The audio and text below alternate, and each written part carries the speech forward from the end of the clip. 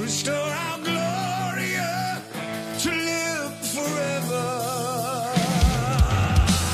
Call down the reckoning to bring back hope and peace. Restore our glory to live forever.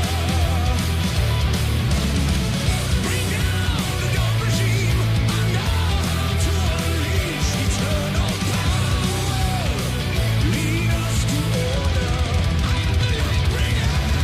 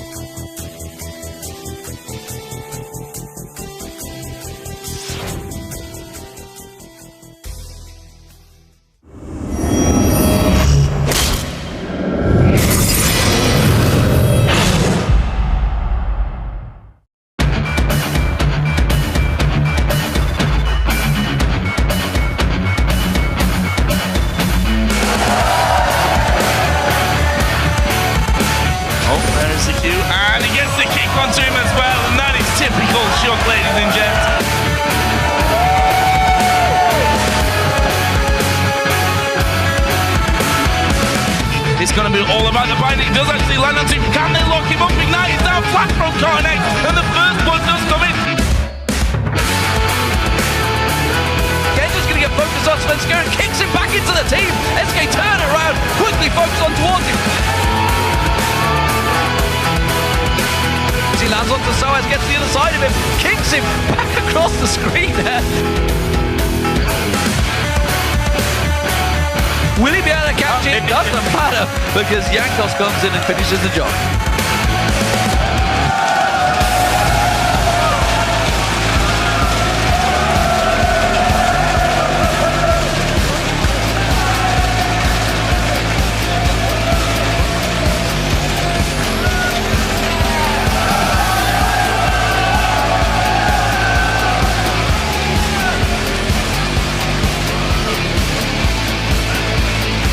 Welcome, ladies and gentlemen, to our final day of this Super Week in the European League of Legends Championship Series. I'm Joe Miller here with Trevor Quickshot Henry, and we're coming to you live from our studios in Cologne, Germany, as our teams continue to battle through the summer split. Thank you very much, Joe Smith. Over the last 2 days and 11 matches, we've seen the standings sway, and with 5 more games to play today, there's still a chance for the bottom teams to try and make up some ground in the table. But first, let's take a quick look at the highlights from yesterday's matches. We finally saw the Skarner that people were talking about, and it was Diamond who picked him up twice, but both games ended in a loss. Yeah, we've heard a lot of whispers regarding the Crystal Scorpion and his potential in 4.10 with some of the changes to the other junglers, but I was definitely left wanting after yesterday's performances. Yeah. I'd like to see some other teams running him, though, because Gambit were really bullied in both of their matches. And SK Gaming are currently on the downswing, having lost 3 out of their last 5 games. And even though they're still in second place, they're now in a tie with Fnatic. They were picked apart yesterday by Alliance, and then the Super Hot Crew just outclassed them. So SK Gaming surrendered their game against Alliance in 21 minutes, which is the fastest a game has ended all year for NA and NU. EU rather. They just haven't had the best of luck. Over the last few patches, the champions that they're playing, which were instrumental in multiple roles, have fallen out of favor, and the team is just becoming slightly less relevant with their picks and bans, so they need to adapt if they want to return to that dominant form that we've seen in spring. And the other hot story has to be the incredibly strong showings from Fnatic. They've secured 3 wins in the week and will be doing battle with Alliance today for a potentially perfect Super Week. And it's great to see Fnatic back in fantastic form. They've shown the depth in all of their games this week, and it's going to become a matter of whether or not they can keep that up, or if they're peaking too early before playoffs, because that's the important matter as we're in the second half of the split. And of course, there were some huge moments that had you guys lighting up Twitter. Let's take a look at 3 of your favorite hashtag LCS big plays. First up was from Gambit versus Fnatic and features Soaz turning the tables on Darien. This one came from @WorkOzTheReal. That Soaz kick on Darien just made me jump out of my chair. This is the 3rd most talked about play. And most likely back away, unless he's very aggressive, because he's very far off and there's not a lot of wards. Oh, Darien has been completely baited into that one. Well, that was pretty sick stuff from Soaz, though, just diving behind him as he dashed forward, kicked him into tower range. Yellow Star actually popping his ultimate, which he didn't really need in the end. Darien being somewhat, I feel, outsmarted there on the top side of the map. Sound like you fell out of your chair as well, It was Joe. a genuine laugh. It really was. Well, the next one comes to us. It was Kevin's 4-man attack from the Millennium versus Gambit match. It was from Araganto. He says, Kevin with an amazing 4-man stun. Just wow. This was your second big play. There's a wild growth to save Diamond and to get the knockup onto Kevin. When his Zhonya's comes in, Kevin dives in from the top side and it flashes counter-strike onto 4 men. And that is another 4 for nothing here. Brilliant. This time Kevin flash with the counter-strike gets 4. Really brilliant play. Last second on the counter-strike from Kevin there. And last but not least, there was Selfie's dominating plays during the Super Hot Crew's upset over SK Gaming. This one came from @Darpool and said, Selfie should get some hashtag LCS big plays for that swag flag teleport into that fight. This was your most talked about moment in yesterday's European LCS. He's going to give note on that one. There's nowhere to teleport. He's using the flag to get on towards. That means he's going to put him in amongst SK Gaming. Quickly turns around. Lemons and rated. Just drop where he stands. Couldn't do a thing about that one. Freddy's taken very low as well. It's Candy Panda. They want to get on. Jensen's in trouble. He has to use the Zhonya's Hourglass intervention on himself. He goes down. Stealthy just motors on through the rest of the team. Candy Panda focuses on. He gets dropped down. And in dramatic fashion, the Super Hot Crew find SK Gaming, melt SK Gaming. What a good team fight. All three of our plays brought to you by Wow, apparently. Anyways, you guys at home, if you want to highlight your big plays from today's game, send them our way on Twitter at LOL Esports and use the hashtag LCS Big Plays. And before we get into today's games, let's see where the teams currently stand. We have Alliance. Well, what should we really say about Alliance? They're 14-2. They own that first place, and they are the team to beat. Okay, completely agree. In fact, you have to go 4 games down to find second place, which is where Fnatic and SK Gaming are tied with 10 wins and 7 losses. In a tie for 4th, we have Millennium and the Super Hot Crew at 9 and 8, and struggling down at the bottom, we have Gambit and the Wolves, who are both looking to find what it takes to find a win on the last day of Super Week. And we'll start things off today with the Copenhagen Wolves taking on first place Alliance, and then Millennium will face the Super Hot Crew. After that, SK Gaming will take on the Copenhagen Wolves, then Alliance will face off against Fnatic, potentially for the perfect 4-0 week, and we'll end the Super Week with Gambit Gaming versus Rockax. And to find more information about the schedule, the teams, the players, head over to lolesports.com where you can find all of that and much more. Yeah, and while you're there, make sure to vote on today's matchups. Just pick the team that you think will win on the schedule, and we'll check in before each match to see how all you guys voted. And with 4 weeks left in the summer split, you can find out how you can join us here in the Cologne studio to watch the LCS live. Just click on tickets at the top of the page for all those details. Now, I'd like you to head to Twitter and let us know which player is the backbone of your favorite European LCS team and why. Try to answer these questions every time, but as an impartial shoutcast, I don't have a favorite team except for the production team. So for everyone behind the camera, they're the real backbone of the LCS. Lame. But in all seriousness, which player from a team competing in the LCS do you guys at home feel is the backbone and why? Send your answers to us at LOL Esports and use that hashtag LCS. We'll also read some of our favorite responses later in the show. So the first game of the day features the Copenhagen Wolves versus Alliance. The Wolves previously lost to Rockat, and yesterday they got obliterated by the Super Hot Crew. For the Wolves, their summer split has gone from bad to even worse, as their 3-13 record is a very rapidly turning into a possible promotion tournament slot. The Wolves do not appear to have reached the same level of performance that they had in the spring split ever since they lost Amazing and Forgiven. Yeah, so if we compare the Wolves after 16 games in the spring split, they'd actually accrued 8 wins and 8 losses. However, this summer, they are at 3 wins and 13 losses. And truthfully, the Wolves have not found any sort of consistency, and they've tried multiple team compositions. They just can't seem to find anything that works for them. I hate to be the bearer of bad news, but ever since losing Amazing and Forgiven, they simply have not been as competitive or at the same level. Airwax and Woolite have had moments of brilliance, but those moments are few and far between and not sufficient enough to actually help the team secure wins. Everybody needs to start picking it up if they want to turn this around. Indeed. And meanwhile, Alliance come into this match looking to equal and hopefully for them better the longest winning streak in European LCS history. The stretch of 9 wins in a row was previously set by Fnatic in the spring split of 2013, and Alliance will definitely be hoping to shatter that record. And while we're talking about split scores, if Alliance continue their winning ways, they will need to hit 21 wins and 2 losses if they want to top Cloud9's incredible run from the summer of last year. Joe, truthfully, Alliance are just performing on another level entirely, over and above everyone else in Europe. And simply put, I've got nothing but praise for them. If you look at their roles, they are first or second in KDA in every second role. And thanks to those high numbers, their overall team KDA is first. Because of all the wins and their performances, they've got the highest gold per minute at nearly 350. And because of their 14-2 record, they also have the most Barons and the most towers secured. They simply are the best team in Europe without a doubt. And this is going to be an uphill battle for the Wolves. I do want to highlight that yesterday Youngbuck did say on Twitter, look, we're struggling. Super Week is 2 games left. Maybe we'll pull some special tactics out, and we'll have to see what he does. Well, last time he said that, he brought out the Heimerdinger in the top lane, so we can expect something maybe a little bit special this time from the Wolves. But first, let's check out the starting lineups. On the blue side today will be the Copenhagen Wolves, with Youngbuck in the top lane, Airwax in the jungle, Coutard in the mid, Woolite the AD carry, and Unlimited on support. And on the red side, it is Alliance, with Wicked up top, Shook playing jungle, Froggin in the mid, Tabs as AD carry, and Nif as the support. So let's take a quick look then and see how you guys predicted this match will play out. No real surprise, but according to the votes, you picked Alliance by a whopping 90%. That is a massive amount, and interestingly, it's not their strongest vote.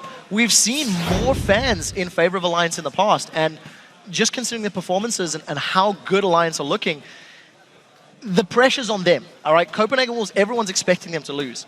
So it's up to Alliance to deliver, and maybe if the Wolves can surprise Alliance, catch them off guard, that could be a way into this game. So let's talk about bans and picks then, and what we're expecting to see in this game today. The obvious ones of Kale and Cassidy going to be taking out the equation. I'm wondering if Yasuo is going to make it through. We've seen Coutard running it yesterday. We've seen Froggen playing it in the past. But a big question for me is whether or not Shook's going to get Lee Sin. You know, Shook has only played Lee Sin, Elise, or Evelyn in all of his games this split, which shows good picks and bans theory from Alliance, but it also tells you none of the other teams are focusing the jungle threat. They are more afraid of either Froggen or Tabs or trying to put Wicked on something uncomfortable. So we'll see what the Wolves prioritize today. Well, let's see then, because the ban's actually coming pretty quickly in this game, and so far there's a lot of focus on that mid lane. We see Twisted Fate, Lulu, and Nivea banned out by the Copenhagen Wolves, Cassidy, Ziggs, and Kale banned out there by Alliance, and that leaves the Lee Sin open, a champion that both Airwax and Shook have really shone on. And I think that may well just be the first pick here. It's definitely something that can work in the Wolves' favor, but when you consider that Elise as well as Evelyn are up and available, I would dare argue a different pick may have been somewhat smarter. Getting a priority support, maybe taking away Lucian, if that is something that Woolite wanted to run. Keep in mind, Woolite was the first player in Europe to play Ashe this year. And it wasn't the strongest of performances, but that was based on the team's decision and their movements around the map. So very quick picks and bans from both of these teams in the first game of day 3. Yeah, Alliance actually locking in a support in the form of Nami and taking Orianna at a very early stage here. Interesting, with so much focus on that mid lane when it comes to the bans here, what Coutard's going to go for. My instinct is telling me Yasuo, though. It's something that he can run with, but Yasuo will have a fairly difficult time in the laning phase against Orianna, obviously thanks to the range and the zoning power that Froggen's going to have with his command attacks. What I do like about the Orianna lock-in from Alliance is because you've got 5.5 mid lane bans, Lulu who can go top and middle, it means that Froggen is secured a champion that has a very strong laning phase that can bully most of the champions that you want to run middle, and it also limits some of your options.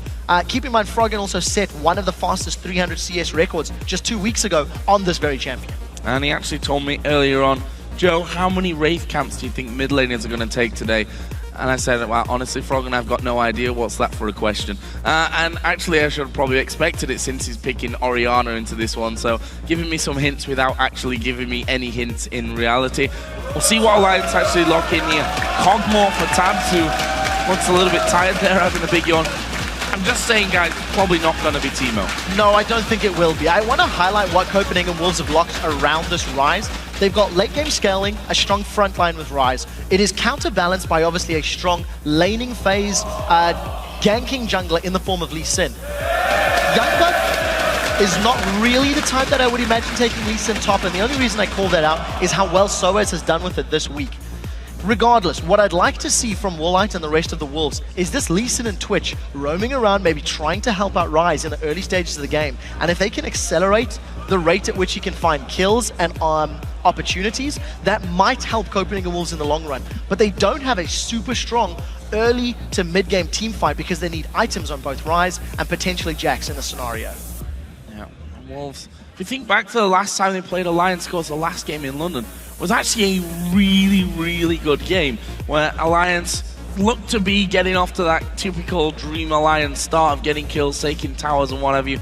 But the Wolves showed some real character to hold on to that one, and they're going to have a similar thing on their hands today where they're getting stronger as things go on, as Rise builds up, as Jax builds up. They've also picked in Braum as a support. So this kind of composition that you're seeing from the Wolves, Alliance has already defeated this week.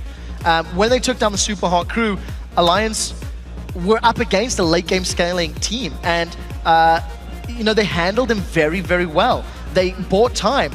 If I'm looking back at the team composition, it was Braum, it was Shyvana, and it was Rise for Super Hard crew. Alliance got an early lead, then all of a sudden Super Hard crew were winning some team fights in the mid to late game, and Alliance just moved around the map and forced objectives in a smarter time frame. For Copenhagen Wolves, the key is going to be getting Jax unlocked while simultaneously getting Rise farm. If either of them can get kills, obviously that's a big bonus. And the tools to allowing the split push and getting those lanes working, in my opinion, will be good roaming from either this Woolite Twitch or Airwax on Lee Sin. Because if they don't get ahead, it's going to be fairly easy for a Shyvana Elise Orianna combo to get damage down on a fairly linear type of team composition from Copenhagen Wolves.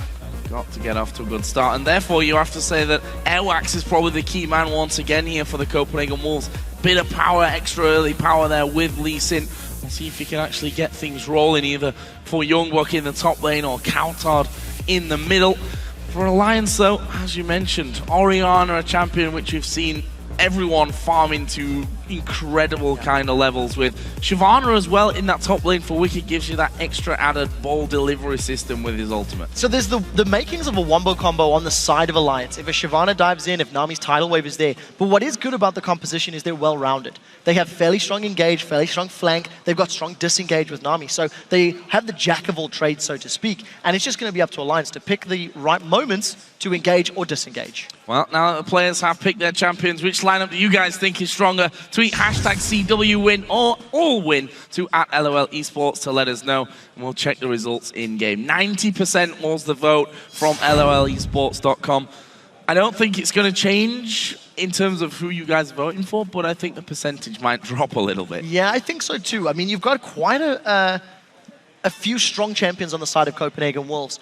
Twitch has been somewhat hit in terms of his champion numbers in 4.10, but the itemization is more in his favor. So if he can get to the likes of that Ghostblade, Blade of the Rune King, maybe Infinity Edge stage, he has the ability to just shred through all of the members of Alliance. And we'll see if Copenhagen Wolves can get there. Well, let's have a look. We are going into game for the Copenhagen Wolves versus Alliance. Two very different stories that these teams have. Opposite ends of the spectrum almost. With the Copenhagen Wolves lacking behind the rest of the league in last place, and Alliance destroying pretty much everyone. Only lost 2 games so far this split. Yeah, the first thing I want to highlight is Unlimited starting with a all consumables kickoff. Got a bunch of wards as well as the cookie. And for Unlimited, this is going to be one of 2 things. Either Copenhagen Wolves want to use that vision to make some early plays and get maybe jungle invades down or roams around the map. Thanks to Braum's passive and the ambush power of Twitch, you can actually set up very good sort of ganks. Alternatively, it's going to be an incredibly defensive start for Woolite and Unlimited, and they're just going to play the extended vision game to ensure that Shook doesn't land any, 3, 4, 5 minute ganks. Well, there is the pink ward placement, and I'm not sure that they can actually see the Alliance ward there. I think it might be just a little bit out of range. We'll find that out though as Alliance start to move forward.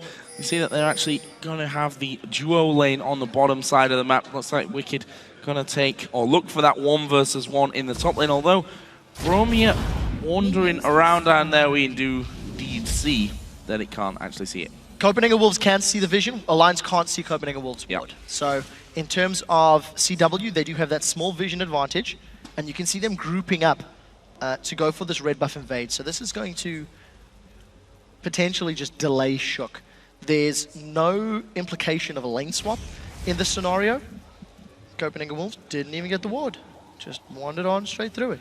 So they will be aware of that, and it looks like Coutard is actually, once again, going to ignore the ward. So, cool story, bro.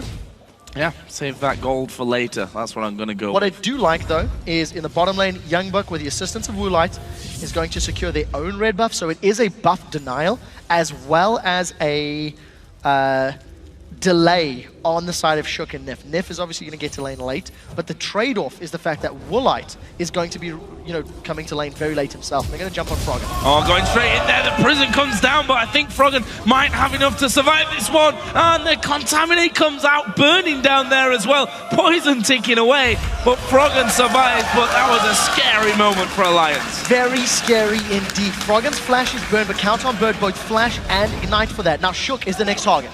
And Coutard coming across and forcing an early flash out of Alliance and doing so well about this. They need to be careful here. Froggen's still very low, not recalling. And then the prison leasing goes in. And Airwax gets the first blood for the Wolves. This is a very different style for the Wolves that we're seeing. And so far, it's caught Alliance completely off guard. Based purely on the champion picks that they have. Because Twitch plus Braum are such good champions at picking and surprising your opponents. Look, they've got Shook now. Oh.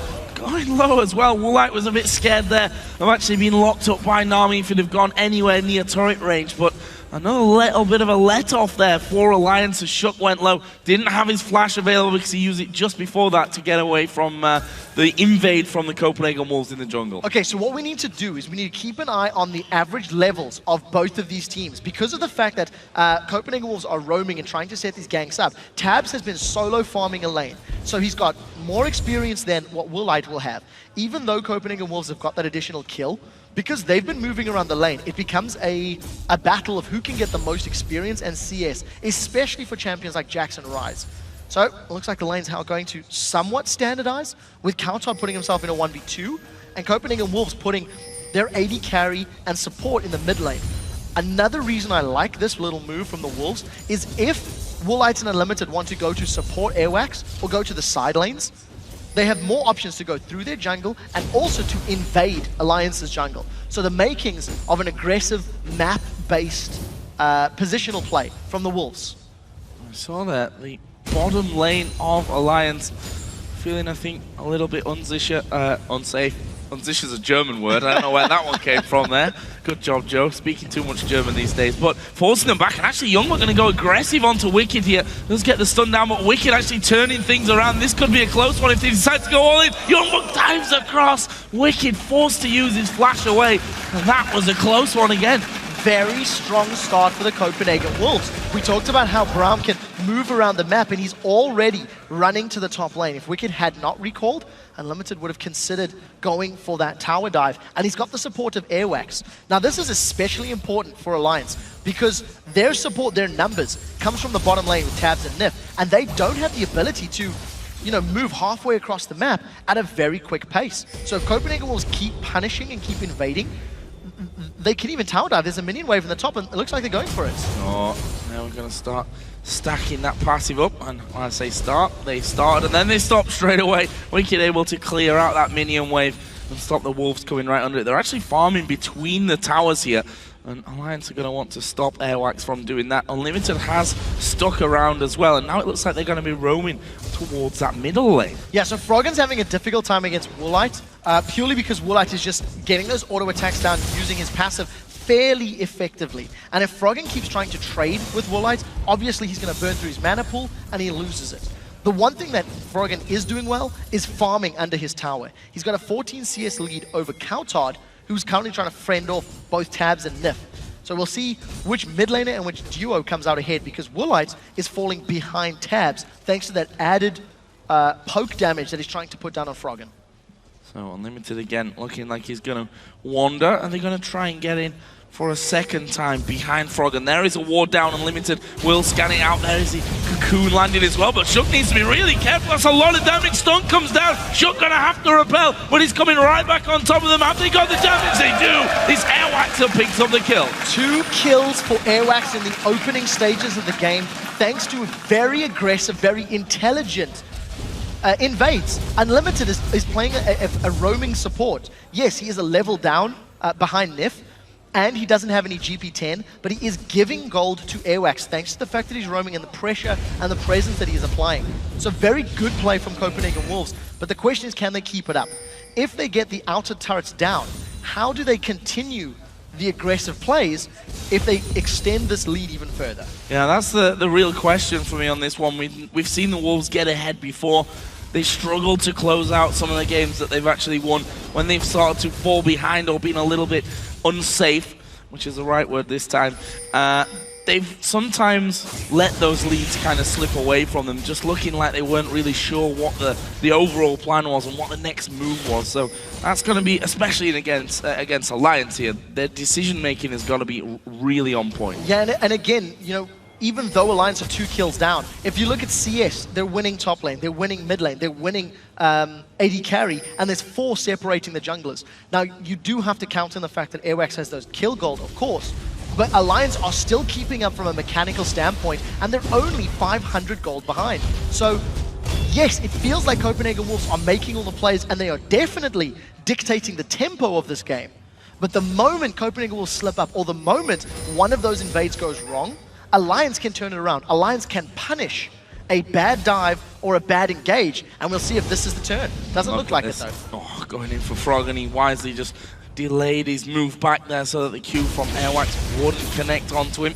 Airwax still level 5 though, so he doesn't have the kick available to really control Froggen. Froggen's already got his ultimate, so underneath the tower, that shockwave could be dangerous. Wicked actually going to dive on through on towards Youngbuck, who turns around, puts in the stun. Wicked falling a little bit low from that one, and Youngbuck coming out on top of that trade. So trading ultimates for ultimates, and you know, it really felt like Wicked was just trying to shove the wave more than anything else. Ends up getting, you know, a bit more damage from Youngbuck than he was anticipating, but holding his own, grabs himself that Giant's Belt. And look at the movement now from Copenhagen Wolves. They've grouped up around the Dragon Pit, and they're continuing this jungle invade game where both Unlimited and Airwax are just trying to get in Alliance's face and trying to make their life very difficult. So Woolite, he's got the support, and they've caught Froggen just a little. Oh, this is going to be a lot of damage, and a flash was burned there by Froggen. Having to get away to safety, knew that if that passive of Braum would be procced and stunned up under his tower, then he was facing a bit of a problem. Meanwhile, Youngbuck's come back into lane, gone Vamp Scepter, double Doran's Blade, has used his teleport here. Wicked's is still available, so that could become a factor. And that all stems from Wicked's engage with his Dragon's Descent, because he cleared the wave out and bought time for him to go back, buy, and run back to lane. Oh, they're trying to dive Shook. Yeah, going in there once again, the kick coming down. Shook actually reacting really quickly there with a flash. Gonna get the cocoon down as well. Can he get on top of Unlimited? He had the ball. Maybe looking for a shockwave setup, but nothing happening there. But the Wolves trying again, and they're gonna get the tower for it this time. So that dive, even though it didn't get a kill, they got the flash out of Shook, and they were able to secure their first tower of the game. So it was quite smart. It's not over yet. They still want Froggen. Unlimited coming in, and that could be a good shockwave coming down to Woolite, but it's not really got damage, and Froggen is gonna go down. Woolite picks up his first kill of the game. This is a completely different Wolves. They're looking really strong. Yes, it is, and they are playing with a purpose. The one thing that I really like about this setup is while Copenhagen Wolves have been super aggressive and have been in Alliance's jungle the entirety of this game, Youngbuck and Coutard have been doing their best to CS. Coutard is obviously suffering because he's, you know, in a 1v2 setup, but Ryze and Jax are in lane, they are getting levels, and they're trying to get as much CS as they can. Copenhagen Wolves are going to secure this Dragon uncontested, and they're going to extend that gold lead to around 3,000, which is very, very good for 10 minutes. This is the number 8 team that has only picked up 3 wins in 6 weeks, 7 weeks in fact, and they are pushing Alliance around in the laning phase. Really strong start by the Copenhagen Wolves.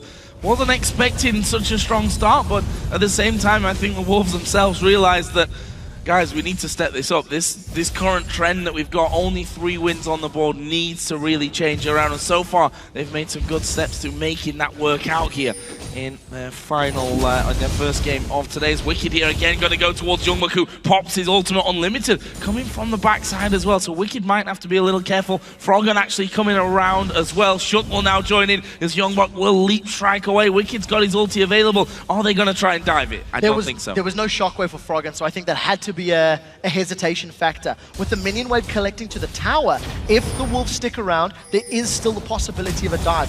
Dragon's Descent is up for Wicked, but he's going to back away from this one. And Unlimited, as manly as Braum is, just forces him away. The thing that I like about the Wolves' play is they haven't relented.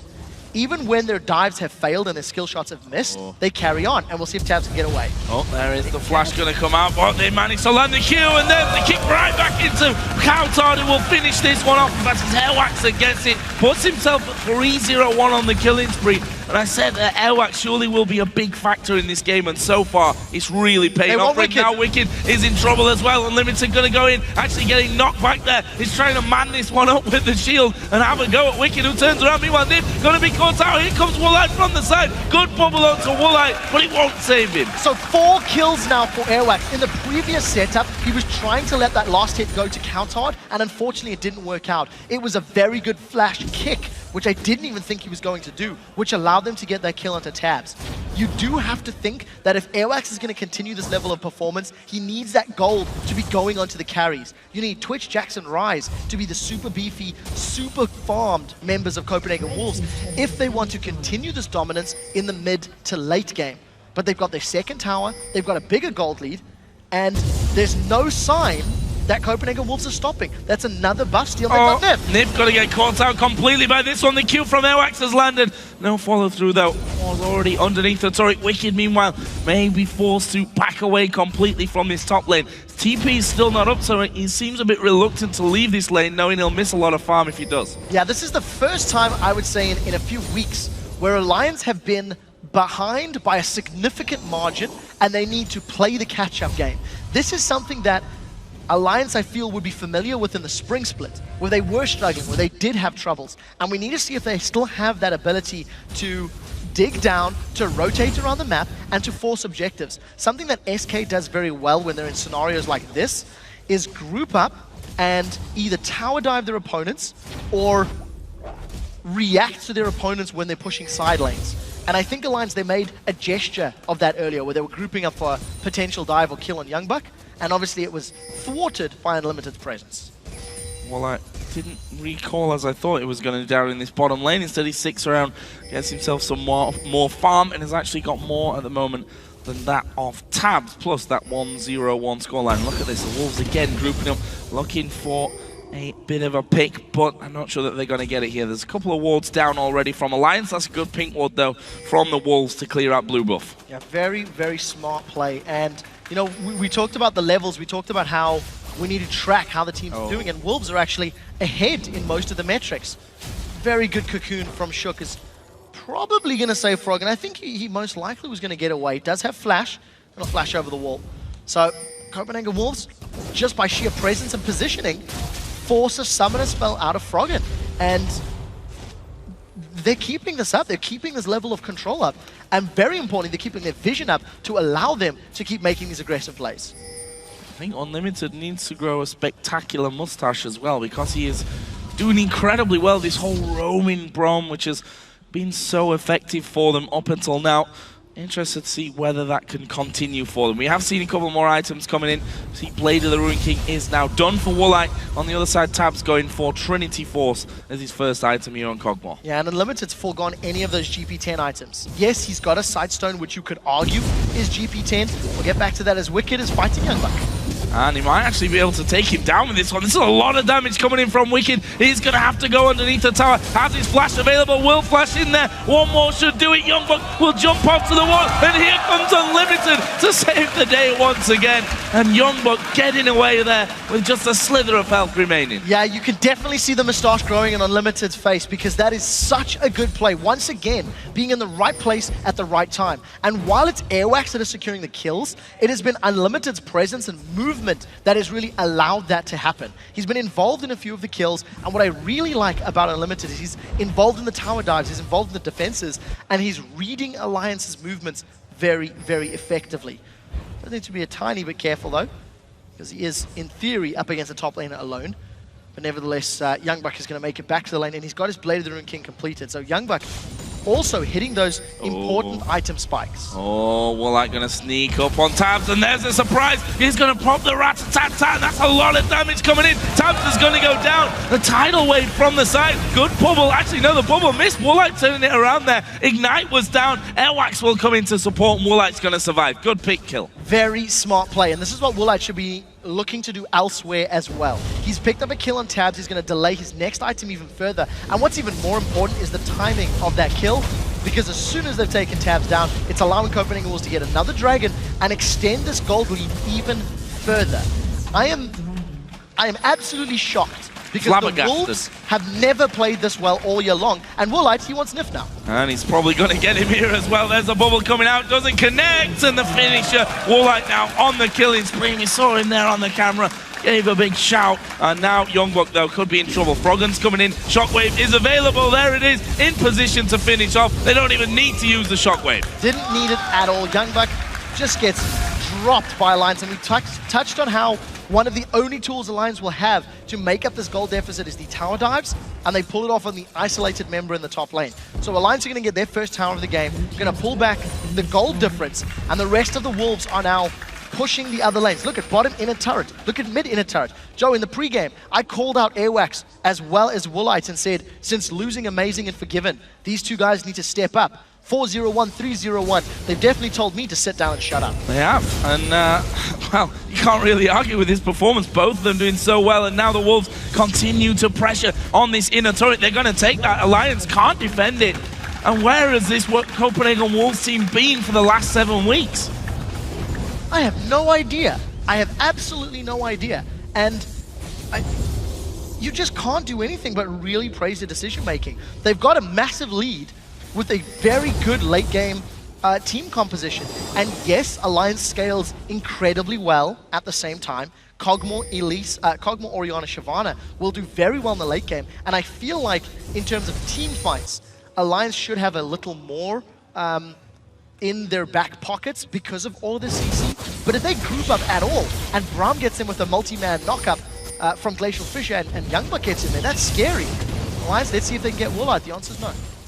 Nope, stealthing up, getting out of that one. Of course, the stealth, one of the little changes to him for 4.10 that we thought may dissuade a few people, and actually it has. We've seen less Twitch play in 4.10 when we compare that with 4.9, but honestly, Woolite showing here that he is most definitely viable, getting up to that Blade of the Ruin King, catching out both Tabs and Nif here in that bottom lane, started 3-0-1, and now he's got a Ghost Blade. Yeah, it's all about the picks for Alliance. Because they are very far behind in terms of itemization on their primary carries, if Alliance are able to force Copenhagen Wolves' hand and group up for tower dives or, you know, force a rotation and then punish a missed position, that's how Alliance can make this gold lead back. But they also need to avoid getting caught out, because look at Woolite. He's looking for rat-a-tat-tat. Oh, now Wax is coming in from the side. They're going to try and kick Tabs back. The flash came in. Woolite did manage to get 1 kill, and now they're going for more. Shock is already really low. The Q not quite got the range there, and I think Alliance might be able to walk out of this one. Froggen just coming back will get the slow onto Kautarn. And Unlimited. Airwax, though, is still flanking around the side. They may go for this one. Unlimited still has his ultimate available. Airwax still has his kick as well, so if they can get in there, kick one man back, they may be able to get something started. Tabs is going to walk in. This is a face check. This is not good news for them. Airwax does get one. Shockwave finally comes down, but there's the knock him out of Unlimited. Tab's going to be focused here and killed off, and the Copenhagen Wolves picking up more kills. This is exquisite play from Copenhagen Wolves. This all started from Woolite surprising Alliance. He blew Nif up before Nif could even throw the tidal wave down. And then the Copenhagen Wolves just chased in all the right ways and managed to pick up even more kills. 5 kills on Airwax, 5 kills in Woolite. They grabbed their 4th tower of the game, and they're going to continue the siege. Alliance cannot team fight. They are so far behind that the only way they can win a straight-up fight is if they catch Copenhagen Wolves completely by surprise. And for the time being, I don't think that's possible, because the Wolves have just done such a good job at vision, have done such a good job at moving around the map, and they are making Alliance look like SK Gaming yesterday. The way Alliance punished SK, Copenhagen Wolves are punishing Alliance. Well, I mean, everyone I think expected this to be the complete opposite. Alliance doing this to the Copenhagen Wolves, but Wolves showing that they might be down at the bottom of the league on only 3 wins under their belt up until now, but it's not over until the end of the season comes around, and they're playing for their livelihoods here, and you can see that there seems to be a newfound motivation for the Wolves. It's almost as if someone's given a kick up the backside and said, guys, get it together, because we can't afford to keep going like this. 20 minutes into the game, and the Wolves have still not let up this presence in Alliance's jungle, and they're going to continue making moves. Copenhagen Wolves are going to discover this ward from Alliance, and Alliance can't contest. I mean, Alliance really can't pick these fights. They're, 8,000 gold down, there or thereabouts, and we haven't seen any initiations. We haven't seen any plays from Alliance because they haven't been able to. They've been playing reactively, and they've been playing at the Wolves' tempo. Baron, though, something that could easily change this game. Woolite, oh, he's playing dangerously. Actually, he's going to catch out Shook. That's a decent chunk of damage. Are they going to go back towards Baron now after doing that damage to the Alliance jungler? I think Baron would be such a good way to lose this game now for the Copenhagen Wolves. I have to say it, because we've seen it before, but they're doing a good job here of keeping Alliance really busy in that mid lane. We are going to see the damage coming down. Shockwave used on Unlimited, tanking up, and meanwhile, the Baron is going lower and lower and lower. Will they be able to finish it off in They've time? done They it. do. The Wolves pick up the Baron, and another great move for them. Meanwhile, Woolite's going to stealth up once again. Can he catch anyone out? Who's he going to go for? He's going to go for Tap. The damage from Rat-a-tat-tat, but a good bubble for the disengage. Well, they're losing this tower, surely. Alliance got completely baited into that 5v2. They threw a bunch of ultimates at the Wolves, didn't even get the kill. So a 23-minute Baron for the Copenhagen Wolves. It opens them up to an inhibitor turret, inner turret rather. Alliance were already playing passive, were already playing defensive against the Wolves. With the 10,000 gold lead and Baron buff, Alliance need to turtle under their inhibitor turrets and not leave for another 15 minutes to try and make up this gold difference and become relevant again, because they're simply being outclassed. Destroyed, aren't they, really? There's no real kind way to say it from Alliance's side, but the Copenhagen Wolves coming absolutely flying into this game. We heard from Youngbuck, special tactics may be needed against Lions. They've got nothing to lose coming into this game, and maybe that's what's been a problem for the Copenhagen Wolves, that they've had all this pressure on them, knowing that things aren't going so well. Maybe they needed a kind of pressure-off scenario where no one expected them to win. 90% of you guys on worldesports.com voted for Alliance to win this game. It seems like these 90% votes seem to be a bit of a curse for some of these teams. Okay, if this game continues going the way that it is, Alliance will have lost 2 games where the public opinion was 90% and above. It happened against the Super Hot Crew at the beginning of the split. It's happening right now in front of your eyes. And those special tactics, we assumed were going to be picks. We assumed they were going to be unique champions, because Youngbuck is not averse to playing oddball champions. And it wasn't that. It was the 2v1 mid lane. And it was just a very, very heavy map-based strategy. And thanks to the Wolves actually finding the kills, and more importantly, maintaining vision control, that's what's allowed them to punish Alliance. Every time you look at that mini-map, there is 1, 2, 3, 6, 7 wards down on the mini-map, and it's just so good for them. 71%. It's funny how 25 minutes can change everyone's mind.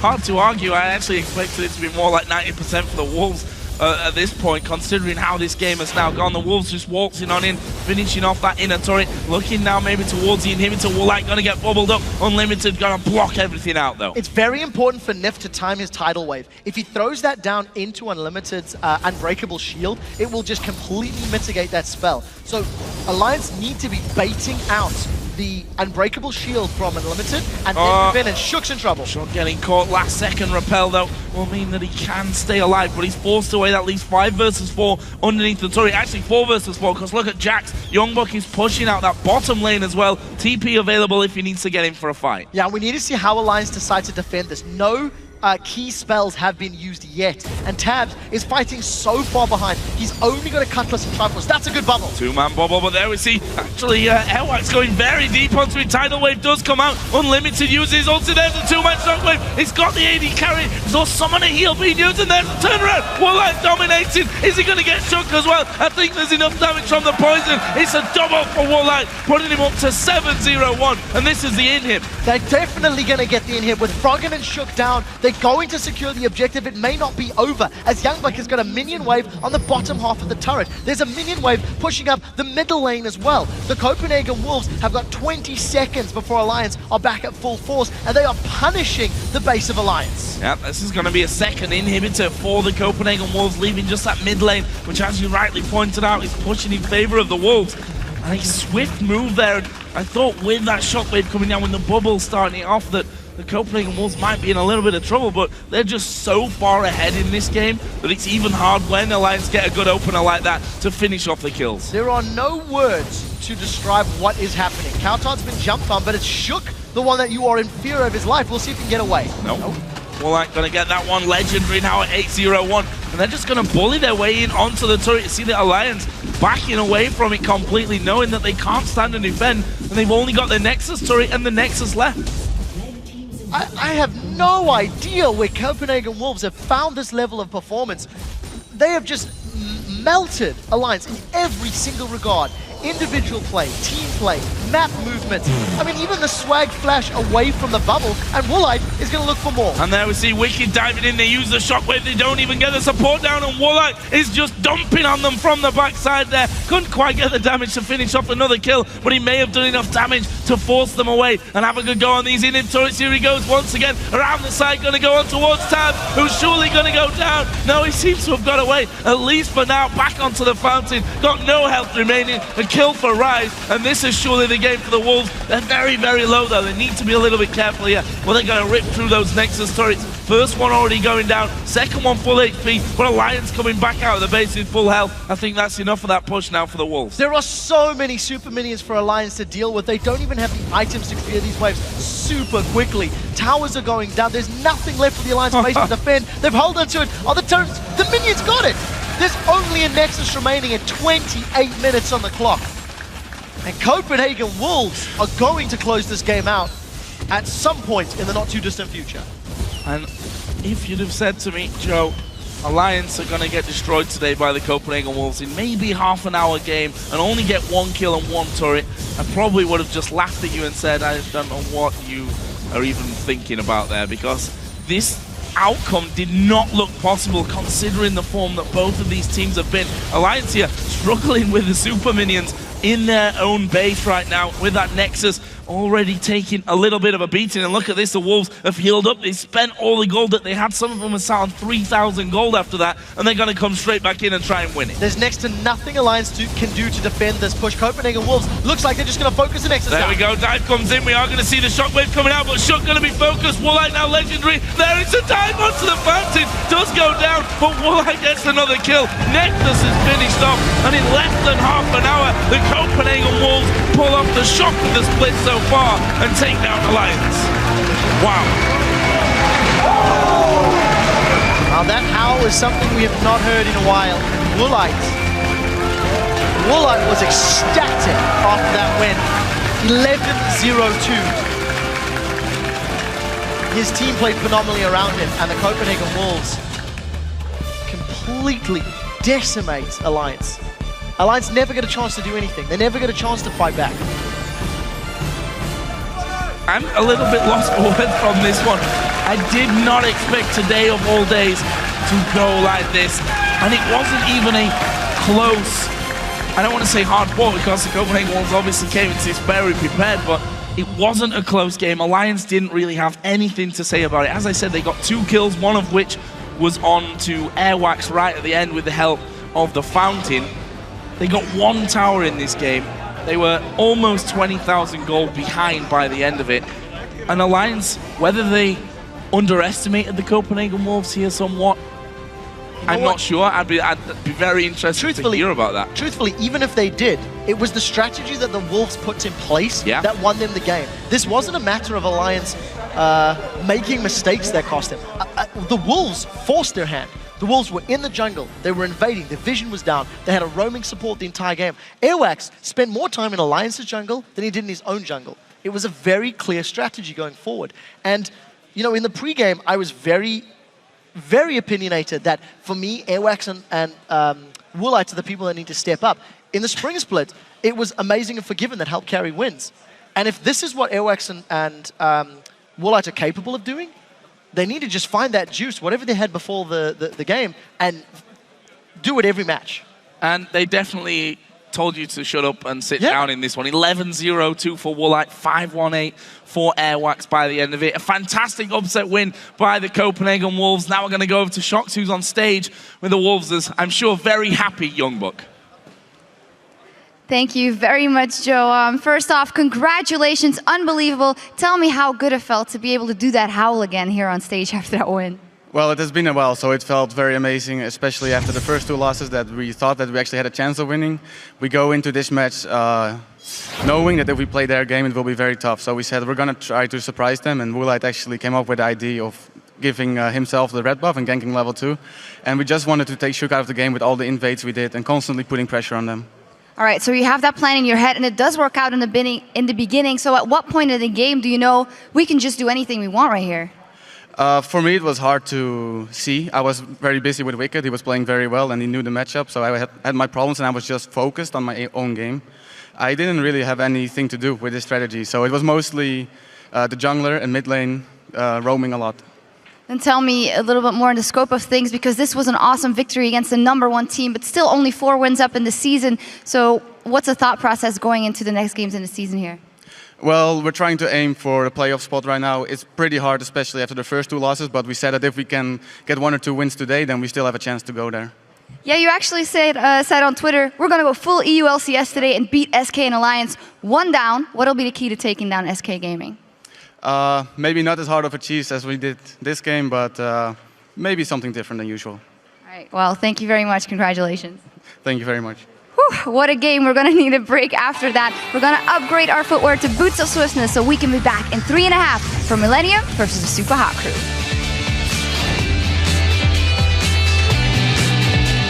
It's a Jax. It's a Jax. It's a Jax. It's a Jax. You're a Jax. It's a Jax. It's a Jax. It's a Jax. It's a Jax. It's a Jax. It's a Jax. It's a Jax. And we'll see if Tabs can get away. Oh, there is the flash going to come out, but they managed to land the Q, and then the kick right back into Counter, who will finish this one off. He's got the AD carry, so summon a heal being used, and then turn around. Woolite dominating. Is he going to get chucked as well? I think there's enough damage from the poison. It's a double for Woolite. Go dive comes in. We are going to see the shockwave coming out, but Shock going to be focused. Woolite now legendary. There is a dive onto the fountain. Does go down, but Woolite gets another kill.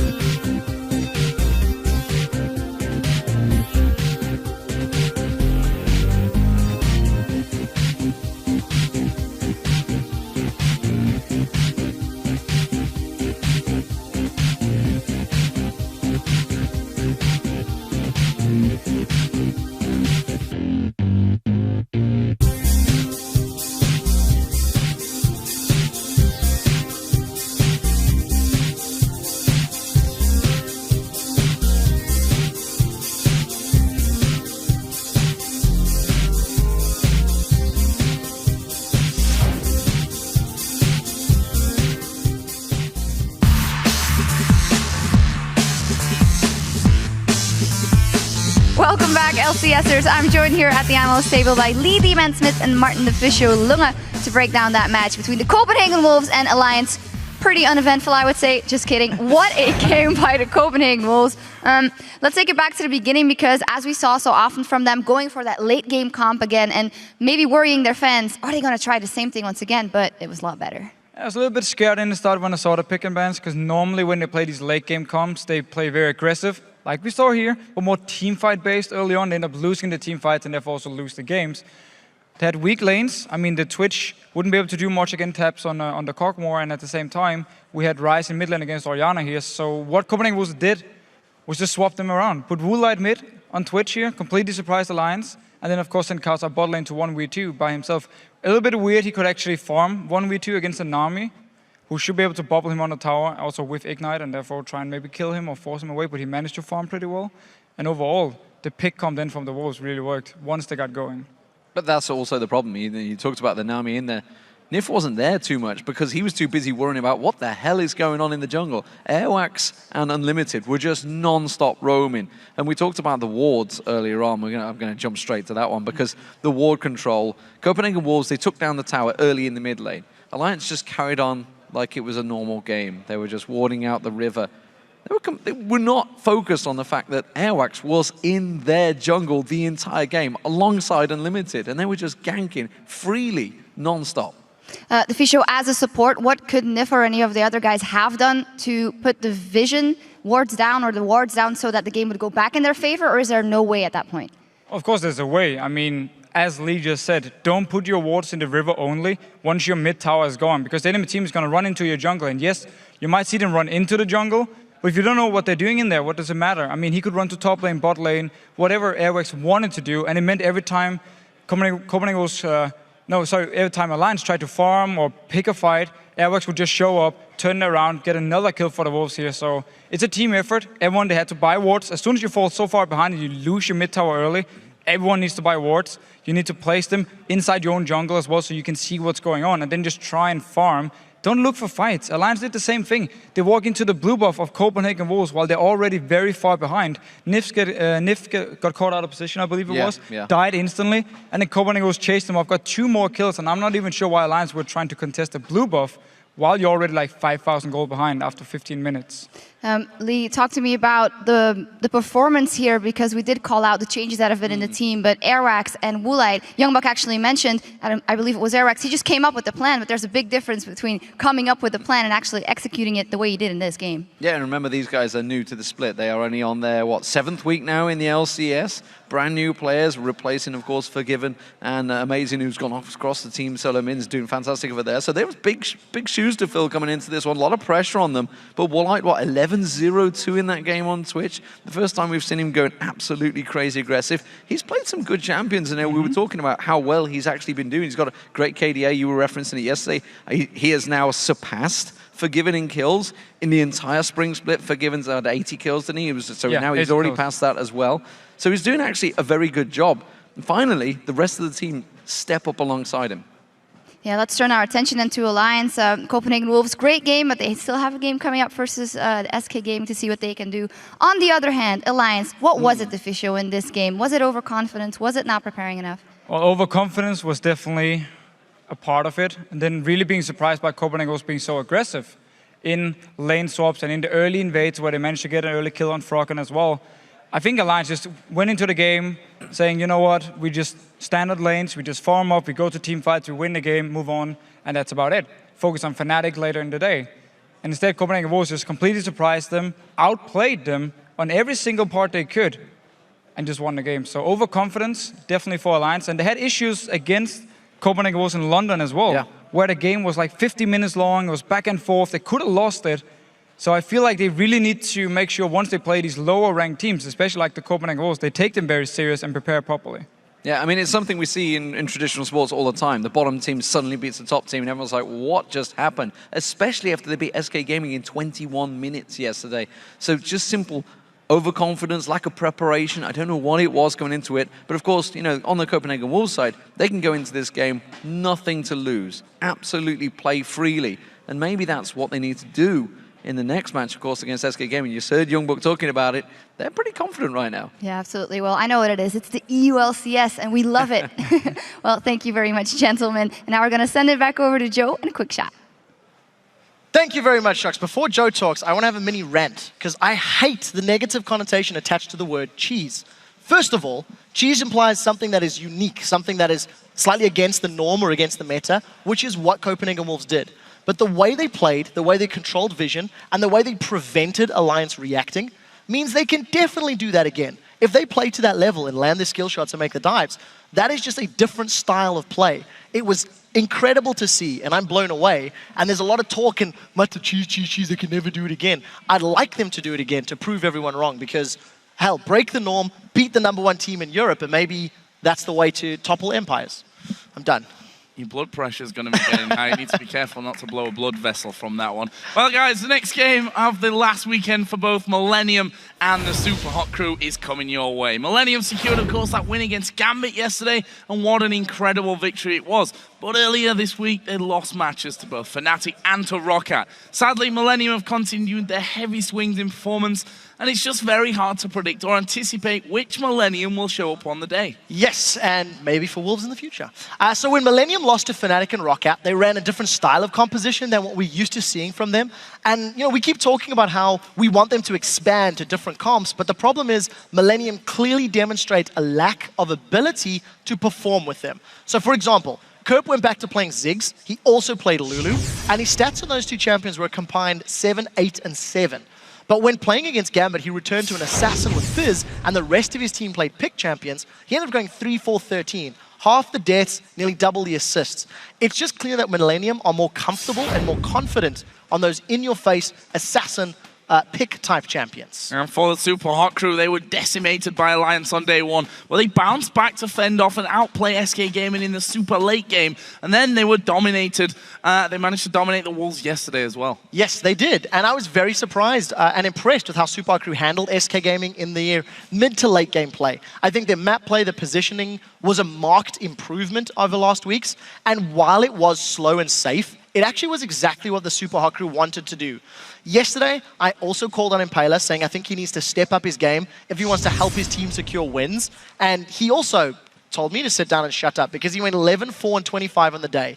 He went unkilled on Elise in one of his games, and he just had a very massive impact at all stages of the games in both of his matches yesterday. He'll be looking to do the same today. Well, both of these teams have a lot of respect for each other, with the Super Hot Crew praising the addition of Cortenex and Millennium highlighting Kasing's innovative gameplay. Well, Super Hot Crew's Impaler is wary of Millennium's flexibility and hopes to improve their record against them.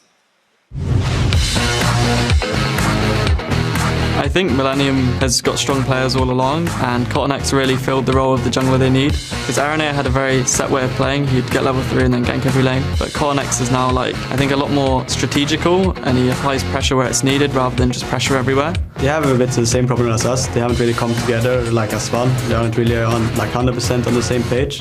And I think that's why they have kind of a shaky performance. I think we're 1-5 against them in the last 2 splits. I don't know if we don't respect them enough or whatever it is. We just can't beat them. I think Kasing is one of the most talented supports in solo queue at least. He innovates the most random things. He plays a lot of unusual stuff usually in solo queue, but here in LCS he's been stacking more to meta champions. Having a fresh mindset is really beneficial to everyone anyway. They've got all these good players together who can work as a team instead of just kind of doing the same regime every game. They're a lot more flexible, and now they're a lot more flexible, they can win a lot more games. Flexibility the key for Millennium, but not too flexible, because we've seen when they're out of their comfort zone, they just don't perform. Yeah, I completely agree. One of the things that I like about the Super Hot Crew side of the story is Kasing plays oddball champions in solo queue, which makes it easier to play well on your main champions on the stage, landing those skill shots, different styles, and having a diverse knowledge base helps you make the right decision at the right time. Well, let's check out then the starting lineups for our teams. On the blue side, it's Millennium, with Kevin in the top lane, Cortenex in the jungle, Kerp in the mid lane, Creaton the AD carry, and Jay Ree the support. And on the red side, it is the Super Hot Crew, with Mimer in the top lane, Impaler in the jungle, Selfie playing mid lane, Mr. Rolls in AD carry, and Kasing in the support role. So before the players head onto the Rift, let's see how you guys called this game. According to LolEsports.com, 60% of you voted for Millennium. That's an interesting one. It really is. You know, if you look at the two teams, you kind of feel like Super Hot Crew have got a little more support behind them in the bigger picture. And if you look at both of their records, they're both at 9 and 8, tied for 4th place on the ladder. So this game is actually going to determine who will get 4th and who's going to take that 3rd place spot. Or rather, who's going to fall to 5th place, if my math works out correctly. And I think if Millennium get ahead, that's how they control the game. If they don't get ahead, I feel like Super Hot Crew have got a better strategic and macro level game to counterbalance Millennium's weaknesses. So let's talk picks and bans then, and where we're going to be focused on in this one. In fact, we are just going to get into picks and bans, so we can quickly touch on where the focus is going to be. Kale, probably a Yasuo ban against Selfie. Kassadin ban on the blue side for Millennium. It's something they always do. And my question is, does Impaler get his hands on Lee Sin or Elise? He has shown just how good he is on Elise. I believe he went 8-0-9 yesterday, if memory serves. And it is a champion that should, and most likely is, going to get banned against Impaler many times in the future. Well, we see the first 3 bans for Millennium, or the only 3 bans, of course. Kale, Yasuo, and Kassadin continuing that trend of taking away Kassadin, whether they're on the blue or the red side. And for the Super Hot Crew, also focusing on Kerp there. Ziggs taken away, Twisted Fate taken away. Who is the final ban going to be? It's Irelia taking that away from Kevin. Yeah, and in terms of the mid lane bans, Millennium do hinge on Kerp's performance, and Super Hot Crew do also hinge on Selfie's performance. While Mr. Rals can carry and Impaler has the ability to feed the other lanes, generally, if Selfie's slightly off his game, the Super Hot Crew are not picking up those wins. So that's probably one of the primary reasons for a lot of this mid lane focus in terms of those bans. And the real question is, what does Super Hot Crew prioritize? With Lee Sin off the table and not available, there's no real rush for Impaler to grab a jungle Elise. But on the same token, they could deny the likes of an Aatrox and Irelia or something like that in the top lane against Kevin if Mima wanted to go that route. I think we might be seeing a Lucian pick as well in this first round for Mr. Rals. We'll see about that. Of course, Lee Sin was first picked in there, and we see time and time again that CottonX really performs well when it comes to Lee Sin, and that's something that Super Hot Crew have got to be real wary about today. I agree, and seeing the Elise lock in, the alternative strategy, as opposed to denying a pick by locking it in, it allows you to be counter-picked. In this scenario, being on the red side, having 2 more picks after Millennium reveal something more, is going to give them the option to counter-pick that AD carry like you talked about. Twitch is available, and you've just seen how powerful Twitch plus Braum can be in terms of roaming. And Elise can do a similar role as, you know, CottonX can do on Lee Sin. You know, early ganks, get the cocoons down, get in people's faces. So this is just a slightly different approach to the game for Super Hot Crew, looking for those counter picks and trying to come out ahead in terms of picks and bans. So Lucian was left open from that, and Millennium seemed to want that straight away for Crits, and so that's locked in along with a Jax for the top lane.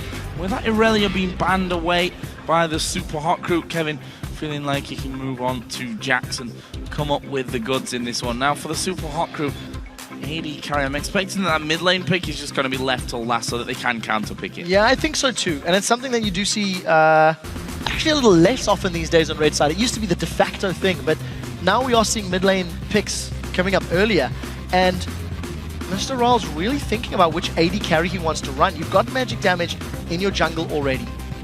And if they do run the likes of a Corki, you generally do that in your AD carry role if you're looking for more magic damage. So really thinking about the options that they want to go for. And Ryze has definitely become a bit of a sleeper pick this week. In Super Week, we've been seeing him significantly more. And Selfie, once again, going to be running that late game scaling champion. Interesting pick up that. Could, of course, also end up with Mima in the top lane, let's not forget. See if that Ryze gets spread about the map a little bit more. Twitch also taking here for Mr. Rals. So, going to be on that champion. What a Millennium looking for. Mid laner and a support pick here. Neither of which is Twitch, is Teemo. Dare I say it, but the Super Hot Crew have got the makings of the Copenhagen Wolves comp from the previous game. You know, very similar playstyle in terms of finding picks, in terms of late game scaling. And, you know, you were touching on the support and the mid laner. What works for Millennium is when they have heavy engage. Yesterday, I was looking at Jerry's Thresh pick and saying, yes, Jerry rather has the ability to dominate with Thresh, but he also has the ability to have little to no impact, and that was the case. But as soon as he switched to his Leona in the second game of the day against Gambit, he absolutely destroyed them and played incredibly well. So I like what I'm seeing from Millennium. They've got early game, they've got a fairly strong mid game, and if Jax can get to split push, that's where he can do well in the late game. So what are the Super Hot crew going to finish off? Will that Rise be in the mid lane for Selfie? Will it even head up into the top side of the map for Mima? Although it looks like they may end up with that Shyvana against Jax. Big tanky champions always going to be good for Mima. Actually switching out there last second and picking up the Lulu. So Lulu making it all the way through to the last pick. And Super Hot crew have got a little bit of everything. They've got pick champions in the form of Twitch as well as Elise. They've got good team fight champions with both Lulu as well as Braum in there. And the key for them is to make sure that Kerp doesn't get ahead. If Kerp can get himself some kills early on and punish the squishy champions of Elise, Lulu, and Twitch, that can be Millennium's way into this game. But assuming the wild growth is on point and Selfie doesn't have too much of a bad matchup in that middle lane, I think Super Hot crew can deal with the composition Millennium's put together. The key is just to contain and maintain control over Kerp's Fizz. Definitely an interesting game coming our way here, and these two teams have, or I should say, don't have the record for being the fastest teams to be winning games, actually. So with the compositions as well, where we see stronger late game, we could be in for a long one here, but really interested to see who's come flying out of the gate. And after that Copenhagen Wolves win over Alliance, anything could really happen, couldn't it? But guys, which team comp do you think will come out ahead in this game? Tweet hashtag MIL win or hashtag SHC win to @LOL Esports, and we'll check on the results in just a little minute when we get into the game. Yeah, and I think it really does hinge on how well Kerp does on this Fizz. And we've seen how well he can do on Assassins in the past. Now that LeBlanc is significantly less viable without his silence, he tried one game, did okay, but has been trending more towards the Fizz play. And if Super Hot crew want to play for the mid to late game, they played super safe and super smart against SK Gaming. They've got the option to do similar, just avoid Leona engages, as hard as that is, and they should be golden. Well, here we go then, in-game Millennium versus Super Hot crew for our second game of this final day of Superweek.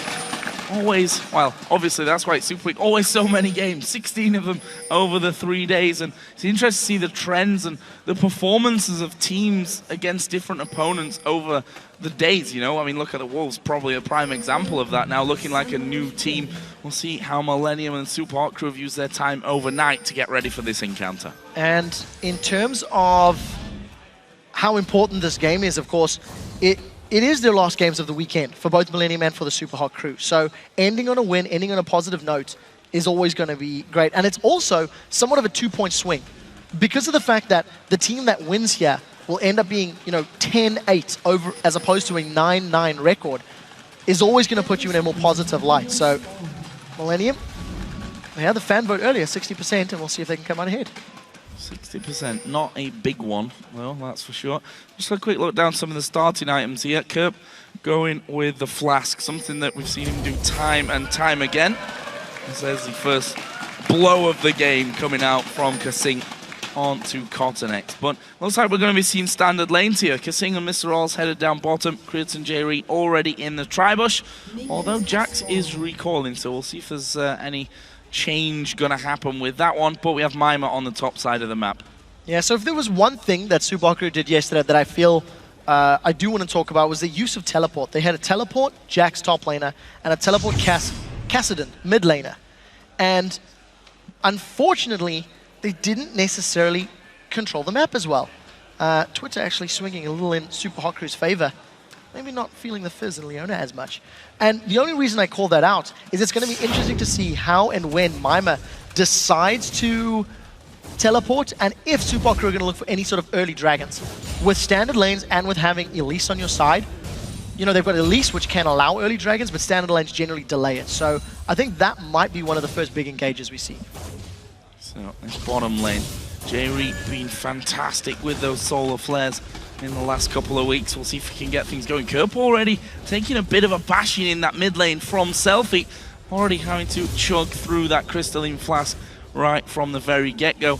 And of course in the top lane we have Jax with Kevin and Rise for Mima. See how this one goes. We see that instant level 2. Kevin diving straight in onto Mima. And actually, Mima going to go real low from that one. Obviously, both running flash teleport here, so no ignite to actually finish off a kill there. Yeah, we do see Kasing and Mr. Riles. This is a very interesting lane because Twitch does have some laning presence against Lucian thanks to his passive and obviously the Contaminate. But the interesting story is having both melee supports. You seldom see Leona into Braum. You normally see the likes of Thresh or Nami, etc. And those ranged supports can punish either Leona or Braum early on. This time around, positioning is going to be key. As soon as you see Kasing and J-Ree going in for those last hits with the Relic Shields, there's always going to be the possibility and the opportunity to punish your opponent. And we'll have to see who can come out ahead. See there again, Selfie, who does traditionally in this early laning phase play quite aggressively, and we've seen that work out for him nicely, being able to bully out his opposite number. We've also seen him being too far up the lane and getting caught out, but that might actually fall to Kurt this time around. Impaler gonna be coming in there. Can he land a cocoon? Not even gonna go for it there, as Kurt already back to the safety of his tower. Quite smart play from Kerp actually, using that Urchin Strike to dash through his opponent, and that allowed him to get the distance he needed before Playful Trickster was even employed. So just a mastery of his assassin, and really the most prevalent Fizz player, I think, in the West. You know, at least at LCS level. You don't really see too many other mid laners running that Fizz, and Cottonex is going in on Mima. There's a dive in there. Can they get the damage down? Mima just casually sauntering off back towards his turret range, and that was a lot of time that Cottonex actually spent up there waiting inside of the brush. Yeah, and it didn't work out in his favor at all. And, you know, Mima's got a health advantage. He's really punishing Kevin. You actually heard the HP ping there, so taking a whole lot of damage. If you look at Kevin's flashing red, so Mima came out ahead in that little moment. And close one, actually, there. And again, you have to feel an ignite would have always been beneficial there for the kill. But you only get 2 summoner spells, and, well, flash the safe one. And the teleport, of course, a mandatory, really, for these top laners these days. So, a quiet start, I think we can say, to this one. No first blood. We're only 5 minutes in. I think I've become accustomed here in 4.10 to seeing lots of bloody action at the very start of games. Yeah, the thing is, it can escalate very quickly. Because of the junglers on both sides, as well as, you know, Braum on Super Haku to help set up ganks, as well as Cottonex playing Lee Sin and Leona, when action kicks off, it will be thick and it will be fast. Mima blew his flash and they're going on Kevin. Yeah, Kevin got no flash in there for this one. Cocoon gonna land Kevin in some real trouble. Jumps away to the ward. Repel comes down. Where's the damage? One more auto will do it. And Impaler sinks his teeth in for the first blood. We talked about Impaler playing Elise. He went unkilled yesterday against Gambit. He secures first blood in the top lane thanks to very smart play. Mima forced Kevin's flash earlier, and that is what allowed that gank to happen. So smart play by Impaler. And you know what? He can rinse and repeat that. If Kevin pushes that lane out and tries to, you know, CS past the river, Impaler can punish him again. Cottonex, strong invade, can steal away the wolf camp. Deep in enemy territory. We've seen him a couple of plays out of Cottonex where you think you're in a dangerous position there that have backfired on him. This bottom lane, well, as we look at it, being very, very quiet so far. And those 2 melee supports maybe not offering as much harassment and potential to really poke people down and then start off a fight to try and lock up kills. Some of the other range supports. Either way, Cottonex has finished his time now inside of the Super Hot Crew jungle, and will be just backing out to go and heal up. Yeah, both of the supports want to get to level 6. I think it's easier for Leona to set up a kill in lower levels than Braum, thanks to her passive and getting the damage from that sunlight over and over, whereas Braum needs multiple auto attacks. But on the same token, because of the bonus armor and MR that Braum can give somebody, as well as that massive shield, it sort of negates that potential kill threat. So Mr. Riles and Creatine, along with the supports, just doing a good job at CSing. They're completely even. And I don't expect to see anything until jungle pressure gets involved. Let's see if Impaler can dodge the ulti. Well, the ultimate is going to come his way. Selfie going to come around the side, though. Shield will be put in. Can they chase up for the damage here? Kerp going to be forced to flash over the top. And Super Hot Crew doing a good job there, but Cottonex coming in. There's the dive up towards Impaler. Wild Growth comes in. Kerp surely going to go down. He does fall as Impaler flashes away. Cottonex follows him through. Impaler's still alive. They do get him, but Rise comes down for another one. And now Kevin being bullied by Selfie, who doesn't have much mana left. That means Kevin's safe. Very, very good bait by the Super Hawk crew. I feel like Impaler and Selfie played that one perfectly. It really looked like they were anticipating the re-engage from Cotnex and from Kerp, because the second Kerp jumped over that wall, Selfie hit him with the Wild Growth, or rather hit Impaler with the Wild Growth, which connected with Kerp. So good 2 for 1. Kill in Impaler's hands, in Mimer's hands, and a kill in Selfie's hands. Spreading the love to the whole Super Hawk crew. And they're doing so well. If you look at the farm as well, you're 42 to 32 in the top lane, 66 to 40 in the mid lane. There's a couple of CS difference between the AD carries as well. So everything really, so far, so good coming out of the Super Hawk crew. We're only 8 minutes into this one though, and we know once Kerp now at level 6, once he starts moving around the map, that's where Millennium are at the dangerous. Yes, I agree with you, and I would dare say that Super Hawk crew are at their dangerous now. Because their lanes are more in their favor, Mimer obviously being ranged against Jax and having that Rune Prison means as long as he plays intelligently, he should be able to negate some of the threat. Save the Rune Prison until after Jax leaps on you. Then hold him in place, avoid the counter-strike. Similarly for Selfie and his ranged abilities. Teleport coming down from Mimer. Actually, they're going to go here, possibly towards Kerp, who is trying to dive through on that one. They want to try and lock down Mimer. Kerp is going to get knocked in the air, and that is a kill for Kerp. Mimer not able to do anything there. That was a little bit lackluster, to be honest, out of the Super Hawk crew. I think miscommunication from Super Hawk crew. Mimer teleported in, Selfie was not able to get there quickly enough, and neither Impaler nor Mimer had their flash available. So Mimer couldn't get out of the pit, and obviously Impaler wasn't in the pit, the blue buff pit, to actually make that work. So unfortunate for the Super Hawk crew, they just bit off more than they can chew, and Millennium grabbed their second kill of the game. Will, however, be securing their own blue buff here. They'll be going in the mid lane to Selfie. And of course, Kerp also actually didn't get a blue buff there, so see where that actually went to in just a second. And if it was smited away by Cotnex just to make sure that they had that one all safe. This bottom lane been very uneventful so far, in a big farm lane from both sides of it. The CS very even between them as well, and in fact both players almost on identical builds up until now. Cutlass are both, Doran's Blade, just the boots, the real difference for Mr. Rals. Yeah, and I like seeing Cruton going for the Ghost Blade, Blade of the Rune King Ghost Blade build is what he's gesturing towards. It does seem to be the more effective Lucian build, and Cotnex for the second time this game is like hanging out in that bottom lane. He doesn't stick around quite as long as he did in the top lane, but we'll see if Kevin's going to get dove. Selfie with blue buff and wild growth.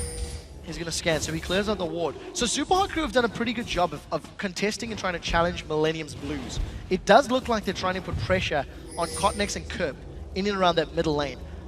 And I think Impaler's done a fairly good job of ganking. But Super Hawk crew, oh, they've caught Kerp out. Oh, Kerp a bit locked up here. We'll see if he can actually get away from it. Actually, he's going to turn things around, going on towards Selfie. Q's connected. Wild growth used by Selfie on himself. And that will actually keep him safe there, not going down. And we see that already Kerp starting to do a lot of damage with that Sheen in there. Yes, Selfie actually did this yesterday as well. Against the Copenhagen Wolves, when he was playing Lulu, he doesn't burn his flash, or he doesn't waste his summoner spells without really feeling a threat. And all he did is just get the wild growth down. That was all it needed to negate the pressure and the presence from both Cotnex and Kerp. So very smart play.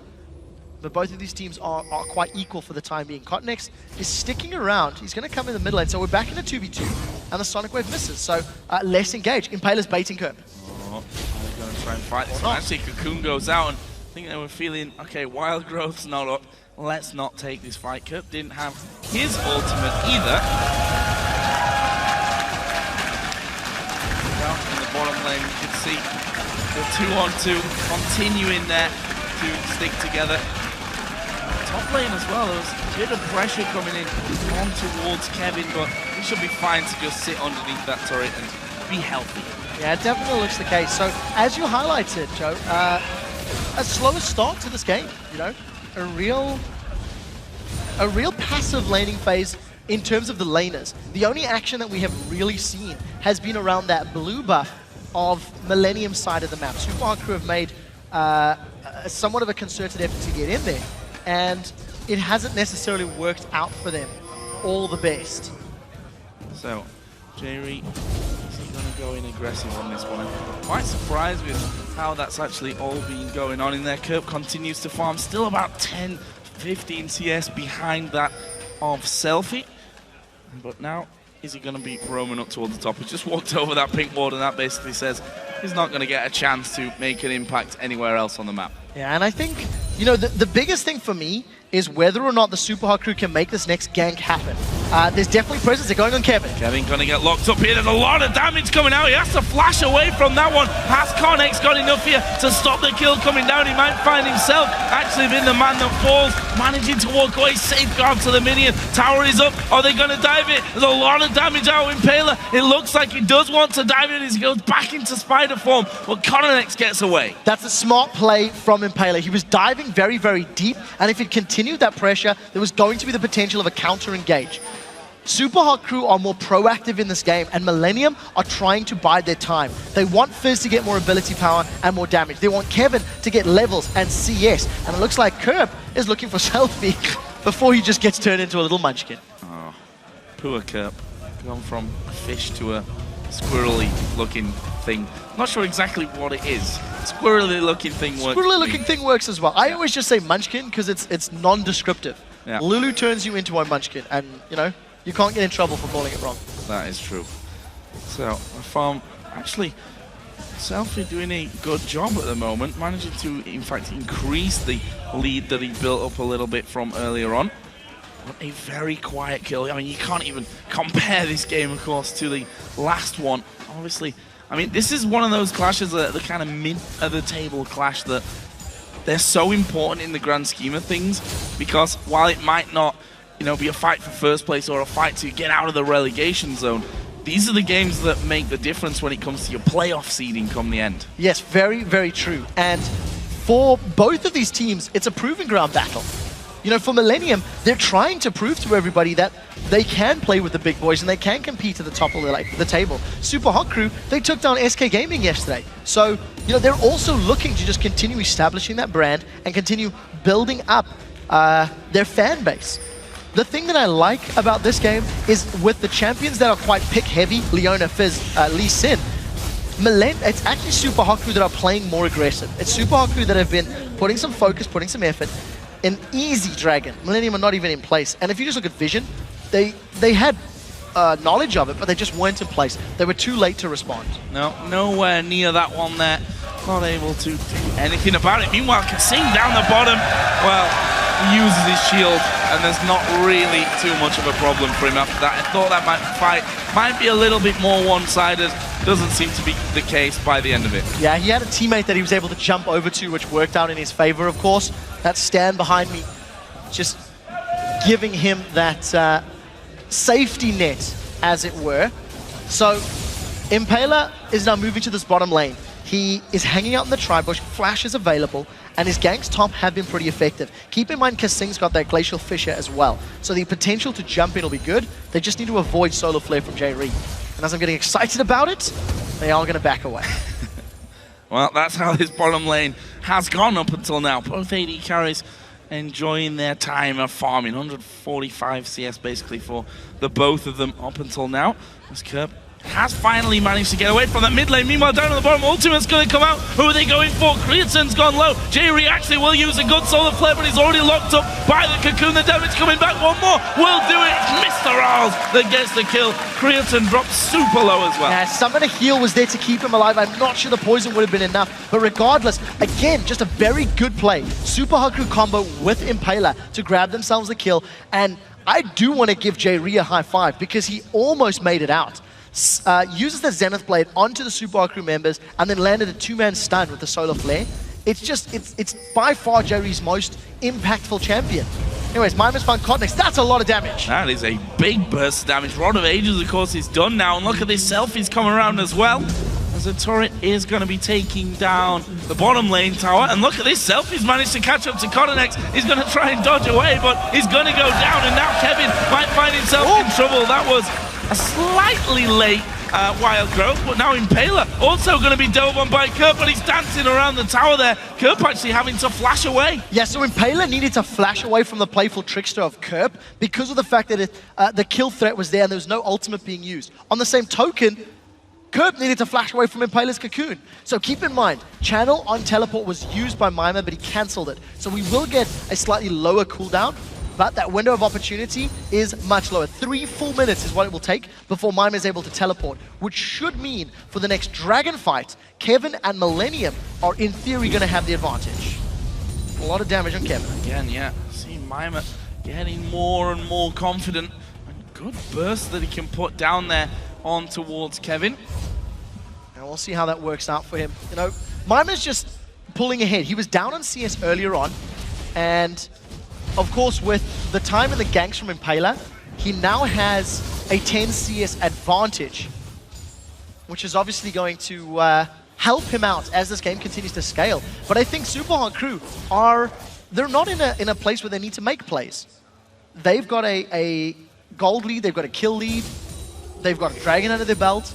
They're not under pressure to make overly aggressive or overly risky plays. So let's, as we approach 20 minutes, take a overall picture look at this game. 5-2 up the Superhot Crew in kills. It's the gold though that they're sitting on, almost 4,000 the lead, and still tied in turrets. Blade of the Ruin King Brutalizer is done for Mr. Rolls now, so this is where he can start sneaking around, or trying to sneak around. He's not being all that sneaky at the moment, stood on top of a ward. This is where he can start really having an impact on this game. In fact, the Superhot Crew, they've grouped up really fast. This tower's going down. Yeah, definitely going to be the case. Jerry has caught Mr. Rolls. There's the lockup. Can they actually get in for this one, though? Ultimate goes on towards Kasing, and Mr. Rolls is going to go down. Kurt gets that kill. Can they get more? Selfie down to half HP as Kevin is blasting away at him. There's Kurt diving in. It's a double kill for Kurt. Another turret hit, though, with the Ignite burning. Last second shield from Cotton X saves the day. There is exactly what we talked about. In terms of the positioning and the solar flares from Jay Reed, he lands a pixel-perfect ultimate on Mr. Rolls, follows it up with even more lockdown, and Curb just assassinates the Rat. So Superhot Crew, not only do they not get the tower, they give up the kills, and now they've got to fight tooth and nail to prevent Millennium getting further. They can't even defend their own tower. 5,000 gold lead, now only 2,000. Let's have another look at that one as well. And Mr. Rolls, despite being invisible from the start, they didn't finish the turret, but again, it's Jay Reed that locks them on. Jay Reed did such a good job. Curb even manages to hop over the Glacial Fissure from Cussing's Brown, and Kevin, he didn't even need to use his teleport. Before the fight had broken out, he had left the top lane, he was roaming down to the middle lane, and that was just such a strong, confident play from Millennium to punish the over-aggressive player of Superhot Crew. I was talking about how they didn't need to. You could argue they weren't ready for that sort of speed of the engage from Millennium, because Superhot Crew definitely felt they could rush that tower and get out cleanly, and it didn't work in their favor. 30 seconds till the second dragon of the game is going to come up.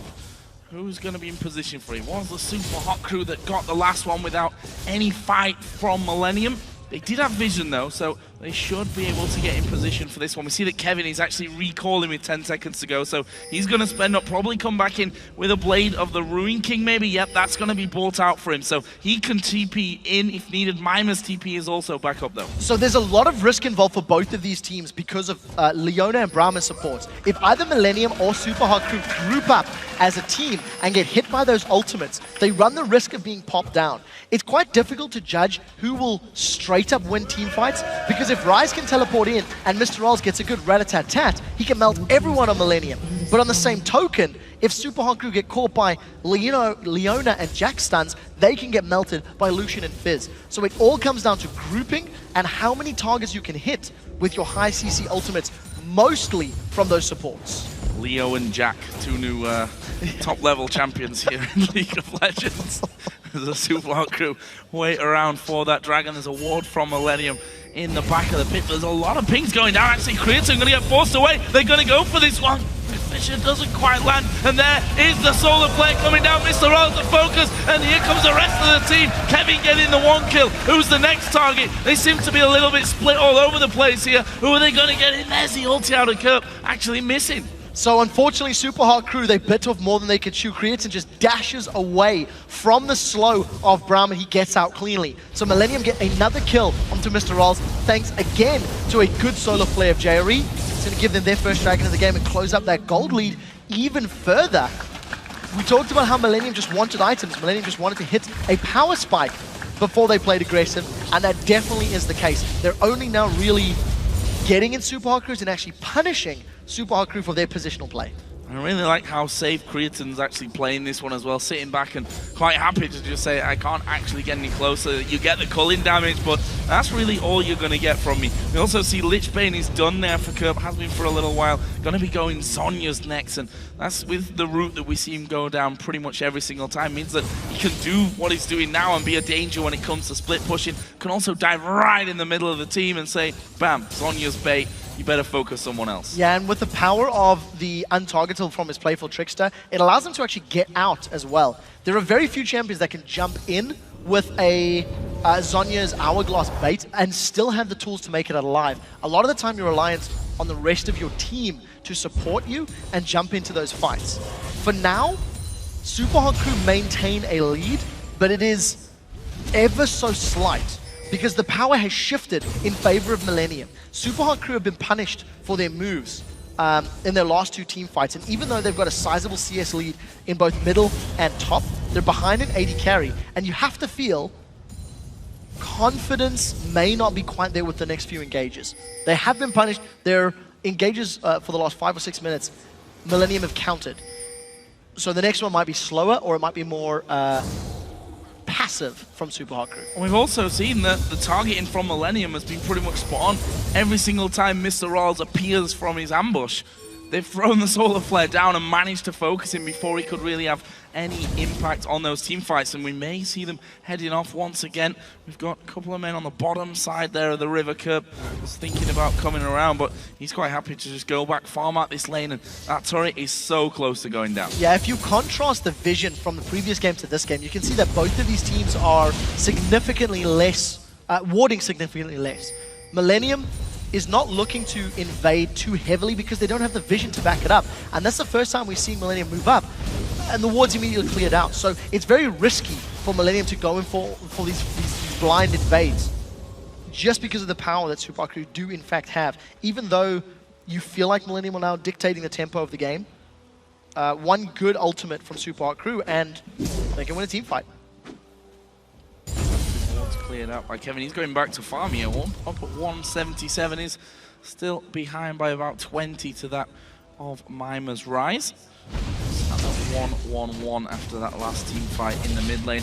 Meanwhile, Creatin, itemization-wise, is level with Mr. Rawls. Actually has a CS lead over him with those 2 assists as well. They've both got that Blade of the Ruin King and the Ghost Blade combos already done. Yeah, you can argue Creatin's tiny bit ahead because his Berserker's Creeps are completed, but that's just me being a bit pedantic.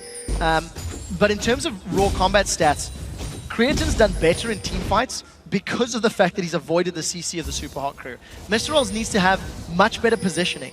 Yesterday, when he was playing Cogmore, he was never at threat against SK because his team was doing well, and he used all of that range of Cogmore to sit on the back line and punish SK Gaming. He doesn't have that luxury in this game because it's so difficult to prevent Jax, Lee Sin, Fizz, and Leona jumping onto a target.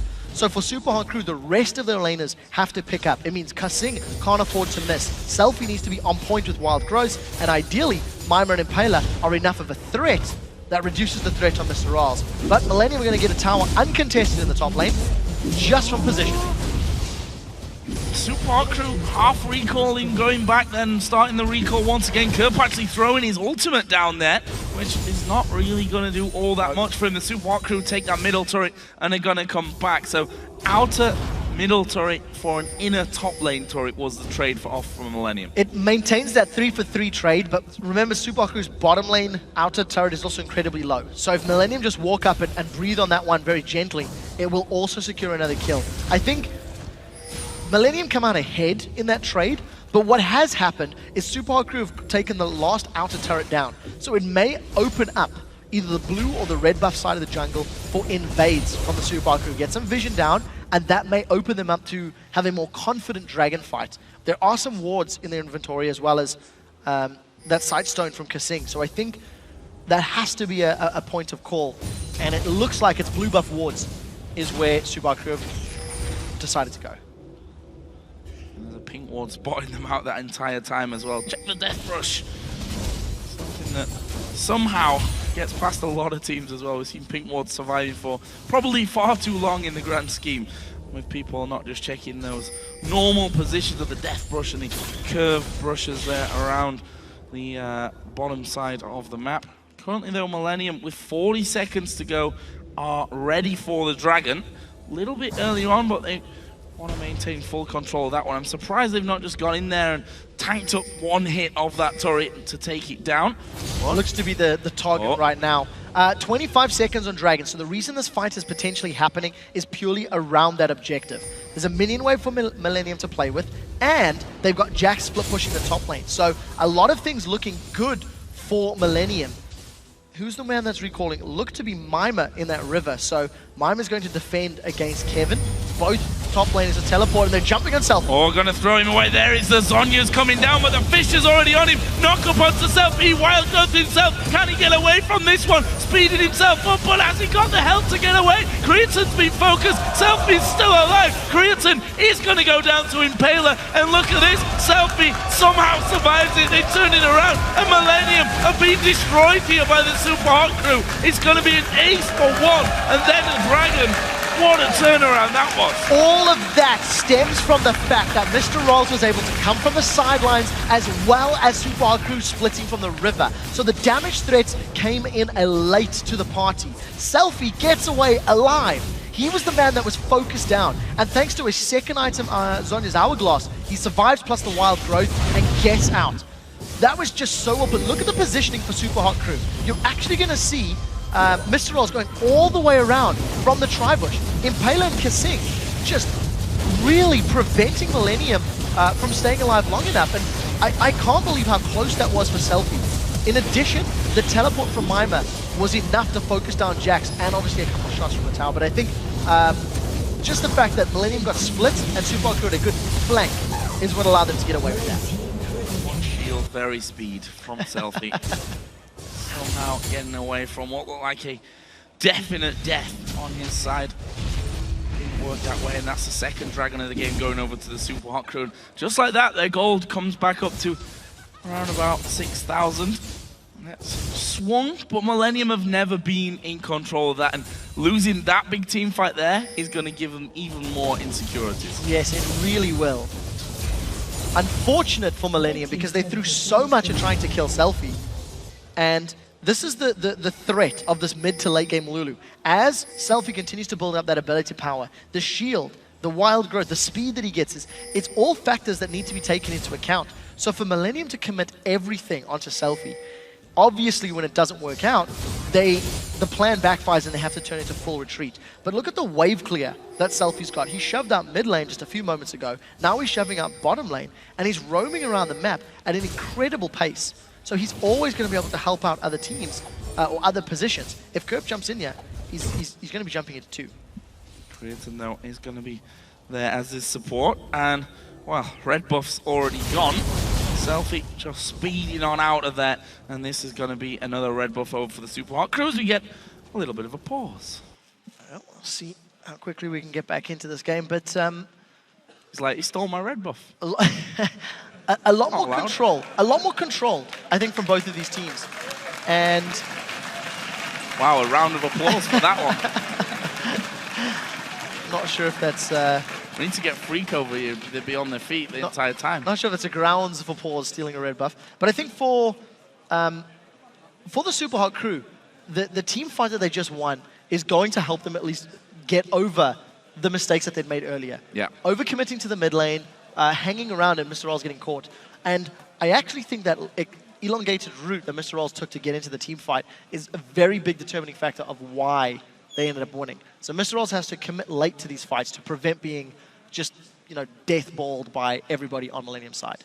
Well, we are going to be getting back underway here, hopefully, in just a little bit of time. And that gives us the opportunity as well then to give you the overview on the game and how it stands right now, since we've just gone past the 30-minute mark of the Super Hot crew versus Millennium. And it's the Super Hot crew that have the lead. 5,000 gold plus a little bit. 10-6 up in kills. Tied at 4-4 on turrets. But of course, it's Super Hot crew have had two out of 3 dragons. And we also have to just say they are pretty much in the mid lane, mostly dominating on CS. There's 100 CS difference. So, ironically, because of the way these two team comps are built up, it's actually quite scary and quite risky to go straight up in a 5v5, because if you do and you initiate late, you can lose the team fight just by being, late to the fight. And what we've seen earlier in terms of Millennium pushing the top lane, Super Crew pushing the middle lane, is if either team can get any sort of advantage in a side lane, they may just commit multiple resources. There's a lot of tankiness on Cotnex already. There's a lot of tankiness on Mima. So if Super Crew can ever get to a tower with, 10, 12, 15 seconds of free time, they may just commit to taking it down. There's a lot of damage from Mr. Rolls that can help that out. So I think we may be in for these sort of extended side lane push strategies, and Impaler and Super Crew, they're looking to engage, but look at how quickly Millennium can disengage. So inner turret is the target for the crew. Look how fast Selfie is, just speeding down that middle lane. They got no minions here to help them though, so Millennium might be able to force them off, actually taking the long route around, and they need to be quick about this one. Turret not quite losing half of its health. There's a good cocoon from Impaler just to stop Cotnex actually getting into them from the side, and they simply trade positions on the map from that one, pretty much forcing each other around. And again, it's a Super Hot Crew that are going to be sat there in front of the Baron. All right, the one thing you noticed about all that movement is Mr. Rolls was hanging way back. The rest of the Super Hot Crew were pushing all the way through the mid lane, and Mr. Rolls playing it safe. So Selfie sitting on the sideline, and again, look for the solar flare. This is really what's about. Kevin, he's gone all in. Kevin's gone right into the back lines there, trying to get Mima, and there he's curve diving around as well. Solar flare not going to be the most impressive we've seen out of J-Reed, and that might cost Millennium. They are going to be losing men left and right. Carnex is going to struggle. That's a good kick, but it only prolongs the inevitable. And now Kurt, as the last man, will play full Trickster away. I think he's safe, but they're going to pay the price with turrets here. Yeah, the rest of the Super Hot Crew just did such a good job in that team fight. Kevin overcommitted. He didn't have the support of his team. Look how late the rest of Millennium are to the fight. And exactly as you highlighted, Joe, the solar flare from J-Reed hitting nobody. That slowed Mima in a best case scenario. Mr. Rolls untouched, shreds through everybody with a rat-a-tat-tat. And allows Super Hot Crew to come out 4 for 0. They decided not to go for the towers, and instead they've gone for Baron. Yeah, Baron is going to go down. They did take that inner turret in the mid lane in the process as well. So overall, a good sweeping move from the Super Hot Crew. I think the Super Hot Crew, I don't know how confident they really were about fighting that one, but when Kevin dives into your backline, you basically have at least half of his damage or half of his health away for free without anything else coming in. That's a sure sign that you're going to go and take on the fight there, and they come out ahead of it, and just like that, 10,000 gold lead. And two things that are very important to note. Kevin on Jax is very reliant on getting a lot of auto attacks down during the course of a team fight. He is dealing with Mima and Impaler, who both have frozen hearts. So when Kevin jumps into the middle of a team, he's almost guaranteed to be in the aura or the range of at least one of those champions. Because, of course, you extend the range at which you're going to affect your opponents. So for Kevin, for Creatine, for Cotnex, who are somewhat reliant on getting multiple auto attacks down, it's more difficult for them to come out ahead. So a Super Hot Crew with a Baron. Let's see how they siege. I'm not really expecting a tower dive, unless somebody from Millennium is super juicy and gets caught by Kasing. If today's taught me anything, though, expect the unexpected. See, Joe, how can I expect it if I don't know what to expect? Well, you're not wrong. But it's just a saying. God. I'm just trying to be argumentative. Well, I know. Selfie actually will be pushing his top lane up, and that's obviously the single lane that actually still has a turret outside of the base for Millennium, so a pretty obvious target. Selfie might be able to just spend his time up there all alone. The Super Hot Crew just going to do a ring around through the jungle, take the wolves with them, and then go for that inner turret. And again, I really just like how the Super Hot Crew are actually moving around the map. For the last 10 or 12 minutes, Selfie's done a good job at shoving the lanes out. Once the lanes are pushed and moved around, then the rest of the members of the team group up. And Mr. Rawls, in the second half of this game, has had much better positioning. He's not been caught down, and he's not been at risk of J-Reed solar flares, allowing him to just get insta-gift. Take a look at Selfie, once again, pushing out the mid lane, and it looks like Selfie's even going to go push the bottom lane as well. So it's just very smart map-based play from the whole crew, And Solar Flare, not ideal, but they've got Mima. They're going to follow through on towards Mima, and they will lose Mima. And Kasing will be forced to flash over the wall there as well. Millennium took some heavy damage for it, but no one actually died on their side. So that's a nice little pick. We'll see what it offers them in the grand scale. They've got to go heal. Actually, they're just doing it in ones and twos so that they don't give up the turret. Nicely done. Yeah, so one of the things that you notice is while Selfie's pushing the side lane, the rest of Super Hot Crew just maybe underestimating the vision of Millennium. And obviously losing Mima in the process.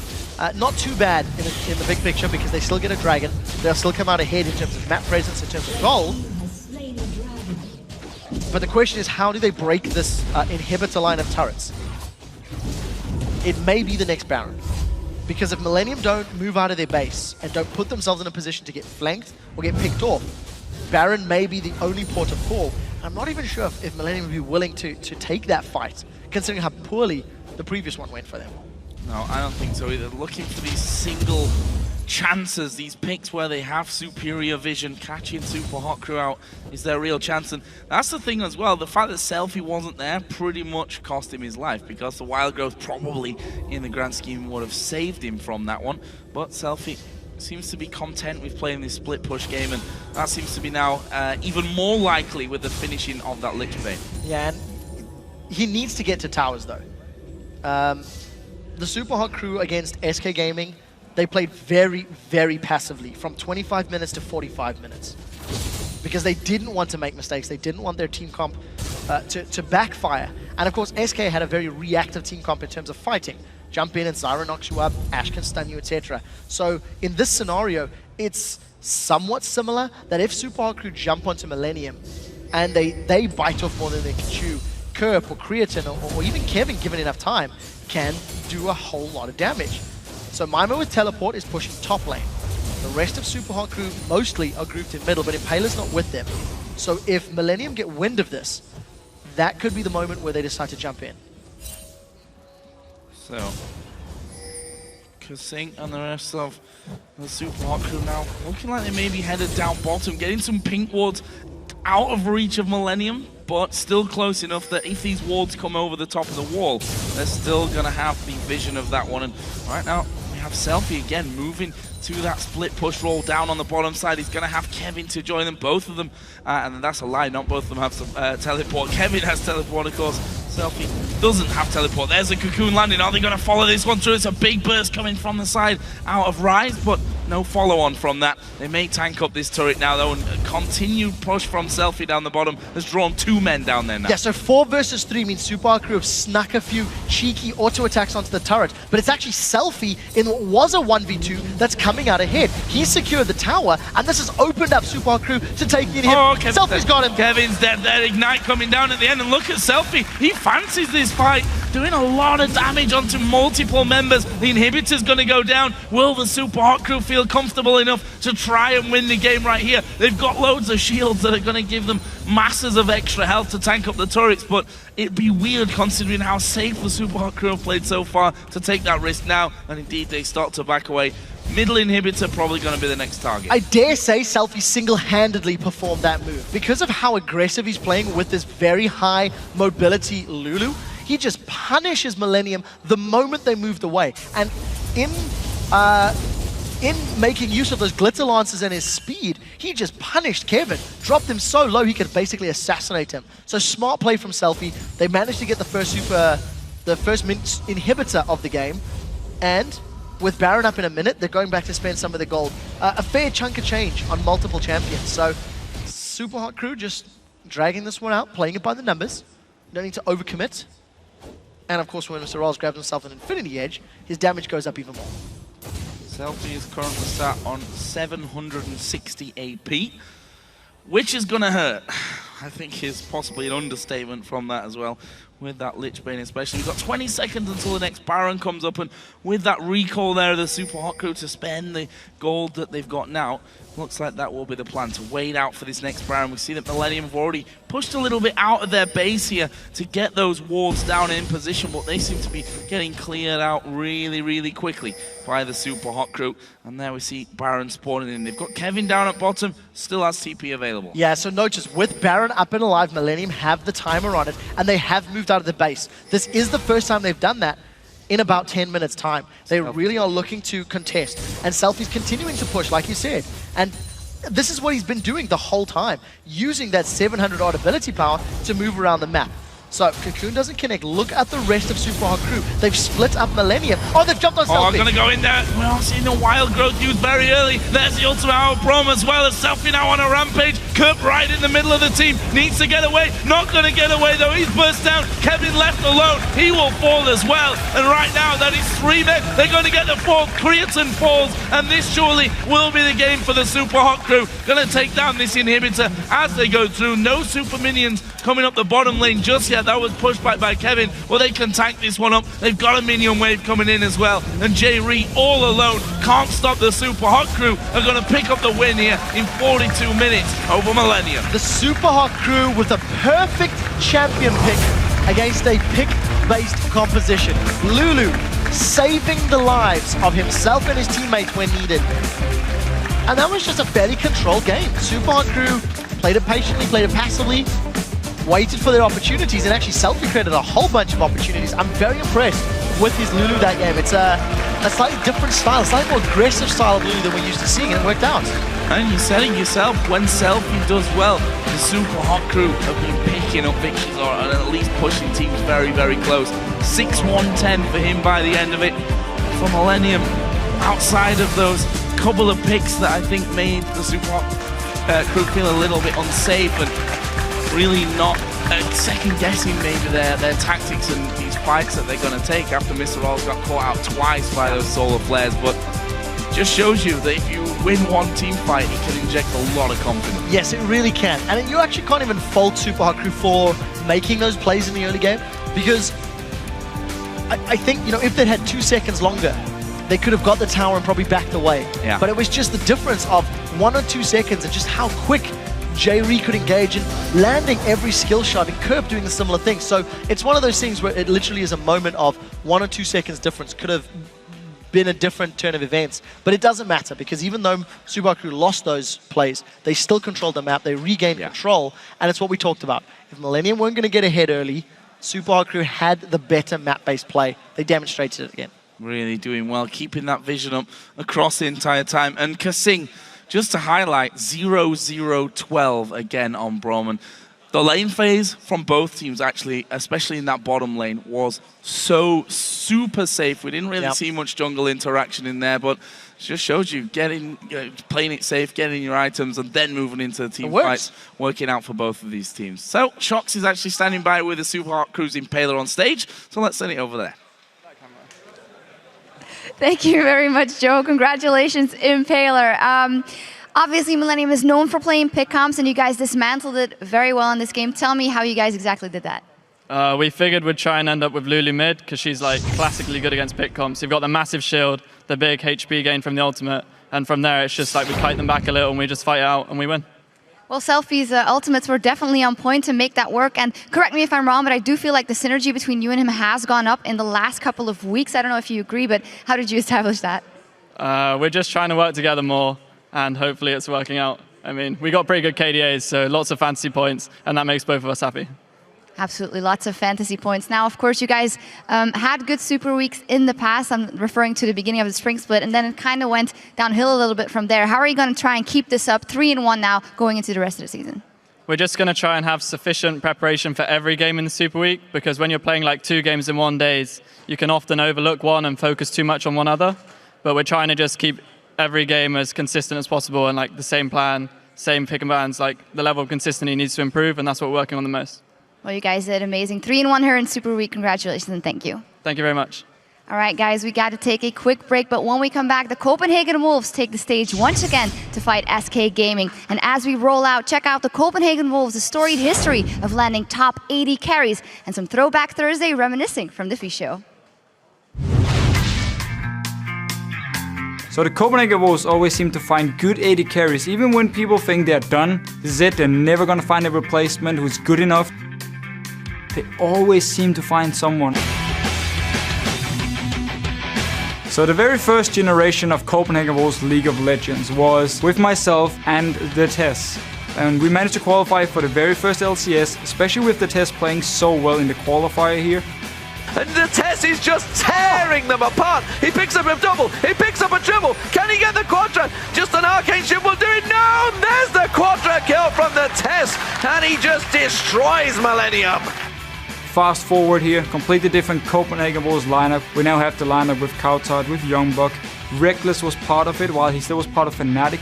Reckless were pretty known when we picked him up. He was playing with Fnatic in a couple of big tournaments in the States. We basically just borrowed him for the time being. I knew I was just playing for a limited time. Until I turned 17, I was able to join Fnatic. So I really like every one of them. They're one of my closest friends, like around here. So I want the best for them. I want them to be successful. So once he left, and once Shook left the Copenhagen Wolves lineup back then, everyone was like, you know what, this is it, they're done, the two biggest stars, they're gone. They managed to pick up Forgiven, who was one of the best AD carries in Europe in the last split. Oh, the Sonic Wave didn't land, and now Amazing's in trouble. He's taking another tower hit, but he gets away with the safeguard. Oh! From downtown, Forgiven uses the rocket straight on the tower. Now Forgiven is gone. People once again said there's no way they're gonna replace this guy. They find Woolite, and now he's playing so well in the LCS. It was probably the best AD pickup from solo queue you could get because he's a very young player, has very strong mechanical play. Diamond has come back in. He may pay the ultimate price. A double kill coming out for Woolite. There's another one. Well, that is a 4 for 2 in favor of the Wolves. I think for starters, there are many good AD carries in Europe. Everyone wants to get to LCS or to go to Challenger team. It's like a two-sided coin where good players come in, they play for a while and they leave. I hope that they find the right 5 players as soon as possible, and Woolite and Airbox might be the right choices.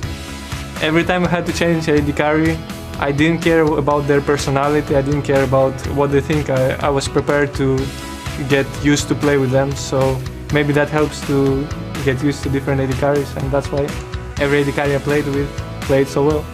Yeah, definitely they have a good eye for the AD carries in Challenger scene. I'm definitely happy.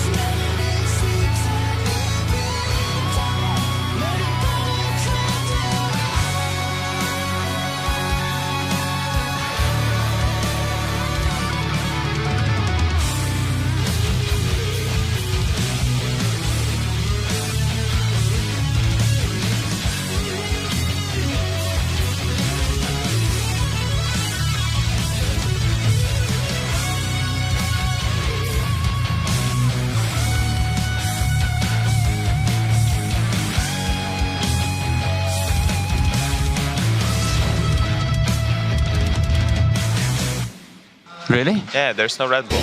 Oh, I need Red Bull. Yesterday there was no Red Bull. Wow. Okay. Can we just have a... Slap me as hard as you can. Okay, I'm awake, let's do this. Wait, there is the Zhonya's coming down, but the fish is already on him. Knock up onto self, he wild guns himself. Can he get away from this one? Speeding himself up, but has he got the health to get away? I'm alive. I'm alive. Okay, Q1. Kill fish. Nice. Nothing, you got nothing. Good job, badass, okay?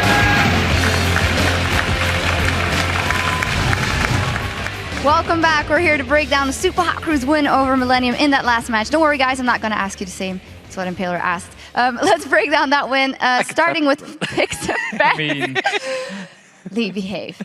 And as Impaler actually mentioned, it was all about the Lulu, but I think he is playing it a little bit down because all 5 of them, it needs to work. It's not just the Lulu, obviously. No, of course not. But if you look at this Millennium's comp, it was very all-in. And it's what they like to play.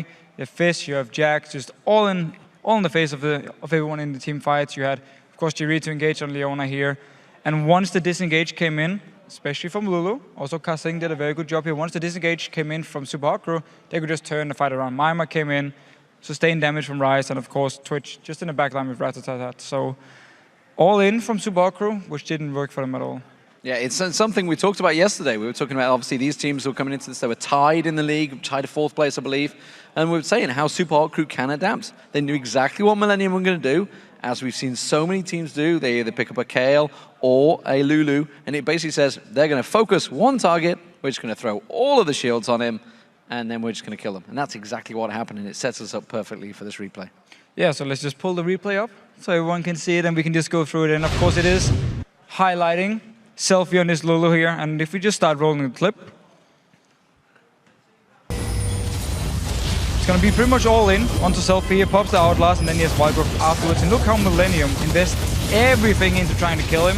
He survives, and then the rest of the team just joins him. We talk about how Mr. Riley is completely untouched in the backline with Ratatatat, hitting 2 members, instantly destroying them. Impaler can finish off Creton as well, and Millennium displays this very all-in style. Once it backfires, it's so easy for the other team to clean you up, get the lead, and if you have a pick comp like this one, especially with Fizz and Jax, you have absolutely no wave clear. So once you fall behind, your only defense is actually to engage again and try and fight. That's the only thing you can do.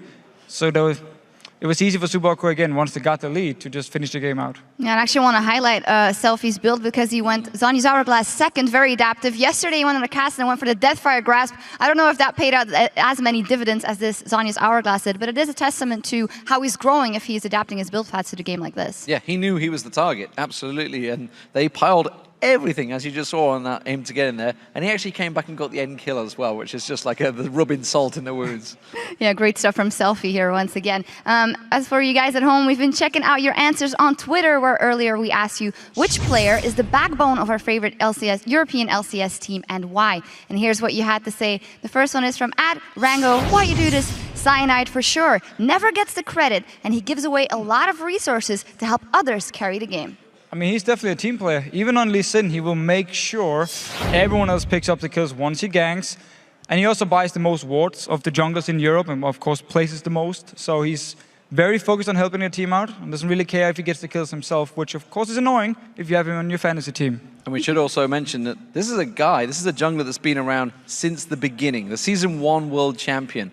How many junglers have been around and fell away because they can't adapt to the meta? He's continued to keep up with it. Absolutely very impressive. The second one is from @Declad. Overpow is the core and Vander the voice. But I think Jankos' map-wide performance makes up for the backbone for Rocket. Once again a jungler, and that's no surprise, I think. No, it's a bit of the same deal. Just if you look at the play style, Jankos likes to take the kills himself and use them to carry the game. And if he gets rolling early on, we have seen it time and time again, he will just land every single gank, get a new kill, and snowball everything for Rocket. Yeah, and actually the downfall when Rocket were having their rough pit patch was when Jankos was struggling, and it seems to go. If he's on form, Rocket do well. We'll see how he does today. Absolutely. The last one is from @LolDivision. The new Super Hot Crew support Kasing is just the most awesome guy ever. Insane plays and a gentleman. I have to concur, yesterday he did great in his very first live interview here. Still a little bit too early to actually call him the backbone of a team. I mean, if you look at Super Hot Crew,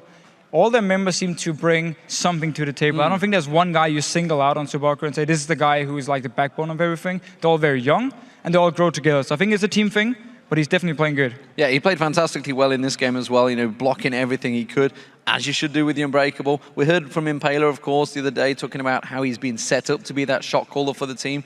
Seems to be working out so far. Absolutely. Well, you guys, thank you for sending those to us. And remember, you can find us at LOL Esports. And be sure to use the LCS hashtag to join in on the conversation. We're going to send it to Joe and Quickshot combo. But first, SK Gaming's Jesses has some praise for the Copenhagen Wolves and their performance on the 4.10 patch. What's interesting about Wolves right now is that they're actually starting to look really good. I think the patch fits them quite well. It fits Woolite quite well as well. So yeah, overall as a team, they're starting to look stronger. Welcome back, everybody. SK Gaming take on the Wolves in the third match of the day, and for both of these teams, this is a game where winning will mean a whole lot. Yesterday, first of all, SK Gaming got destroyed by Alliance in the fastest game of the entire year for both the North American and European LCS. SK surrendered that one after 21 minutes, and it's not something you expect from the team sitting in second place on the table. They then faltered against the Support crew in the late game, and their top lane, Yorick, well, I'm just never a fan of that many Yoriks, I have to say, but it didn't have an impact there. No, it really didn't. And while SK Gaming had a terrible day yesterday, they will be looking to try and pick up a win here, 2-2 to go 2-2 in Super Week rather.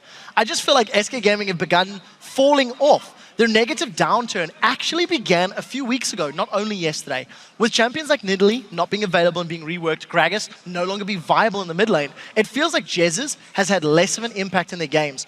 But the thing is, it's not only him, because the whole team is not showing the same level of performance that we've come to expect. So I'm going to contrast their team stats for the first 3 weeks of the split and the last 3. It's day and night. When you look, they have less kills, they're going to have less assists, they've got more deaths. And the game is changing around SK.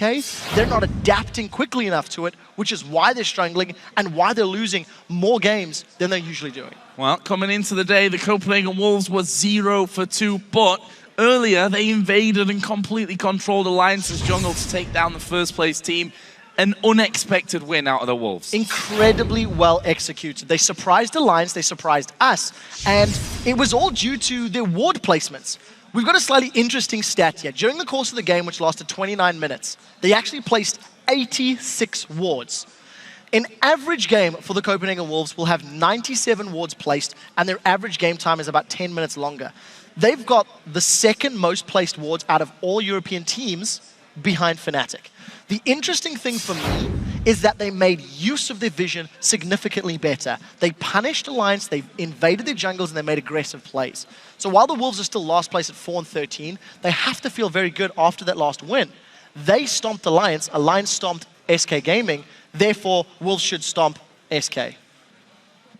Not sure how that really works in the grand scheme of things. And also thanks to our LCS ward counting man who sits there and counts all the wards for us all day long. Guys, we're going to head into the lineup so for our first two teams. There's only 2 teams. For the 2 teams starting on the blue side with SK Gaming, we have Freddy122 in the top lane, Svenskeren in the jungle, Jesus in the mid lane, Candy Panda the AD carry, and then Rated the support. Yes, and for the second first 2 team, on the red side, it's the Copenhagen Wolves with Youngbuck in the top lane, Airwax in the jungle, Countard in the mid lane, Woolite as the AD carry, and Unlimited as the support. So let's check in then on the only place you can vote on these games, lolesports.com. With 81%, you think SK Gaming are going to take this next one.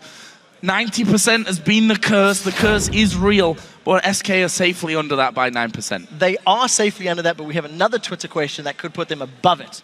And I think for SK Gaming, they will have to be looking at Airwax and Woolite. Their performances in the game earlier today was absolutely phenomenal. They were on fire. They destroyed Alliance. So whether or not you want to target bans at the jungler, which is probably the most likely, and try get Svenskeren into something comfortable, it is an option. It is something that they have to consider. Alternatively, have they had enough time to think about a potential counter to that strategy? If the Wolves get the same picks and bans, are they willing to play that heavy aggression, heavy invade, heavy control style? I also think that mid lane's a really good place to be focusing this game. We saw how, well, it didn't quite work out for Alliance, but they did throw a lot of the mid lane. You already mentioned that Jesus may be feeling a little bit more uncomfortable, maybe has less champions that are viable to him at this stage. And we see there the Rise that Kautar played in that last game will be banned out as the first choice. Cassidin, of course, a red-sided regular ban here for the Copenhagen Wolves. Yasuo will also be taken away. So far, we are looking at these mid lane bans. There's a different one, though. Aatrox taken away from Freddy. Yeah, so that's Freddy's most played champion in recent weeks, and he's been doing very well on that champion. The sustain, the split push, and the presence that he has in team fights has always been very, very good. But it looks like SK Gaming were caught somewhat off guard. The one thing I want to highlight, SK as a team ban out champions that we do not come to expect. They've banned out Karthus, they've banned out Orianna, they've just banned Fizz. These are things that we don't see against their opponents in most times. What it makes me think is SK's out-of-game preparation is very good because they ban champions that they believe could or might be a threat to either their team comps or something their opponents have been playing recently. Morgana was the first pick here as well then for SK Gaming. Definitely an interesting first choice that will now leave the Copenhagen Wolves with a little bit of a pick of the litter here. And that may have even thrown their plan off somewhat. A first pick Morgana and then saying, okay, we have a lot open to us here. Where do they go? They could go Lee Sin and Twitch. It's what they did against Alliance. You could go Braum and Lee Sin. You could go Twitch and Braum. Like, those are some of the priority picks. Alternatively, they could lock in Jax. You know, Youngbuck had a very good game on Jax. When Youngbuck is playing a champion he's comfortable on, go back to London, go back to his Irelia. Those are definite options for them. Well, looks like it could be a Lulu pickup for the Copenhagen Wolves. I'm expecting that one will go into the mid lane for Kautar. We have seen Youngbuck play top lane Lulu. Yes. We weren't impressed with it, however. No, we really weren't. But Youngbuck had a very good game earlier, and the versatility of that Lulu means you can't discount it. If at any point SK Gaming pulls something out that surprises the Wolves, they can simply respond by throwing that Lulu to one of those other lanes. And it's one of the things that makes her as a champion so much more versatile and so much more viable. Does Youngbuck want to do battle with the Renekton in that lane with Lulu, or does he want to go something like a Jax who we can feel he can outscale in the later stages of the game? Also, Twisted Fate being picked up for SK Gaming and Jesus. And this is a champion where you have to have an impact, where those destinies have to really be on point. See if he can make that all work for him. So, for the Copenhagen Wolves then, we're thinking mid laner, possibly top laner for Youngbuck with Lulu. Also, the jungler already picked up. And is Woolite going to pick out a different AD carry this time? Currently hovering on Tristan. So the Twitch is more risky against the Twisted Fate. The Destiny is obviously going to be very good at countering that invisible and that roaming style of play. But the one thing that we need to see Jesus do is impact those side lanes. When you've got a Renekton that is potentially going up against a Jax, you can punish that Jax very early on with those opening few Destinies. But Jesus cannot afford to go late on his Twisted Fate. If you think of, say, Selfie, who played TF and takes a very long time to scale up, and you contrast his style of play to Froggen or Peke, who are a lot more impactful a lot earlier in the game, we need to see where Jesus slots in as a TF player. Well, we'll find out. The two choices for the Copenhagen Wolves here, they took Jax. So that tells us that Lulu will be going to Kautar in the mid lane and also picking up Braum, which we've seen Unlimited. That game against Alliance, he was everywhere on the map, except in the lanes, really. Yes. He spent so much time in the enemy jungle trying to catch people out. They were diving in between towers very early on. Really great performance for him on that, and he'll take it here again. And now for SK, looking for the jungler, which Evelyn would fit into that mold, with Lee Sin already going down. And a possible Caitlyn pick for Candy Panda. Yeah, so Caitlyn Panda preferring that champion over Lucian, over Twitch, over everything else that's available. The trifecta of junglers, all open, and with the Twisted Fate, either Evelyn or Elise can do well, because they do very well in those pick styles, in those individual, those skirmish type scenarios. What I really like from Copenhagen Wolves, what they're showing at the moment, is Woolite is hovering over Cleanse as a summoner spell. And the reason I'm getting excited about that, it's single target Cocoon, single target Gold Card, single target Stun and Root from Renekton and Morgana. So if Woolite is ever caught out, he can just dash away or jump away. He was hovering over Tristana a little while ago and get away from team fights. SK have got the makings of a very, very strong early to mid-game team comp. They've got wave clear, they've got side lane pressure, and they have a lot of invade pressure with the Renekton and Elise because they'll always have the backup of Jez's on Twisted Fate. Whereas the Copenhagen Wolves, they are much more about scaling into the mid to late game with their current list of champions. And if Jinx gets locked in, that's going to be even more the case. So the Copenhagen Wolves have to have an incredibly solid laning phase because of the amount of pressure and presence that SK Gaming can put down and can put in their faces. So for the Wolves, laning phase is going to be paramount to getting to the point where, you know, Jinx and Jax and Lulu can actually deal with their opposite numbers.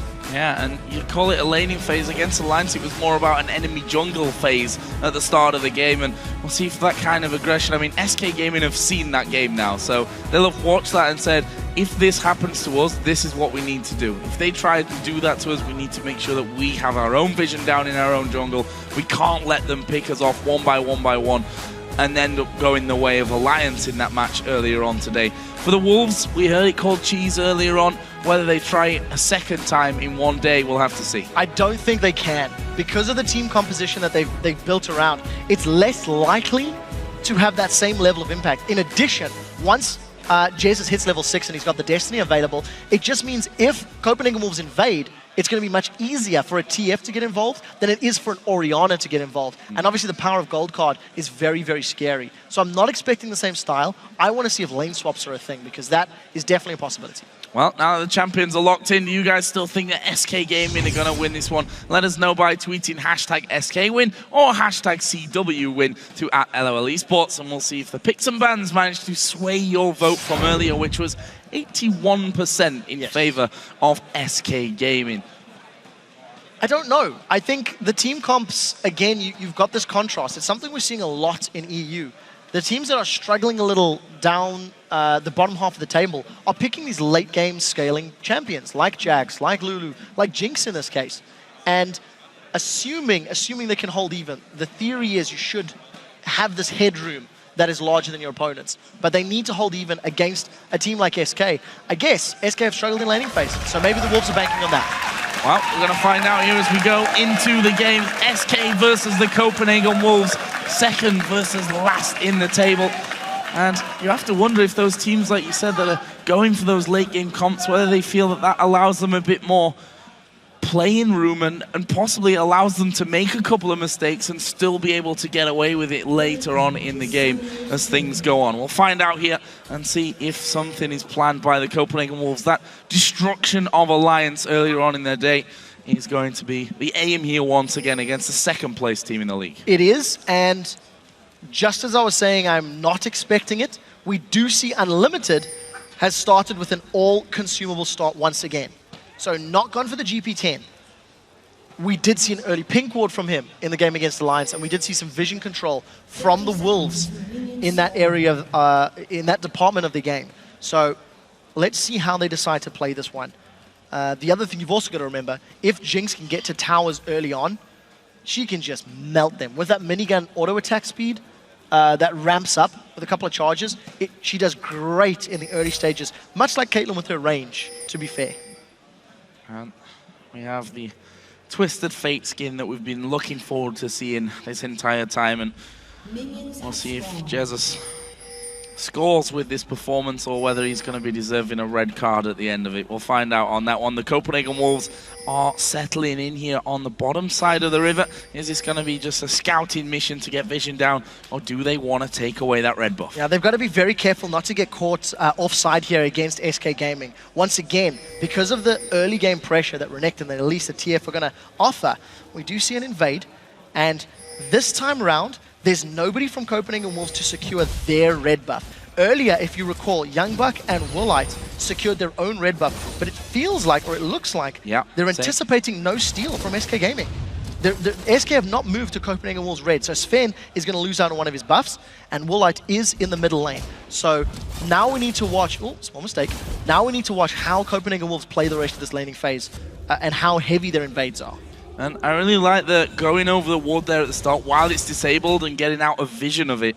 So the SK are left thinking, okay, did they go around the backside? Are they going to be waiting by the Wraiths? What's going on there with that one? Copenhagen Wolves, of course, managed to take that red buff and then get rid of that vision as well. They're going to be taking the blue buff as well, like doing some good damage here onto Jesus in that mid lane. Svenskern's going to have to spend a bit of time in there if they want to stop Woolite getting as beastly as he did in the Alliance game earlier. I think so too. And on a champion like Jinx, you've also got incredible late game build-up, incredible late game damage that you can put down. So Coutard has yet to move to a lane. Youngbuck is in a 1v1 situation, and the last time they did this strategy, Coutard went in the 1v2 with Ryze to do as much CS as possible. So Freddy can take a bit of dive, but that's not real threat from anybody on the Wolves. Level 1 Lulu, level 1 Braum. You don't want to go under the turrets with those, that's for sure. And end up going badly for you. Although we are now seeing Svenskern and Rated both come into this mid lane. Woolite sat really far back, and he has to be no escape on this Jinx. And he spots him coming out there. No real problem for him. Meanwhile, Airwax is waiting. Look at this. It looks like the Wolves are going to try something on mid lane again. Yeah, going to see if they can put more pressure on the tower. Now, for SK Gaming, there's a number of options that they have available to them in terms of countering the strategy from Copenhagen Wolves. They currently have all got yellow trinkets. So one of the routes is to get vision in your jungle, and obviously because the Copenhagen Wolves have no sweeping lenses, they cannot deny as much vision. So what that gives SK is the option to react when the Wolves invade. Secondarily, they can opt to go for sweeping lenses themselves, but this is a little riskier because they have to deny vision, which means they have to predict where the Wolves are moving correctly. But what I do like is they're equaling the Wolves. You've got a roaming Braum, so let's have a roaming Morgana. Let's leave our AD carry to farm as best as possible, and if we can delay and shut down Woolite, then this will be how SK Gaming can get themselves back in this match. And Morgana roaming around could be arguably even more impactful with that Dark Binding, if, of course, you end up landing them. Meanwhile, we do have Lulu going to the top side of the map, and they're going to try once again to get in onto Freddy. Didn't have to use his flash earlier on, and there we see it, the vote switching around into the favor of the Copenhagen Wolves as Freddy going to take about half damage here. Level 2 Coutard, though, not enough damage to actually finish off the level 4 Renekton. 2 ganks in the top lane because of the matchup. Because of the pressure that Copenhagen Wolves are putting on Freddy, it means he needs to second-guess himself every single time. And this is just allowing Youngbuck to stay even in a lane matchup that he should be losing. So this is smart play from Wolves. But what they are doing is they're balancing out the power of the top laners while losing a massive amount of presence and power in the mid lane. Coutard is level 2 with 5 CS versus Jez is level 5 and 30 CS. Oh, and there's the Cocoon landing, the Binding will follow up as well, and level 2 Lulu is going to be falling here. First blood goes over to the support. Airwax is going to fall low, possibly be falling down as well. Yes, Jesus gets that one. Svenskern will repel here, but he's going to come back down right on top of him. Jesus is going to go down, and they don't know. Svenskern got behind the turret there. The flash coming through, the zap doesn't quite work out. I don't think they can dive this one. Limited needs to be really, really careful. And Rayton's going to move in there, puts his shield up, does get bound up though, and that could be the end for him as well. Svenskern didn't actually follow through with him though. Crazy little fight in the jungle. The Copenhagen Wolves need to be very aware that their gambit is not working out. The vision from SK allowed them to get shut down, allowed Copenhagen Wolves to get shut down and give up those 2 kills. Even though Woolite comes out with a red buff and a single kill to his name, it's very apparent that Coutard's suffering. He's behind on CS, he's trying to roam, and it was over-aggressive and I dare say overconfident. Because Copenhagen Wolves didn't have the same freedom they had against Alliance. Alliance didn't pull their support away. Alliance didn't have the numbers in the mid lane. SK did. Wolves need to be more cautious. Unlimited still waiting here for this top side. Airwax will be coming through. They've spotted Airwax moving in. But Freddy may not have calculated the fact that Braum is going to be there. There's the jumping from Youngbuck, gets the stun down. Have they got enough here? Freddy going to pop his ultimate, and I think he should be safe. Going to get back onto his tower.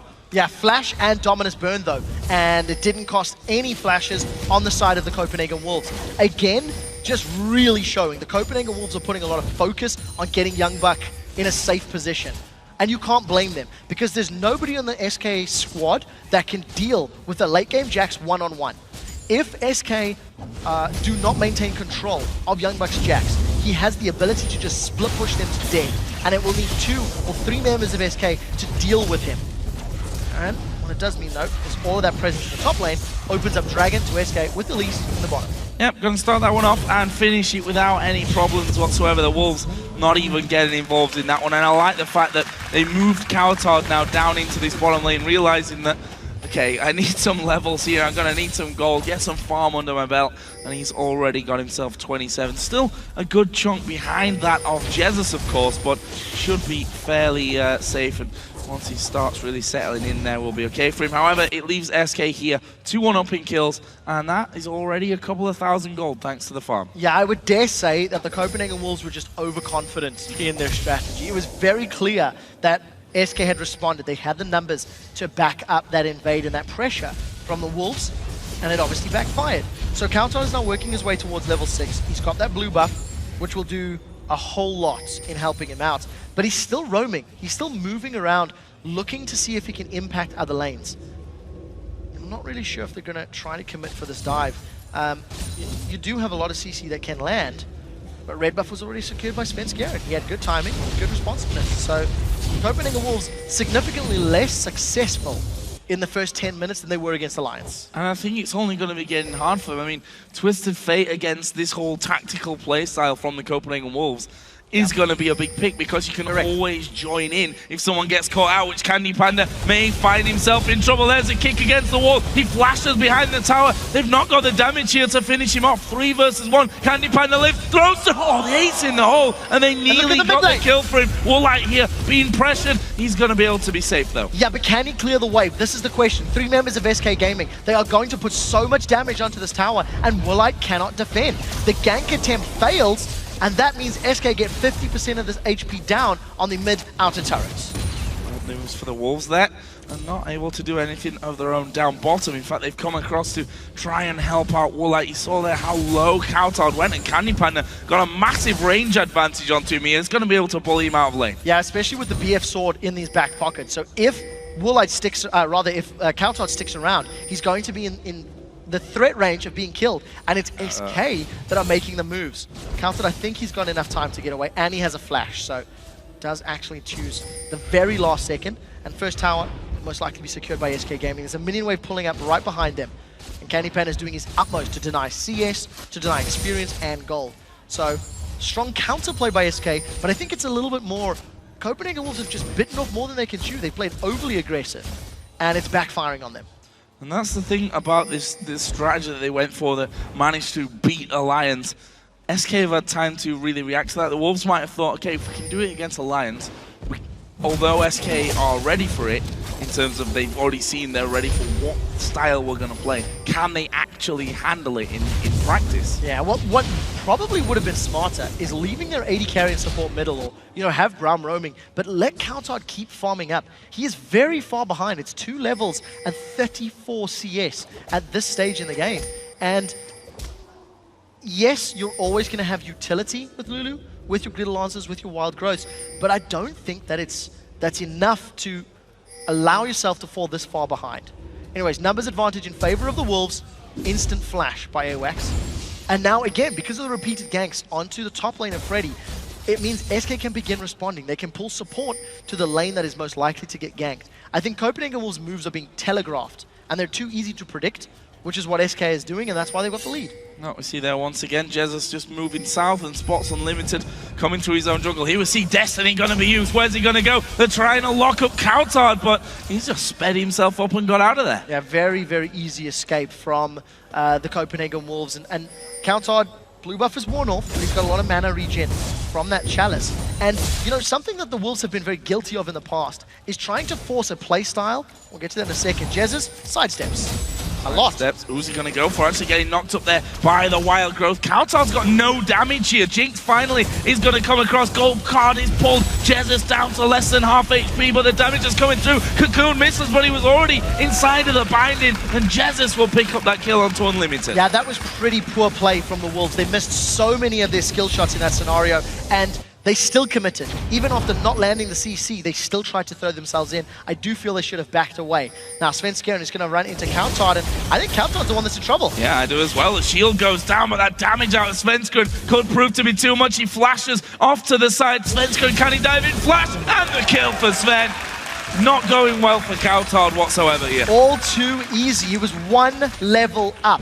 on the jungler, and he doesn't have the execute. Now Jesus is looking to catch Woolite. Gold pod blocked. Well played, Unlimited. Really well done by Unlimited. That could have possibly been a death with that Sheen now added in as well. Double Doran's ring for Jesus. Well, look at this Airwax again inside of the enemy jungle, trying to steal away the blue buff. So I want to go back to the point I was making before they jumped onto Jesus, is that Copenhagen Wolves have been very guilty in the past of trying to force a singular playstyle on a team composition that maybe may not be as ideal or well suited.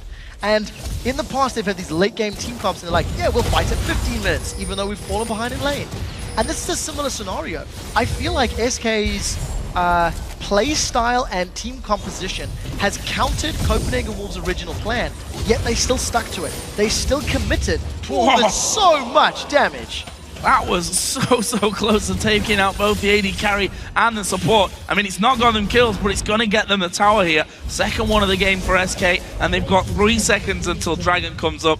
Everything perfectly timed there. Yes, and very, very well executed. SK have read the Wolves. The Wolves have tried to put a square composition into a round strategy hole, and it is not working. And this is why SK have got control.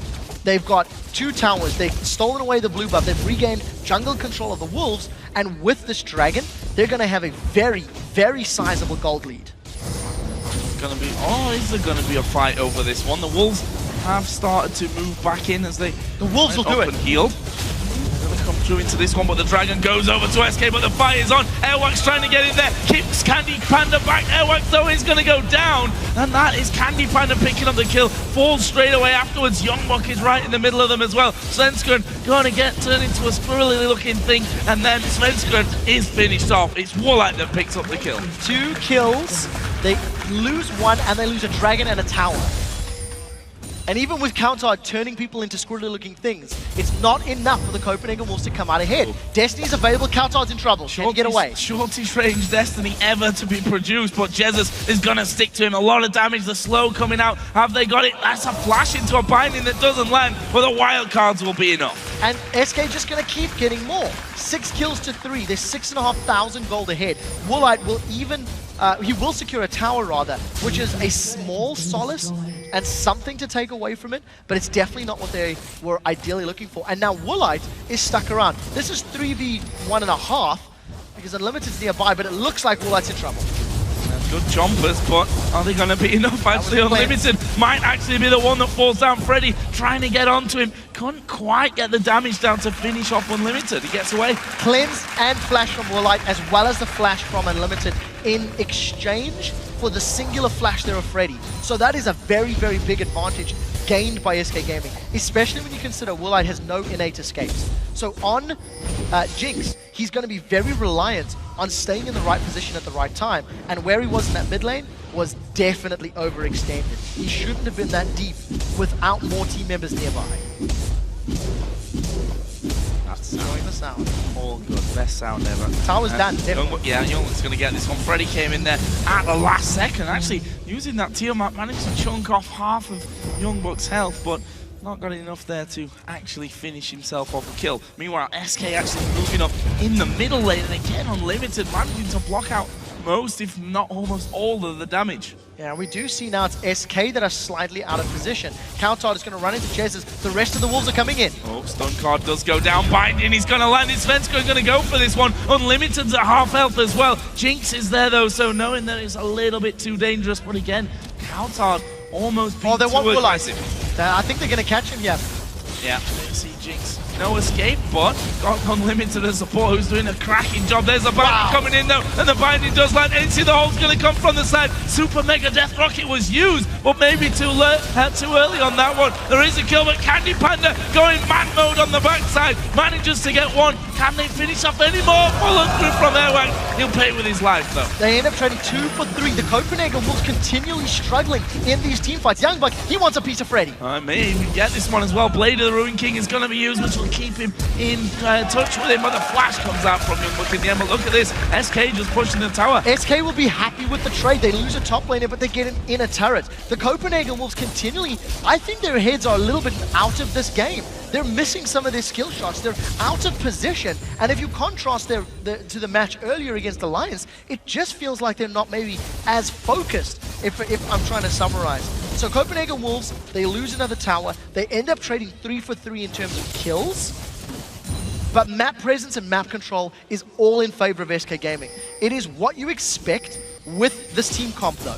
So for SK, they need to stop playing the side lanes with the Twisted Fate, with the Elise, and get to those inhibitor turrets. Because if Copenhagen Wolves can stall out, they can start to make up that difference in terms of gold deficit with the champions that do scale, obviously, over time. Yeah, we have a 6,000 gold lead pretty much for SK. Only 18 minutes into this matchup. Now we're going to see the Wolves pushing. They're actually sitting 2 men down. They're actually going to try and connect and find Svenskun here inside of the SK jungle. There's Kautar getting in for the slow. Have they got the damage? Unlimited will dive forward once again to block most of the damage. Freddy being caught on the side there as well, but no kill. But have they relieved enough pressure here for a go on the tower? Keep in mind, there's 3 members of the Wolves in lane. Braum is still moving between the jungle and mid and middle, while Woolite is shoving that lane out. Woolite has caught Candy Panda. It looks like he's come out slightly worse for wear. Here comes Unlimited to help out. 2v2 in the mid lane.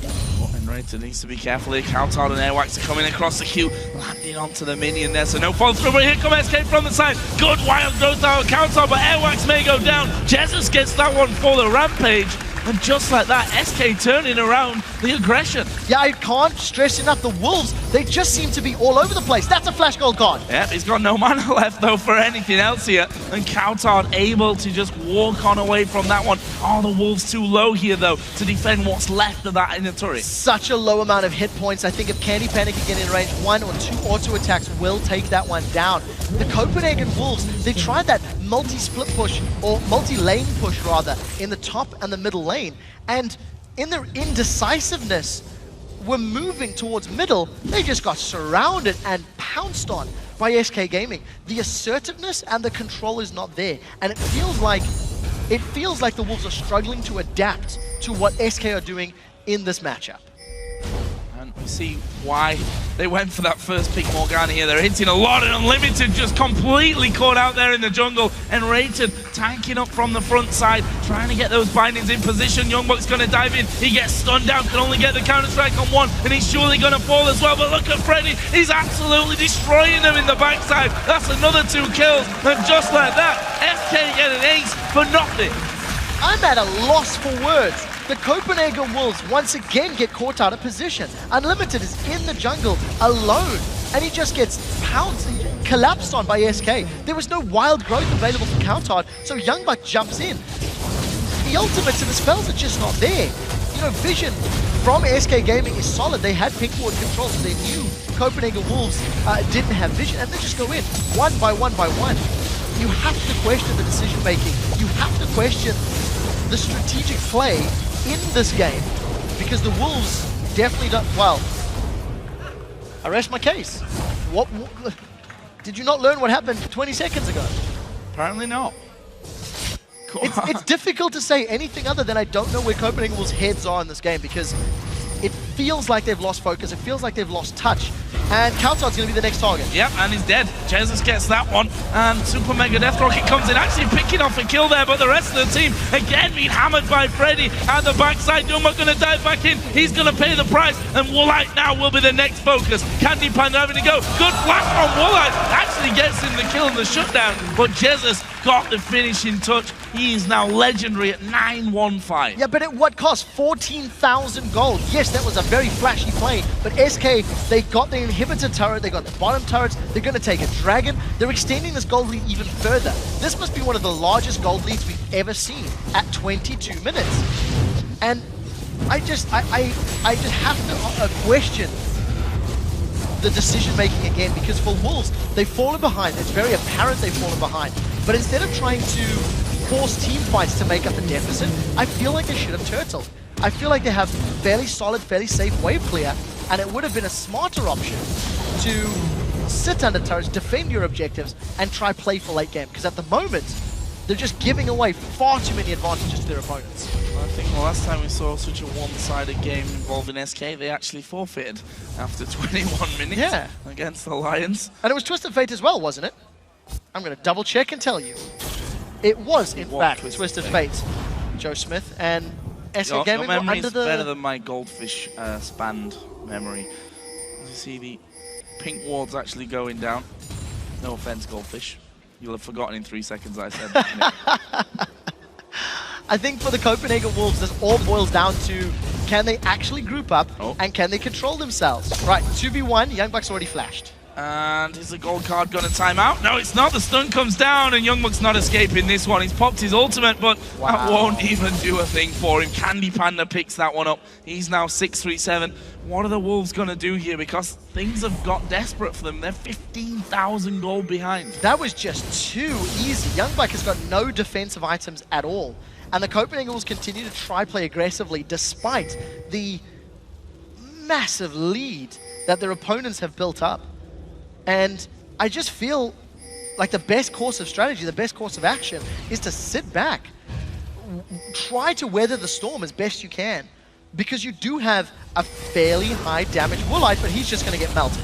Bye. Jez has been chased off here, but he's like, I got Ghost Bros, I'm not scared of you. And they're unlimited Woolite, both of them very low as Freddy dives in. Ace in the hole will come through. It's the wild cards from Jesus to get in the kill. Unlimited, not going to be able to get away. There's another one at the front, and Coutard flashing away from things. The Cocoon not quite landing. That's a 3 for pretty much no health on SK's side. This is surely an in-hit. This is such a chaotic game. There's an inhibitor exposed in the bottom lane as well as minions in the middle lane. SK Gaming should just get absolute map control. They've already had it for 10 or so minutes, and with super minions in 2 lanes, this is just going to get even bigger. The Wolves have been destroyed by SK Gaming, and this is just such a good performance from SK, considering how they bounced back from yesterday's terrible performances. Indeed, and that shows the character of a second place team. You know, that's how you do well in the league.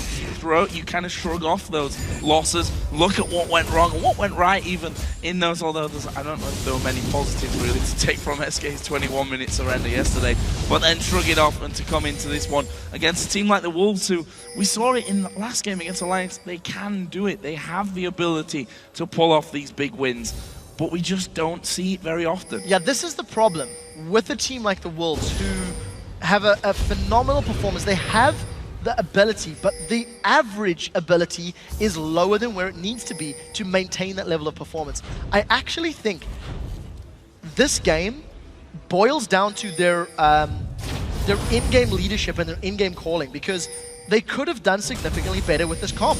And let's see them committing to this fight. Remember how far they are behind. Trying to fight Freddy, trying to take him down. But look at him, he pops Dominus and says, no, I'm not even going to go down from this one. Bullies an entire team there at the back. Twisted Fate going to join in. Woolite will go down. And Unlimited, all of a sudden, the last man left alive. Will they be able to chase through? I think he's going to survive it. But again, Freddy's pushing straight up the middle lane. SK might just go for the win here. Yeah, they've got super minions pushing up with them. There's nothing Copenhagen Wolves can do to prevent this loss.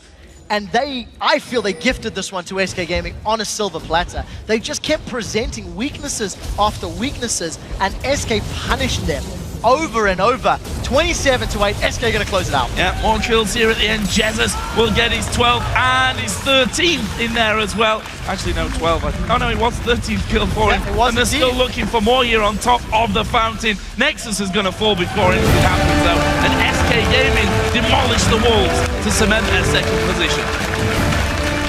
Night and day. 2 different performances from the same team. Copenhagen Wolves topple the league leaders. Maybe fueled on adrenaline, excitement, and looking for blood. Overcommit against SK. This game really just boils down to being in the wrong place at the wrong time so many times. Yeah, and we have to talk about the very start of it for Coutard here in particular. 70 CS down by the end of it. 0-8-4. Spent so much time roaming. Was level 2 with I think 5 CS if I'm correct on that one, while Twisted Fate is already 2-3 levels above him, and then gets caught out in the jungle for an easy kill. By the point you're talking about, Jesus was already level 5 with 30 CS. And the decision making to have a roaming Lulu, in theory, could have helped. It helped Youngbuck in the laning phase. The problem is, Coutard took too long to get back to lane. It took too long to get back to a standard style of play. And then it just felt like they got stuck in this mindset of play aggressive, give in the face, go, go, go. against Twisted Fate, against Renekton, against these champions that punished them. And more importantly than just the champion composition, but the way SK had played. They had moved support up. They had numbers to back up against Copenhagen Wolves' aggressive plays. You need to read that, and you need to respond to it. And on top of all of that, Wolves didn't have the vision. They didn't have the same number of wards down that they have been doing in previous games, so they couldn't make use of that strategy. Let's talk Jesus here for a moment. 13-1-9 he finished at the end of that. And while we normally grade a Twisted Fate performance from the amount of destinies that pull off kills in the laning phase, this one was a little bit harder to grade it, I think, in that same way because of the fact that the Wolves were all over the map this entire time. So what I would say about Jesus' performance in this game, while he didn't necessarily play in such a way to convince me it was a good play, he punished mistakes in an incredibly positive way. So it was a reactive TF and went, oh, you're out of position, I'll kill you again. You're out of position, I'll kill you again. Very importantly, gold cards every time. When there were champions to stun down, it was a gold card. I would dare say I didn't see any of them being not gold cards. So solid performance. It's another champion that Jesus, I think, can pull out in the future. And for everyone else watching this game, would have to be considering, especially when you think about how strong SK are in the mid game in terms of their map play. You add TF into the equation, it just makes them all the more powerful. So after 2 games here for the Copenhagen Wolves using this strategy, 1 massive win, 1 massive loss, is it a hit or a miss? I think if they can calm themselves down and they can play more intelligently, I think the strategy can work again. But I do feel that in this matchup, because of the fact that Copenhagen Wolves had baited something, SK responded and Wolves just kept doing it. They telegraphed their moves, they telegraphed their strategy. They need to be more reactive and responsive. And they showed good intelligence in drafting a plan. And they showed terrible intelligence in adjusting it on the fly. Well, a good win for SK Gaming nonetheless to cement that second position. We actually have Shox and Deficio standing by with Candy Panda for an insider's look into that SK victory. So let's send it over there. Thank you very much, Joe. Indeed, joined by SK's Carry Panda, I was going to say, but AD Carry, Candy Panda. It does apply. Candy Panda, tell me if you saw what happened earlier in the game of Copenhagen Wolves versus Alliance, and if that made a difference in the way you went into this game and strategy-wise. Yeah, so first of all, we banned out the Rise because we felt it was part of their strategy. And then we also didn't pick those squishy champions like Alliance did because they had the Kog'Maw, they had the Nami and the Orianna, all of which are really prone to getting caught in by Braum, Lee Sin combo. It's so easy to stun them up. So we went with Morgana, Caitlyn, with Shada to catch. And yeah, they did the same, and this time we didn't get caught. It really seemed like you have the game under control from the start. I mean, from your point of view, was there ever a time where you're like, oh, we might lose this one, or was it just easy peasy, we got this all the way? It's never easy peasy, but it felt like since they couldn't snowball like they did on Alliance, we had much better chances. Even though they pressured Renekton top really hard, we sent Morgana mid, which Alliance didn't do either. So we had one more man in the middle to react to what they did, and then we could handle the pressure much better. Very smart of you to say, of course, it's never easy peasy because yesterday wasn't the easiest day for you guys. Can you break down for us, maybe starting with the game versus Alliance, which was particularly tough for you guys? Sorry again? Yeah, the crowd's cheering. Can you break down what happened yesterday in your team and in your camp? And let's start with the game versus Alliance. Well, against Alliance, it was just a series of unlucky events. So we just surrendered in 21 minutes. The game was over. I don't know. Sometimes you just have a bad game. It happened. True. But is this something for you, SK Gaming? I mean, N-rated earlier in the season, he talked about how your early game needs to get better. Otherwise, again, once you really start meeting international teams as well, you might have issues. For you, how do you improve the early game? How do you think you guys can actually improve the early game? Because you are such a good team when it comes to team fights and the late game points. But how do you improve this early game? Yeah, I feel like one of the things is that we sacrifice some early game pressure to get those great mid-game combos. We try to balance it out between having a lane that can actually lane against enemy lane, but also is good overall in the team comp. So, I mean, we could improve our early game really easy by just picking strong lanes in every lane, but then they wouldn't fit together, so you always have to balance it out. Of course, we're trying to improve the early game despite that, but it's not that easy, and we just have to find the synergies between the champions. Finally, tell me, after Superweek is done for you guys, 2-2, what is your vision on the standings right now? And do you feel that there is a bigger difference or a smaller difference between you guys and the rest of the teams as there was in the spring split? Yeah, of course. Right now, we are still second, I believe. And that's our goal. We just want to be first or second. And that's where we are right now. So nothing changed for us. Our goal stayed the same. And for the next weeks, of course, especially for the last Super Week, we don't want to go 2-2 again. But we will learn from this week and we will do better the next weeks. Well, great rebound here in this game. Fantastic performance. Thank you very much. Thanks. All right, we need to take a quick break, but we'll be right back with a clash of the Titans as Alliance takes on Fnatic. You won't want to miss it.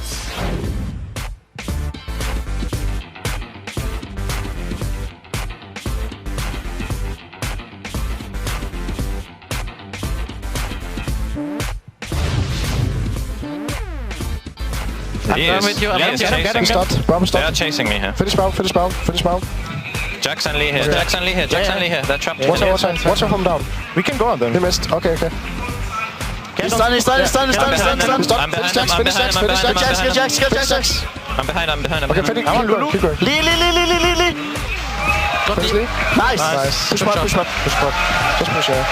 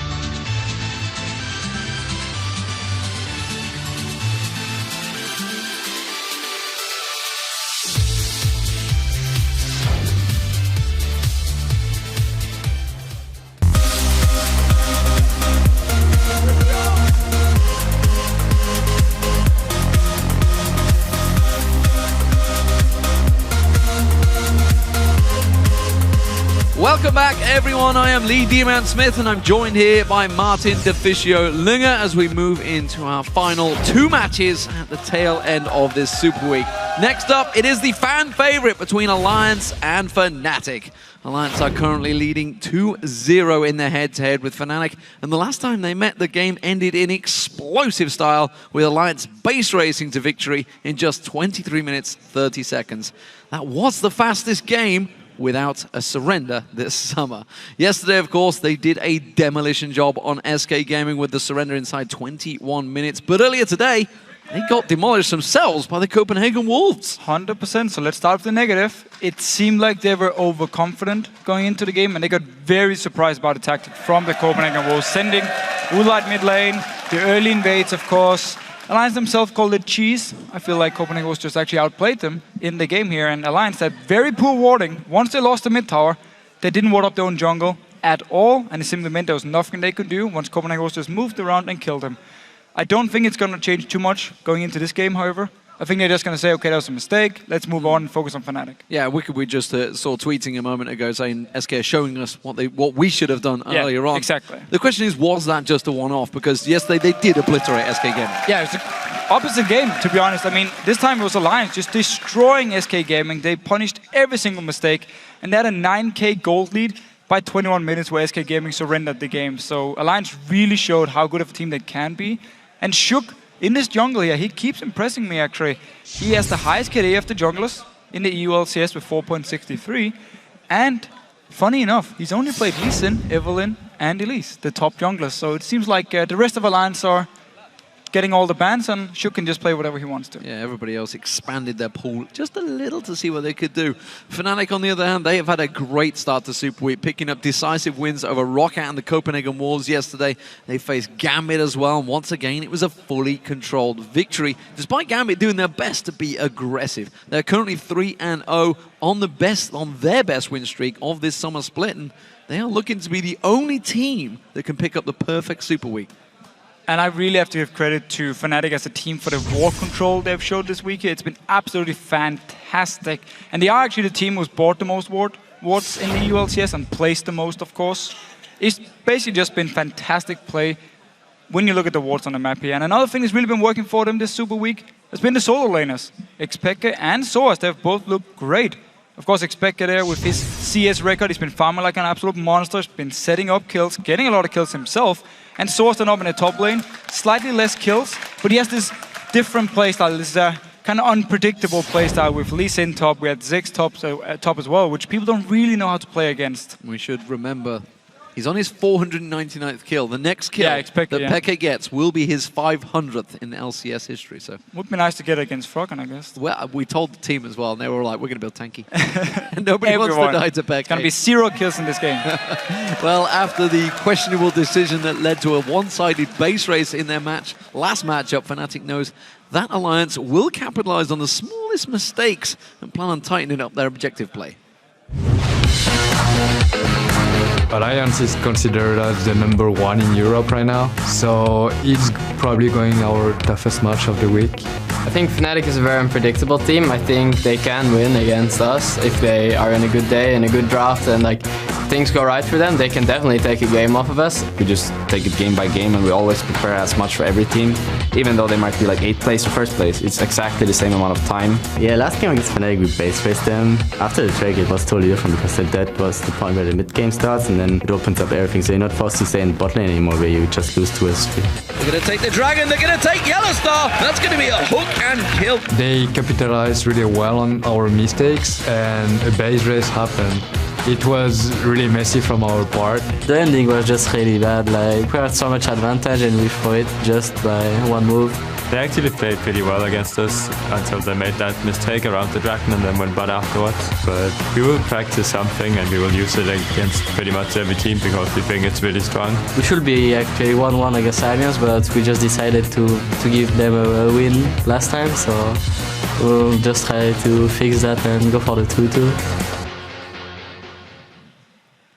So I think it's pretty safe to say they don't want to fall for that once again. No, I think they're going to back off this time instead of just keep pushing up for the tower. Well, they've been great so far in Superweek. Let's see how they turn out against Alliance. Let's check out those starting lineups. Over on the blue side, it is Alliance. They are the league leaders despite that loss earlier on today. That means Wicked's in the top lane, Shook in the jungle, Froggen in the mid lane, Tabs as the AD carry, and Nif in support. And on the red side, we have Fnatic with Source in the top lane, Cyanide in the jungle, Xpeke as the mid laner, Reckless as the AD carry, and Yellowstar on support. And our featured matchup for this game focuses on the two best supports in the European LCS, who are both playmakers for their teams. They are, of course, Nif and Yellowstar. And Yellowstar, he's been absolutely fantastic this week. He has 91.7% kill participation and a KDA of 14.6. So he's been part of pretty much everything Fnatic has been doing, and he's just playing so well.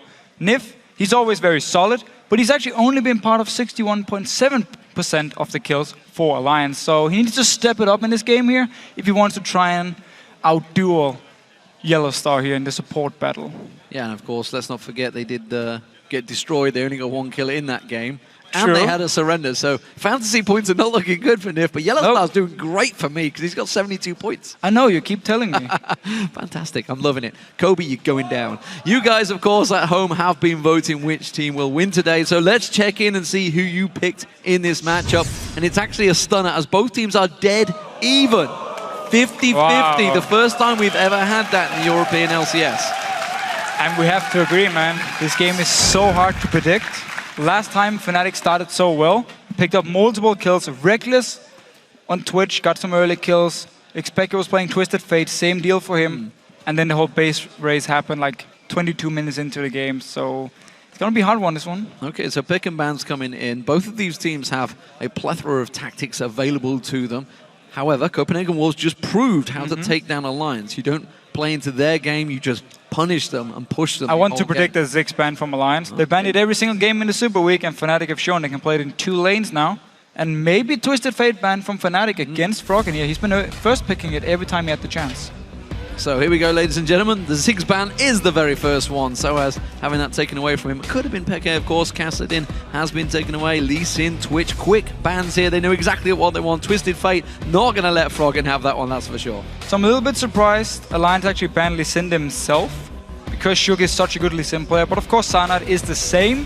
We might see Alliance then just trade the 2 junglers left, Elise and Evelyn, and just first pick something else. I wonder if Wicked's praying that KO doesn't get banned out here. It is could be up on the cards. Jax is also out there. There's There's the the KO KO ban. There's no surprises there. 4.10. 4.11 had some changes. You guys at home on live will have seen that. But Orianna is the first choice. So interesting that they've gone for that first pick. Of course, Peke set the record on that yesterday. The first to 300 CS.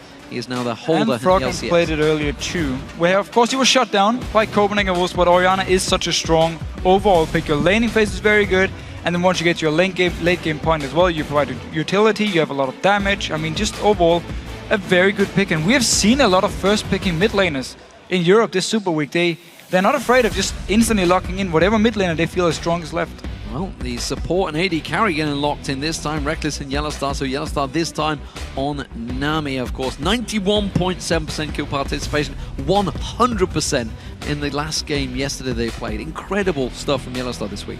And we've seen him engage a lot of fights actually by either landing hooks or binding some Morgana, but now on Nami, we might see him focus a little bit more on disengaging, unless he feels like he can land a good bubble and start the whole fight for Fnatic. And with Lucian, of course, you have such a strong lane at trading, because you put the E onto Lucian, he dashes forward or shoots forward with the Q, and you get this double auto attack with your E proc in both of them. So very strong lane at trading, and also, of course, you have sustain from Nami, which is one of the reasons she's so popular at the moment. So Froggen's got his hands on Lulu in that top lane, wasn't banned out, was left through, snuck through the cracks, honestly. I'm pretty sure Fnatic would have gone to it Gonna be wicked if then, it was huh? possible. We do see Evelyn was the other selection for Shook. Vegar's been highlighted for Peke, but that's going to come through. So double AP for Alliance and taking Evelyn because, again, they banned away the Lee Sin. It would work well against double AP. True, it would. I mean, we need to see here. Their Lee Sin ban, of course, from Alliance was because Fnatic have played it in the top lane as well. So don't want to deal with Source and didn't want to first pick it, so they were afraid of Fnatic actually early picking the Lee Sin. and therefore they go with Evelynn, at least of course for Fnatic. Simple. You trade lock for Sign. You just trade the top junglers. Lulu top for Wicked. I've not been too impressed by his Lulu yet. I generally feel like he's a lot better on bruisers and not these AP champions. He still plays the same style. He does. Like He he's not stays a big in the bruiser, front. still goes out in the front, Yeah. wild growth himself, hope he survives. If he dies, instantly, tough luck. Well, Syndra was finally locked in for Peke. He's actually been one of the few that's played it fairly regularly. You can see those stats. Hasn't worked out 100%, but then again, he's been up against LeBlancs before. We've always questioned that one, but... Well, it should actually be in favor of Syndra. You have outplay potential. But in teamfights, of course, it's very hard because one misstep, one miss you're skill going to shot, get jumped, you're dead. You're But dead, that's not it. quite the same case. LeBlanc, of course, had the change in the 4.10 patch. It's a bit risky for Peke anyway with Syndra here because he's against double shield already. Lulu, wild growth the shield as well. And you have the shield from Orianna. So it can be hard for him to burst down a target if Alliance is ready, if they see where he's going with it. Also, the ball from Orianna and the flank potential from Evelynn is very scary for Syndra in teamfights because it's so hard to position yourself properly. And it's going to be hard for him to find the target, especially also with Alliance. Having so many ranged champions staying far away from him, so he needs to get close. And then there's a chance of the ball or Evelynn collapsing onto him and just killing him. Just imagine how hard Shook's going to be to kill. He's going to have the Agony's Embrace shield, he's going to have the Lulu shield, the Orianna shield, and Thresh can throw his Lantern out as well and get that extra shield. This could be tricky for Fnatic. A lot of shields for Alliance. What are Fnatic going to choose for their final top lane? Well, so Lee Sin has been banned away, which is something, of course, we've seen Soaz play. Actually, 2 bans towards him if you look at the Ziggs ban as well. Renekton and Shyvana would be possible options. Shyvana is still a good all-around pick for the top lane. Lulu is a bit of an annoying thing to deal with as a melee bruiser though up in this top lane, because she will poke you and she will kite you around forever. So unless Fnatic decides to lane swap, which is where Shyvana would fit in really well, because Lulu, she has issues farming in the jungle. She will get denied a lot of CS, which where Shyvana can jungle really well, especially together with an Elise and clear the jungle very fast. Well, so far this week, Oh! has been, oh good lord. So far this week it has been Lulu and Lee Sin for Soaz, but Yorick is back in the top lane. Oh, Yorick. Well, still, I can tell it you would now, actually help Expect out if he gets out of position. Yorick is there to save the day. He comes back up. It's actually the and keep second doing time some we've seen it damage. in the top lane. Yeah, it is. It is. Was it Freddy who ran it too? It was Freddy, yeah. Freddy With ran it. So Ash and 24 Zyra start, thing we'll see from how it SK works. Gaming. He is, of course, a very strong laner. Yeah. Still needs to build up some items here. We need to see if he wants to go for Chalice as the mana region, or if he's going towards Essence Reaver or maybe the tier. I mean, the key, or used to be the key with Yorick, is you'd have the Cassiopeia in there or something like that, and you'd obviously use the ultimate on him. Only Lucian really there. Would he go for Syndra? Would he just do it himself? Well, he could do it on himself, but you generally want to get it on one of your carries. I mean, the Syndra could be the option, so Expected can go all in, use everything he has, die in the middle of everything, get resurrected once again, come back to the fight, or we can maybe see Reckless try and do the same deal, go very aggressive in the start, get the ulti here, and if he builds Blade of the Ruined King and you get the Ghost with it too, should have worked out really well for Fnatic. Well, with the supports locked in, who do you think has come out ahead? Tweet us hashtag Nif or hashtag Yellowstar. Of course, Nif is on Nami, Yellowstar is on Thresh. Send it to @LOL Esports. All the way We'll around. Tally up the results. Nif is on Thresh. So, I know what I meant. The goldfish is out there. They'll be on to us. But Morgana was available and nobody went for it. That's an interesting one straight away in itself, because both these players have been first locking that Morgana in. They ignored it this time around. It was a very early Nami pick as well for Fnatic. Actually, they knew they wanted it. They wanted to disengage here. First pick. Yeah. First pick. We'll see how it works out, ladies and gentlemen. Here we go. Can Fnatic get themselves the perfect Super Week? And can Alliance stay at the top of the table? Their win streak once again has been cut down. The Copenhagen Wolves dealt with that, so Fnatic didn't need to defend their record. It's the second time, by the way, that Alliance have reached that marker. This time 7-0, unable to reach the 9-0. Also, it stops their Cloud9 record that was 23-2, 23-2, 21-2. I can't remember which one it was. Either way, they're not going to get it. Nope. Because they're at 14-3. It is gone. Let's see Fnatic here. Late game, they might have some issues. Taps, wise enough, didn't actually face check. But late game for Fnatic here. Because again, well, Yorick can resurrect someone, but his own damage in team fights. Often you just kite him around, he won't actually get to do too much in these fights. And that's where Fnatic might have some issues, especially also because taps will scale really well, become a hyper carry in the late game. And Xpeke on Syndra here, often you see teams get the Banshees, get the magic resist against him, and therefore deny him the chance to blow up a target, making it very hard for Fnatic to instantly kill someone, where Alliance, with this late game scaling on both Froggen and taps, will be very strong. And then, of course, the utility from Wicked. Oh, Nif didn't go straight away for any death sentence. I didn't see whether he'd actually leveled up. He generally go Flay level 1, so depends. Going towards it, yeah. I didn't see whether he'd actually leveled anything up instead. Reckless steps away, ward goes down. Everybody knows where they are. It seems we're going to have top laners quite happily facing off against each other. And standard meta start out here. Blue being protected by Fnatic. They weren't sure whether Alliance were going to try to sneak in. Shook is, of course. Well, Alliance need to be careful here. They might get collapsed on. 4 members moving in. Oh, they're caught. They're caught. Yellow Star, can he land an Aqua Prison? He catches on towards Nif. It's not going to be enough damage going down. Instead, he flays on towards Reckless, who doesn't trade too badly. And it's Nif that came out definitely worse for wear in that fight. So forcing a potion from Nif, and he now needs to regain a bit also with the Relic Shield. Source getting a good early start here in Wicked, waiting in the bush. Yeah, just going to catch him out and get a good 3 auto attacks on towards him, shields that off. Aqua Prison once again landing on Tabs. Now we saw this the other day with Tabs, of course, and basically Cogmore players. They're going to be pretty weak until around level 5. I still like the pick. It's not terrible in lane, it's okay, but against a Lucian, of course, it's very hard. But the pick itself is still very, very strong because you weren't affected by the Bloodthirster changes. Bladed Rune King and Trinity Force are still the 2 key items on you and should be the 2 first items for taps in the game here. So it is a very strong pick, and also a pick in Korea, which is banned in pretty much every single game. Yeah, they 100% managed to go towards that one. Tabs gets a double tap on him. Reckless putting the damage back on Nif. Has to flash out of the Aqua Prison this time around. That is desperately important. Let's keep our eyes on side and see whether he pays a visit down there. As you mentioned, both Summoner Spell flashes burn. And last time these 2 teams met each other, Cyanide came bot lane multiple times early on. They got 2 early kills, gave them over to Reckless because Cyanide kept coming down for the ganks. Now both flashes going from Taps and Nif. If they push out this lane, Cyanide might just walk down and pick up first blood. Well, they believe that Yellow Star may well come out ahead in this clash. We'll see how it works out. At top lane, Soaz is putting some serious hurt down on Wicked. Not feeling too comfortable just yet, and Soaz has got himself laning against Yorick is so annoying. Give him a flask and some mana potions, and he's just gonna spam these ghouls in your face. And the only way you can actually avoid them is if you run into the bush, and they will run back to the minions because they lose vision of you. But once you push all the way down to your tower, you're just gonna have to tank them up, and damn you, Yorick. Yeah, and you can see the difference it's already having. 23 CS to 6, and it's already drawing the attention. Shook's like, well, I'm gonna have to come up, either help out Wicked or let him fight on his own. Pink Ward spots out Shook in the river. That means Sino knows he's got some free time in the bottom half of the jungle. He immediately makes a move. Yeah, he's moving down here. Can either go towards the mid lane, or actually no, he will move down to this bottom lane here. He will just bait us and now go to the Raves instead.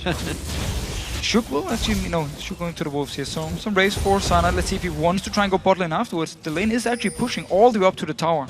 Well, he could just rappel straight on towards Froggen, who does have flash available. Instead, it is going to be the bottom lane. That would make more sense. Both flashes are gone in the bottom lane. So Tabs and Nif, if they're staying too far up the lane, they've got no ward in this tri-bridge. They could come straight around for this one. Oh, this is not good here. Yellowstone needs to land a bubble as engage. He will go for it.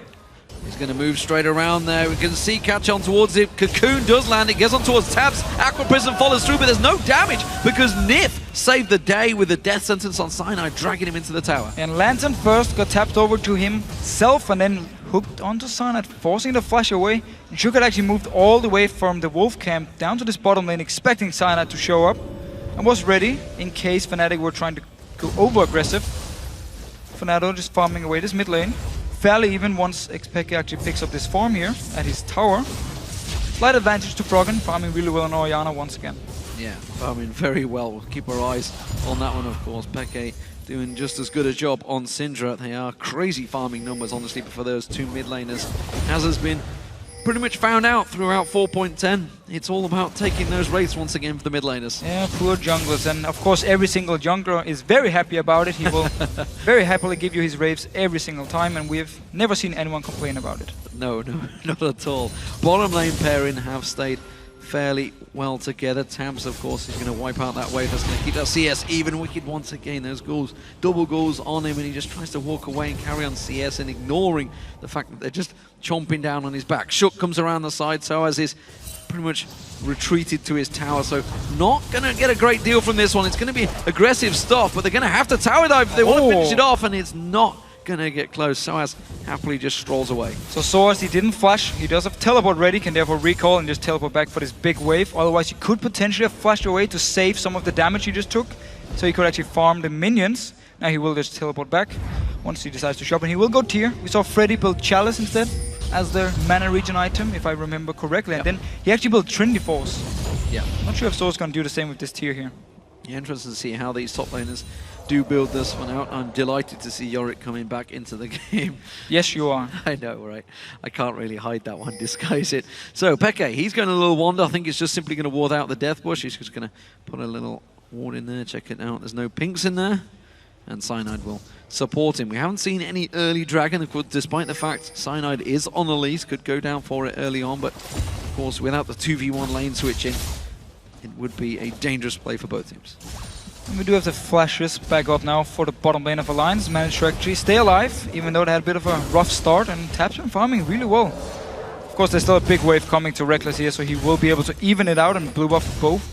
This is probably one of the most standard games we've had. Yes. Like, blue buff going over to both here, nobody trying to invade anything, just happily farming away for now.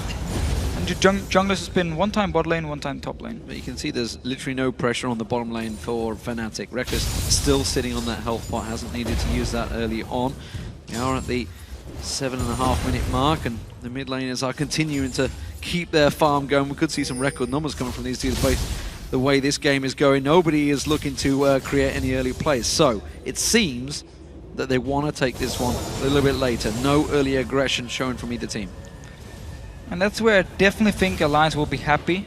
Get some ability power on both Wicked and Froggen, so the shields become even stronger, and just use them to try and bait out the ult from Xpeke. Instantly shield the target, you even have Wild Growth, make sure the target stays alive, and now the burst potential of Syndra is gone. And it could be the way for their team fights, because Tabs, I mean, they have a lot of protection for him. Multiple members who can try and save him in these fights, and he will become an absolute monster in the late game. Where we probably see Reckless go, he's actually already built the Cutlass, so he will go to Bladed Rune King, into Ghostblade, and then look for his mid-game power spike instead, where Fnatic can try and force things. But Tabs will still be fairly strong in his mid-game if he builds Trinity Force as the first item.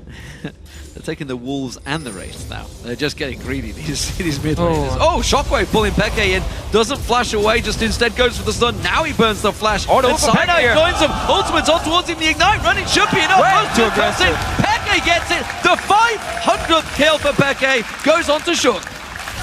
And that was so weird by Shook. He flashed into the tower even though Froggen was stunned. And there was no chance of him to get the kill. Cyanide got the kill. Cyanide got the kill, yeah. Managed to take it away. Poor old Xpeke didn't actually get it. Yeah. Almost. Don't worry, that Shook. was a weird play by You're Shook. safe, Shook. It wasn't you that went down. Despite the Ignite running from Peke and the ultimate running, Cyanide snuck in and stole it with his poison tick. And the Dragon now. Oh, it's a side of Fnatic. Good early start here. Still, that was so over-aggressive by Shook. I don't know, he flashed into the tower. There's no chance for him to actually kill Xpeke in the exchange here. Good counter gank from Cyanide. Always around this mid lane. So this bottom lane pairing, they are now level 6, both bottom laners. Cyanide is going to pay a visit down here. Flash is back available for him any second now. Let's see whether this Aqua Prison can start things off. I don't think it's going to be possible. It's going to have to be a tower dive if they go for it. Aqua Prison does land. It's already recalling. Through, yeah. There was a ward in the second bush as well, so they would have spotted Cyanide if he did move forward. And we do see Trinity Force, first item here for Taps. And as we talked about earlier, of course, Reckless going towards the Bladed Rune King, which he really loves to do. In every single solo queue game, he will pick Lucian and build Blade, Ghostblade, Infinity Edge, and just kill people. Ooh, gonna start poking back and forward still. Very even between these lanes. Actually, even going into the late game, it's going to remain fairly even. The way that obviously Lucian builds, you can see he's going to go Bladed Rune King into Youmuu's. Tabs, I'm guessing, is probably going to go to Trinity Force. Trinity Force into Bladed Rune King, most likely into Infinity Edge as the third item, and then into a Last Whisper, unless he wants maybe a Bloodthirster to get the shield again against some of the burst from Syndra. There's multiple options. We could see him get some early magic resist if he wants to try and survive, but there's of course still some physical damage on the side of Fnatic he needs to worry about as well. Wicked taking some punishment, will get away from that one. Just speeds himself up with the help picks and gets away, no problem with that one. Bottom lane pairings. Should be Morello Normicon for Wicked as well. Equal stuff. Morello Normicon for Wicked, okay. He will build towards it. We've seen different build paths for Lulu top. Only went for the double Doran's ring as well. Yeah. Go for the triple. So we've seen double, we've seen triple. Yeah. I think just depends on how much gold you have the first time you're actually back if you want to go for the triple Dorans and then into the Morello Normicon. But he will build towards it, should be able to get it the next time. He did use the teleport. Same goes for Soas. Okay, there's no dragon, so they could safely do it. And then next time dragon spawns, we might see them join in for some fights here. And early magic resist from Source as well. There's a ward in this bush, so if Cyanide tries to sneak through, he will get spotted out. Shook is just back to base, so he's not going to be there. So it seems that, again, everyone will step away. Cyanide's waiting off at the side there. Wolves being taken by Peke. Raid's being taken by Froggen. Both these mid laners, they are just on a mission. Look at the CS compared to the rest of it. Just coming up to 12 minutes, they're at 130 mark. This is potentially a record themselves they could be going for here. Yeah, and they're out farming everyone else on the map. And seem happy, just clear the wave, go to your jungle. You don't really have to trade. Rek is going very aggressive here though. Nif. Aqua Prison catches on towards him, rides the way through, but there's not enough damage to follow through on this one. Tabs is going to take a bit more damage to Death Sentence onto Reckless. Shook comes around the side there. Cyanide's with them, doing protective duty. The ultimate coming out from Tabs is not enough to catch on Reckless, and he will get out alive. And Cyanide actually flashed Cocoon the minion right in front of him here, so didn't get it onto either Tabs or Nif, and they managed to disengage, and then actually re-engage with a very nice hook from Nif here. No flash on Shook though to actually come in and try and pick up the kill. And they end up just trading a lot of summoners back and forth here. Reckless used both his summoners. He jumped right in the face of Alliance trying to start a fight. Well, it was the cowl picked up by Soaz to make sure he counteracts that damage from Wicked. Wicked himself, as you mentioned, going to go for that Morello Nomicon in the top lane yet to complete it.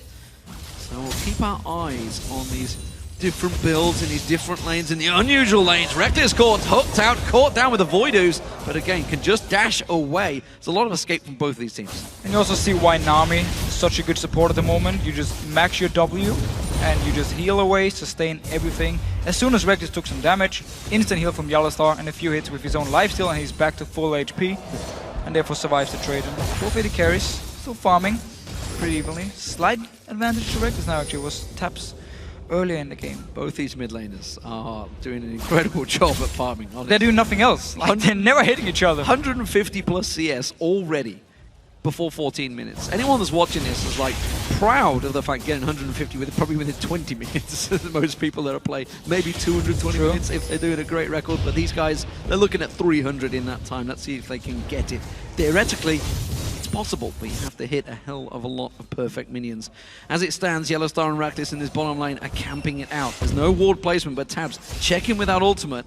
We'll try and find them. You could see the wave coming. Oh, the wave comes across. Tabs sidesteps it, but that puts him out of position. A good lantern from Nif. Gets caught in the Aqua Prison this time around. He's in all sorts of trouble. Death Sentence Reckless to the tower. Pulls him into the tower. He's going to go down. And now Tabs can chase on towards Yellowstar. Yellowstar will back away. A support for an AD carry. That's a good trade for Alliance. Yeah, Tabs managed to get the kill while Yellowstar took the kill on the side of Fnatic here. Now both junglers down this bottom lane. Let's see what's going to happen. Oh, they're going to put the ward down, but Shook's now in trouble. He gets caught out. The burst from Cyanide catches on towards him. But look at Tabs, the range on him. He's going to burst it back down and force them away. It is going to be safe play for Fnatic to back out of that one. And Tabs now, because again, he survives. He could stay, he could farm the wave, push it into the tower, now deny all this CS from Reckless. It's a big advantage to Alliance here. Nif dropped very, very low. Managed to get the hook in. Pulled Reckless into the tower. And therefore giving the kill over to Tabs. Good engage though from Yellowstar. Tidal wave, landed the bubble, of course there was no flash on Nif. Absolutely, 21:51 by the way was the record. These guys are clearly going for it. 182 to 182 CS, 15 minutes into this game. Wicked, look at actually Soaz, getting though. dived. Soaz going aggressive onto the tower there. He's going to back away and take some of those tower hits. It's already showing though, Soaz is becoming a real pain in the backside in that top lane. 141 CS to 114. Starting to bully out Wicked, who neither of these players actually had any help from the junglers so far. Well, tell a lie, Soaz had some help from Shook.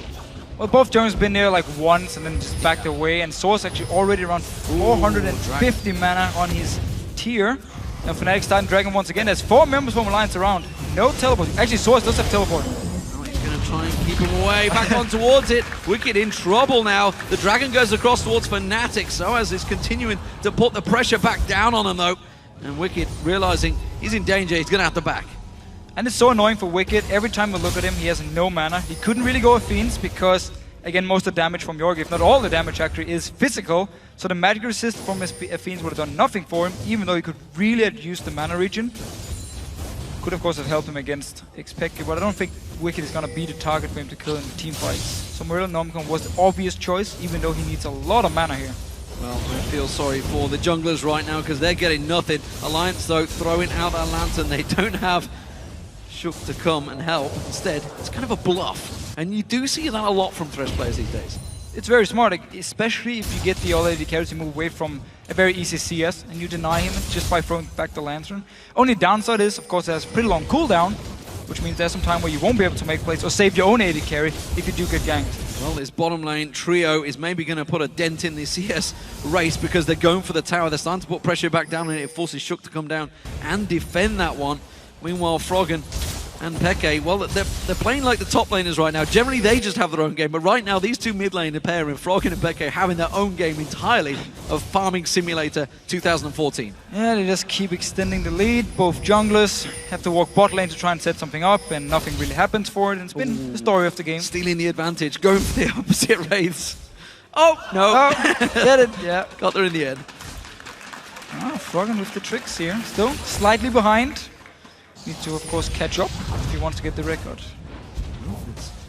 A record, ironically, that Peke stole. Froggen was close to claiming it, and Peke did record it. And both of them realized that they can go for this one.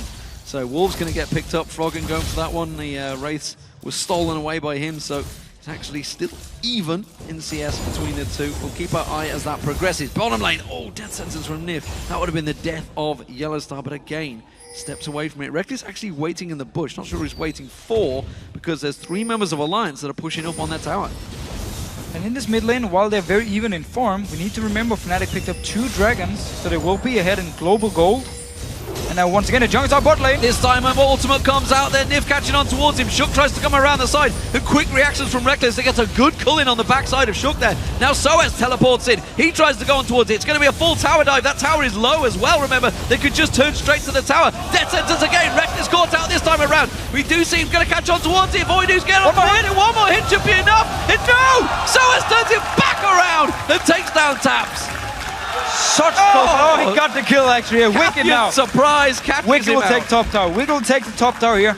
But we also saw the power of Lucian once you complete the blade in these small fights here. Fnatic turned it around, Source teleport in. Oh, Shook comes in, tries to sneak on towards him, the tower on towards Soaz, but now the flame from Nif keeps him at bay. The tower's still alive. No flash in Nif. Manages to get away here. Nif in all sorts of trouble. He's going to get locked up. That's going to be Cyanide with a kill. And this game is well on the edge right now. Wicked, go back to the top lane. Push the tower, please. After this red, we're just going to see the replay. Who comes in and engage from Yellowstar at the same time. Reckless doing all the damage, taps the same thing, but Lucian is so strong at this point. And then we see the teleport from Source coming down behind him. He wants to tower dive instantly. The tower is very low, but he's not dead yet, so still doing a lot of damage. Reckless going all in. Beautiful hook by Nif. And they just do so much damage. And we are calling one hit, so Taps, he will actually flash forward, try and get this very last hit on Reckless. He flashed out the Aqua Prison, he had to flash. He could have gone backwards. Could have gone backwards, try to get the kill, end up dying for it, but then he will actually get it with his passive in the very end. Ah, poor Reckless. So, close stuff in the bottom lane. That has been the focus. 2 kills for Taps, however. Yeah, 2 kills for him. He's a big advantage because, of course, we saw Yellowstar getting 1, Cyanide got the others. Wicked in this top lane. He's got now the duo parent of Reckless and Yellowstar because, of course, that bottom lane turret went down. They're keeping these 2 in the mid lane to play their own game right now. Nobody's got involved in that duel in terms of farm. Tabs in the bottom lane, trying to burn down the tower. Soaz, I'm not sure he can defend this one. He's not got enough to take down these minions. So both teams agreeing to just trade top tower for the bot tower because again they did the other thing just before where Wicked took top tower down and Fnatic managed to kill the bot tower of Alliance. Still, they actually need to get into the tower here. Wicked has some pretty good wave clear at this point, a lot of AP already. We'll try and hold the tower, but Cyanide will join in with Reckless and Yellowstar. Trying to take it down, and now Xpeke in trouble. Oh, they're going to try and put a dent in his farming record! as Froggen locks down Peke and takes him down for the kill. Not going to give Froggen an advantage. Oh, Reckless in trouble. The tower hit not quite enough to take him down. Try to dive Wicked here. Cyanide coming in. Wicked is very low. He needs to be careful. Yeah, very low in health, but he's got the shield. Oh, he gets caught out. Flashed out of the Aqua Prison, goes straight into the jaws of Cyanide, but it's Yellowstar with the kill. And once again here, Cyanide coming up. He's 2-0-2 at this point. Been part of pretty much everything for Fnatic. And we'll be able to take the tower here. Reckless dropped very low though from the first dive on Wicked. And he didn't. He stayed, thought he could actually get a kill. Sadly not. Cyanide ruins the day. No, Froggen, he's gonna have to farm a little bit if he wants to get this record. He's not too far away. 21-51, I want to say. I think it was. 21-51, 21-31 already. He needs 15 more. He's not going to get it. So Peke's record is safe in the LCS for now. Alliance, though, are grouping 4 members. Dragon up in 5 seconds' time. Source actually recalling to base, even though his teleport isn't ready. Seems to cancel it and then start again as Alliance start the Dragon. Wicked can join in with teleport here. Everyone from Fnatic is close. Reckless still farming the bottom lane though, so it's going to be a Dragon for Alliance. There's the Dragon teleport from Wicked. I'm trying to see where he's going to go. He's going to go around the side and instantly locked up by the Cocoon. So Alliance actually managed to get the Dragon. Reckless was farming the bottom lane. Source wanted to recall, so it didn't look like a team who actually wanted to fight for it. And gave it over for free to Alliance, who still is slightly behind in gold.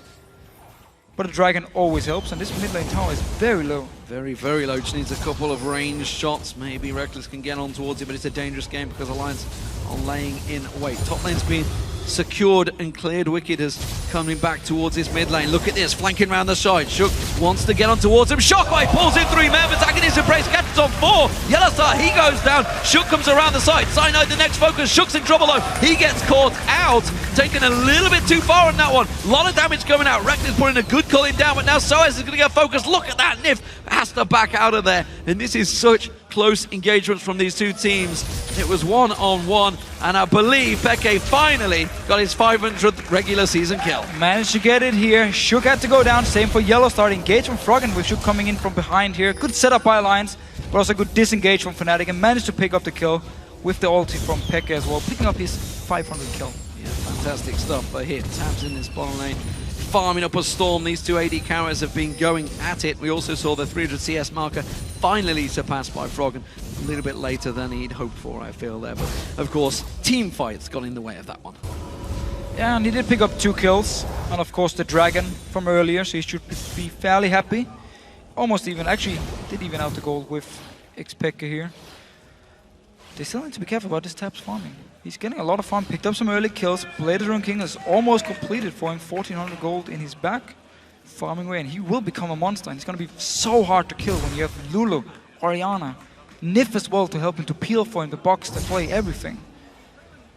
He could be a monster. We have seen Tabs time and time again carry the late game team fights for Alliance. So something we haven't drawn focus on is the builds of the two junglers, of course. We see the Banshee's Veil completed by both Soaz and Cyanide in that jungle area, whereas Shook, of course, going a little bit more aggressive, far more aggressive, in fact, going for that Hex Drinker. Second item. He's a bit aggressive, but still the shield with your own ulti from Evelyn, with the ulti shield as well from the Hex Drinker. It helps really well surviving the burst from someone like Syndra. So it makes sense, even though it is an offensive item.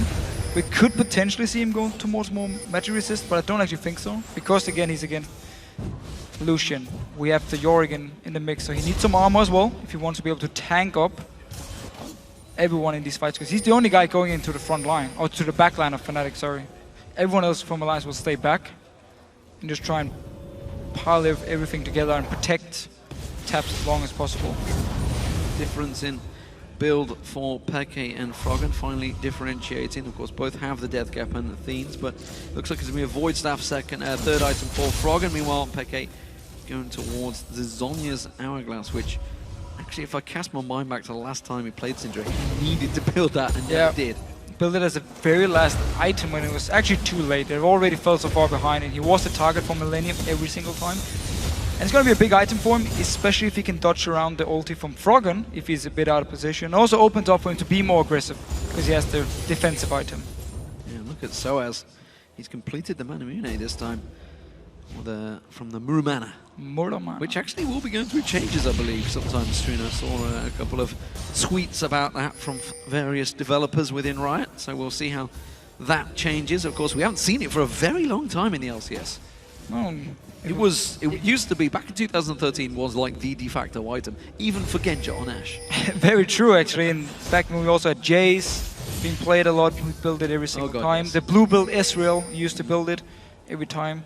And now, of course, so was on Yorick, who is actually very tanky. He's been farming really well. I know we've ignored his farm a little bit because we were looking at the mid laners, but he's been farming well. Gonna be very tanky and just be in the face of Alliance in these teamfights here and be so annoying. And we need to see if he wants to use the ult on Expected or Reckless, or if he just saves it to whatever first target will get blown up by Alliance. See how it works out for them. The teams are starting to regroup in this mid lane. You can see Alliance want to focus on this middle turret. Death Sentence from Nif not quite hooking onto the back of Yellow Star's fishy tail.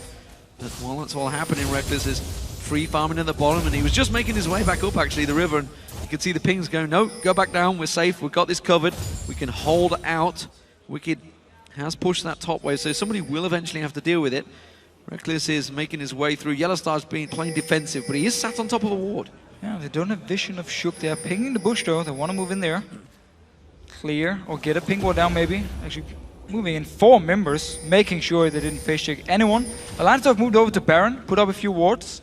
We might see a fight start here, because Alliance a bit out of position and Fnatic pushing down the mid lane. Yeah, Reckless using the scrying orb to check that Alliance were out of position. Now they want to bully them out here. You can see they come around the side there. They want to try and shove this inner turret, but Alliance are going to get in position. Death Sentence only catching on a Banshee's Veil. Shook hadn't popped that early enough, so it doesn't hook in Soaz. Alliance, they're back in defensive duties. We just saw the shield. When Wicked puts his E on a target and then Froggen does the same thing, is a massive shield already. And then you also have the Wild Growth.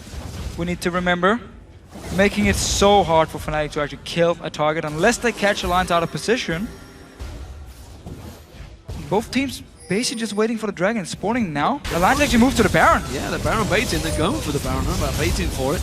Question is, Fnatic can react here, they have to move for it. Cyanide can repel in towards it. You can see he already puts a ward down. They check it out. It's a dangerous position. There's the wave coming through. They manage to avoid most of the damage. They get out. Cyanide cannot take the Baron down just yet. It's not low enough on health, and now Alliance going to try and retreat and catch on towards it. Peke has to use the stun. It does force Alliance away, and now Fnatic, they're on the move. They want to move for the inner turret, but it's a risky play. Alliance are still lingering. They're going to back off. But Wicked needs to back at least. He's down to 50% HP and almost used all the mana, so they're going to get some damage on this tower.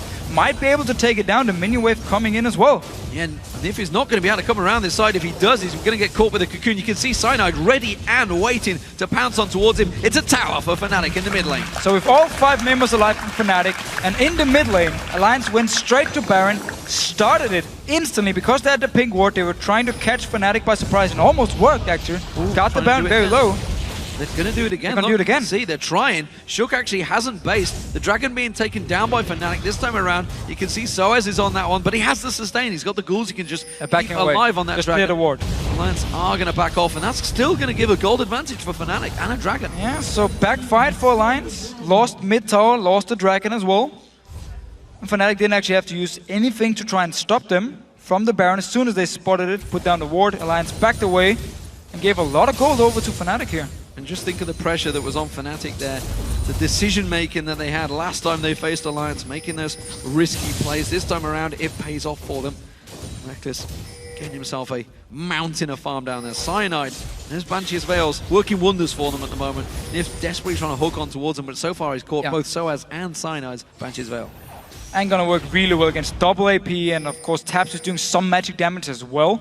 So Shook full, or not full, but doing magic damage too. A lot of targets here where the Banshees are gonna work wonders. And they're starting this Baron. Actually, this Soaz being scumbag, starting the Baron. Well, they don't realize that Reckless is not there. He's actually gone back to base because they've got no vision at all down in that bottom half of the Jungle Alliance, which is unusual for them. They normally like to keep some vision down there, but it's they need this mid tower down. They need to just take some pressure, and they're struggling. You can tell they're clearly struggling to try and siege something down here. Wicked looking like he may try and tank it with those shields. They do have a good comp to actually siege down the tower. A lot of disengage, a lot of shields, a long range from Taps as well to poke down the towers, but they've been respecting Fnatic. Doesn't want to risk getting in a bad situation. A good engage comes in for Yellow Star. and then the fight is on, and if Alliance is out of position, they might just end up dying for it. Reckless though, being hooked. Nif, is he going to follow through? The wave quickly pulled out from Yellowstar. Defensive play had to be used because they could have focused straight into Yellowstar there. Reckless. A lot of focus still on this Baron for Alliance. They really want to just get Fnatic in to face check them and then try and hook them and blow someone up. Fnatic just don't really seem to mind. I mean, they've been recalling, coming back, and now once again Alliance starting it. Fnatic still nearby with all their members. They need to go in and ward it, force Alliance away once again, and Soaz just pushing the mid lane. Yeah, they're trying to two-man it. It's not working out. Fnatic are not being fooled on this one. Soaz stomps on down that mid lane with the minions. Look at that, stops them off in their tracks. The rest of Fnatic reacting to this one. They're going to try and run in towards this inhibitor turret. It is only Tabs in defensive duties right now. Shook's going to come around the side, but he can't get too close. Wicked is recalling. Fnatic is running up towards the Baron now to clear out all the pink wards, deny the wards away from Alliance. There is, however, teleport on Wicked, so you can go back to base, heal up, join in case a fight should start. Will Fnatic start the Baron? Well, the ping wards are in there. Now it's taken the vision away from Alliance. I don't think they're too worried about it, honestly. Maybe this is what Alliance wanted, who knows? Oh, they're going to face check them. Oh, they're actually going to hook in there. Nif's going to get caught out, Cocoon on him, but that's a good Voidoo, slowing the entire team down. Shook tries to sneak around the side. A lot of shields coming out from Alliance. They fancy this one, but that's a great stuff from Peke. Kills all 4 members, and they quickly have to get away, but Peke just blows up Wicked. Wicked at all. Nif now goes down. Wicked did have his ult, but he didn't even get a chance to use the wild growth on himself. He was not expecting the burst from Peke from that ultimate. So this should be the Baron for Fnatic here. They're starting it, all 5 members alive. Breck is full HP, expect the same deal here. Alliance coming in, will try and stop it. Let's see what they can do. This is a tough steal. There's no mana on Tabs. He's on half hit points. Tabs has got no mana, so he can't use his ultimate. He's caught out, doesn't get caught onto the wave, but instead flashes away from this one. He's just running for his life. Meanwhile, the rest of the team are trying to keep them busy. It stops the Baron, though. We should keep Tabs on towards that one. Tabs trying to run around here. I think Soaz will catch the slow down on towards him. He's not going to be able to get away from this one.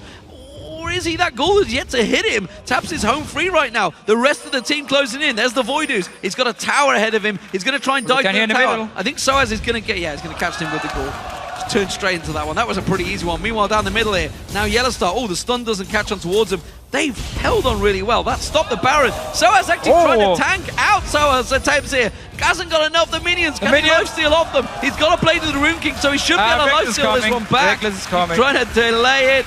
In comes Reckless to save the day. Hello. What's up, buddy? The call-in is enough to take him down. So I still find it very strange that Alliance is putting so much focus on this Baron. Now Fnatic starting it because Tabs is still dead for 38 seconds. And Alliance, they need to move in fast once again to try and stop it. But they are nearby. You can see Wicked still has that wild growth. Remember, the Shockwave is back available for Froggen as well. I'm not even sure that got used in the last fight. But Fnatic, they know they have a 4-on-5. Middle turret goes down. Alliance manages to take that one down. Peke caught out well there. A good stun comes out. Zonya's Hourglass. The ball could just get moved on towards him. Shockwave from Froggen. Not going to get used. He's going to hold it. He did already use it. Tell a lie. There's the wild growth finally being used on Shook. Again, a dissonance coming out from Froggen. They're putting some good damage down on this one. Fnatic, they have to back out of the Baron pit.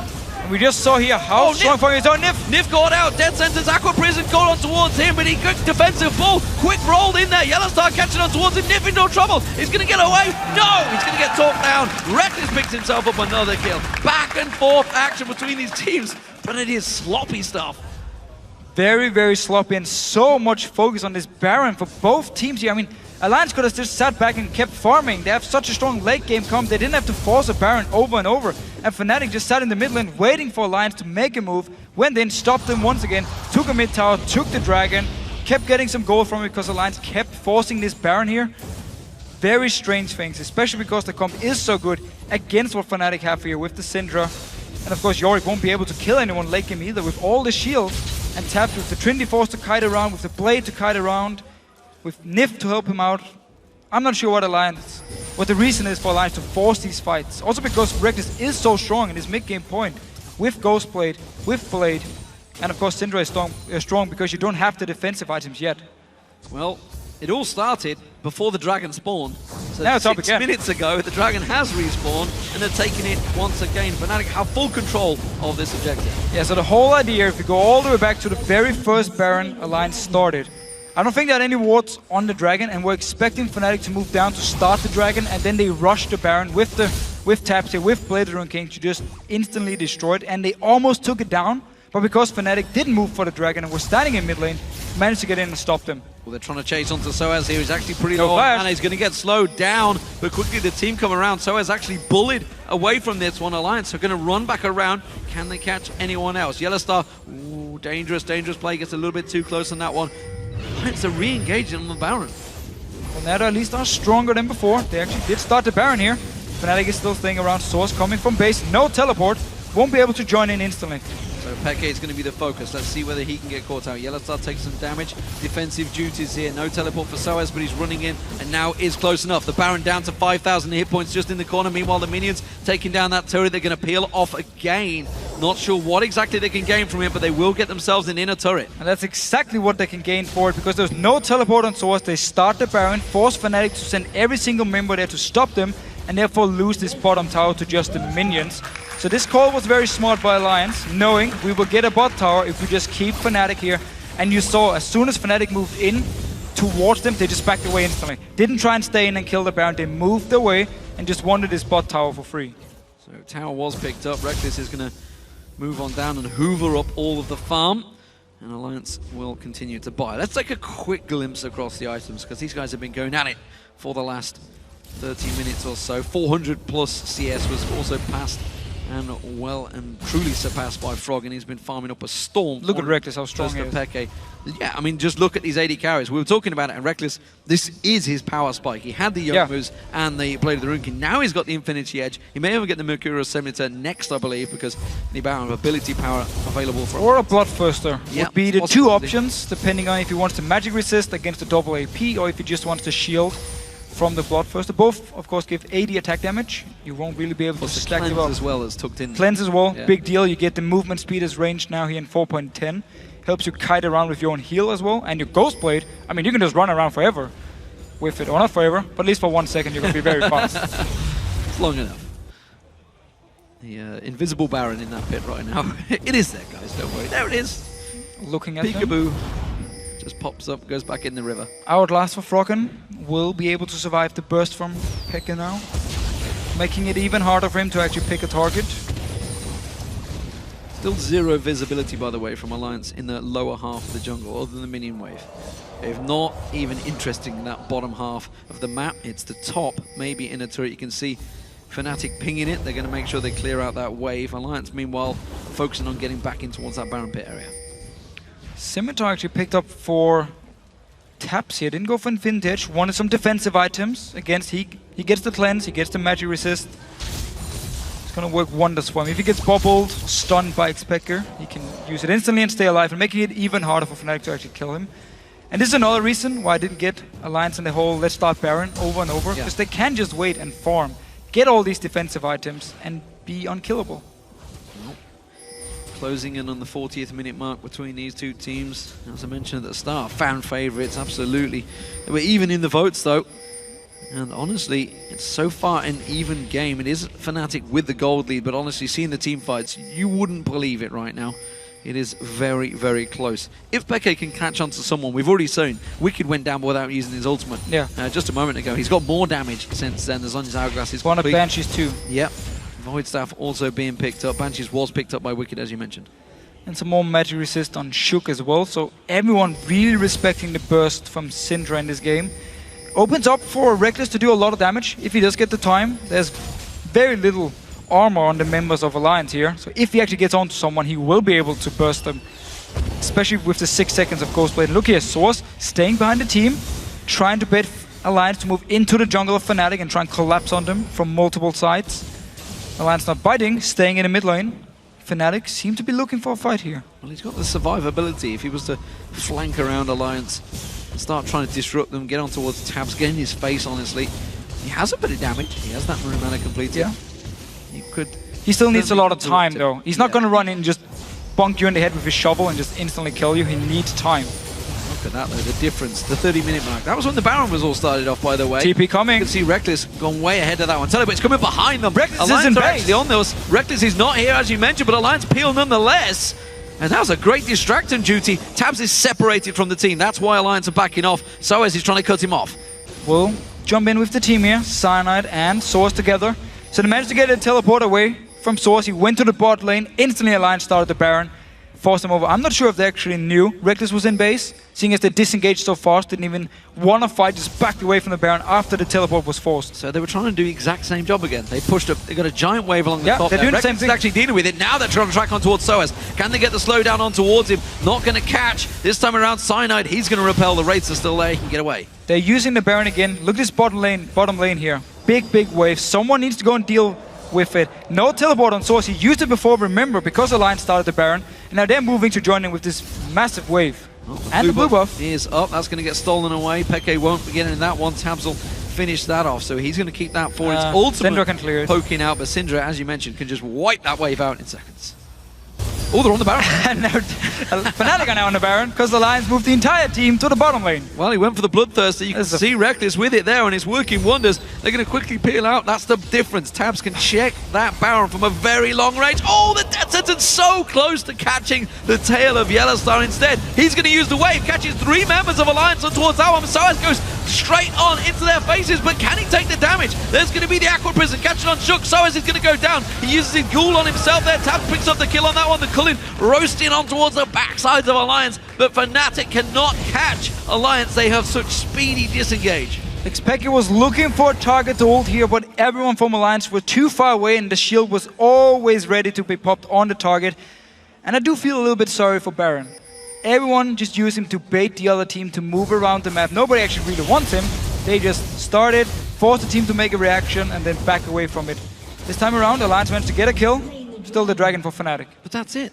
I mean, they got 1 kill, but they lost another Dragon, which means Fnatic stretch the lead. Oh, Shook caught Yellowstar out. He's not getting out of this one alive, that's for sure. Tabs finds on towards him. Last couple of hits. Tabs will secure Still 18 seconds on Source. This could be the Baron for Alliance. They're here with 5 members. They decide not to start it now and want to look for the fight instead. The Voidoo's on Cyanide is going to catch him, slow him down. He's going to repel once again to the Wraiths, though. They have a wave of minions, but this time they're going to go back to Baron. A little bit delayed. Teleport not available for Soaz, but he has respawned. They're back on the Baron.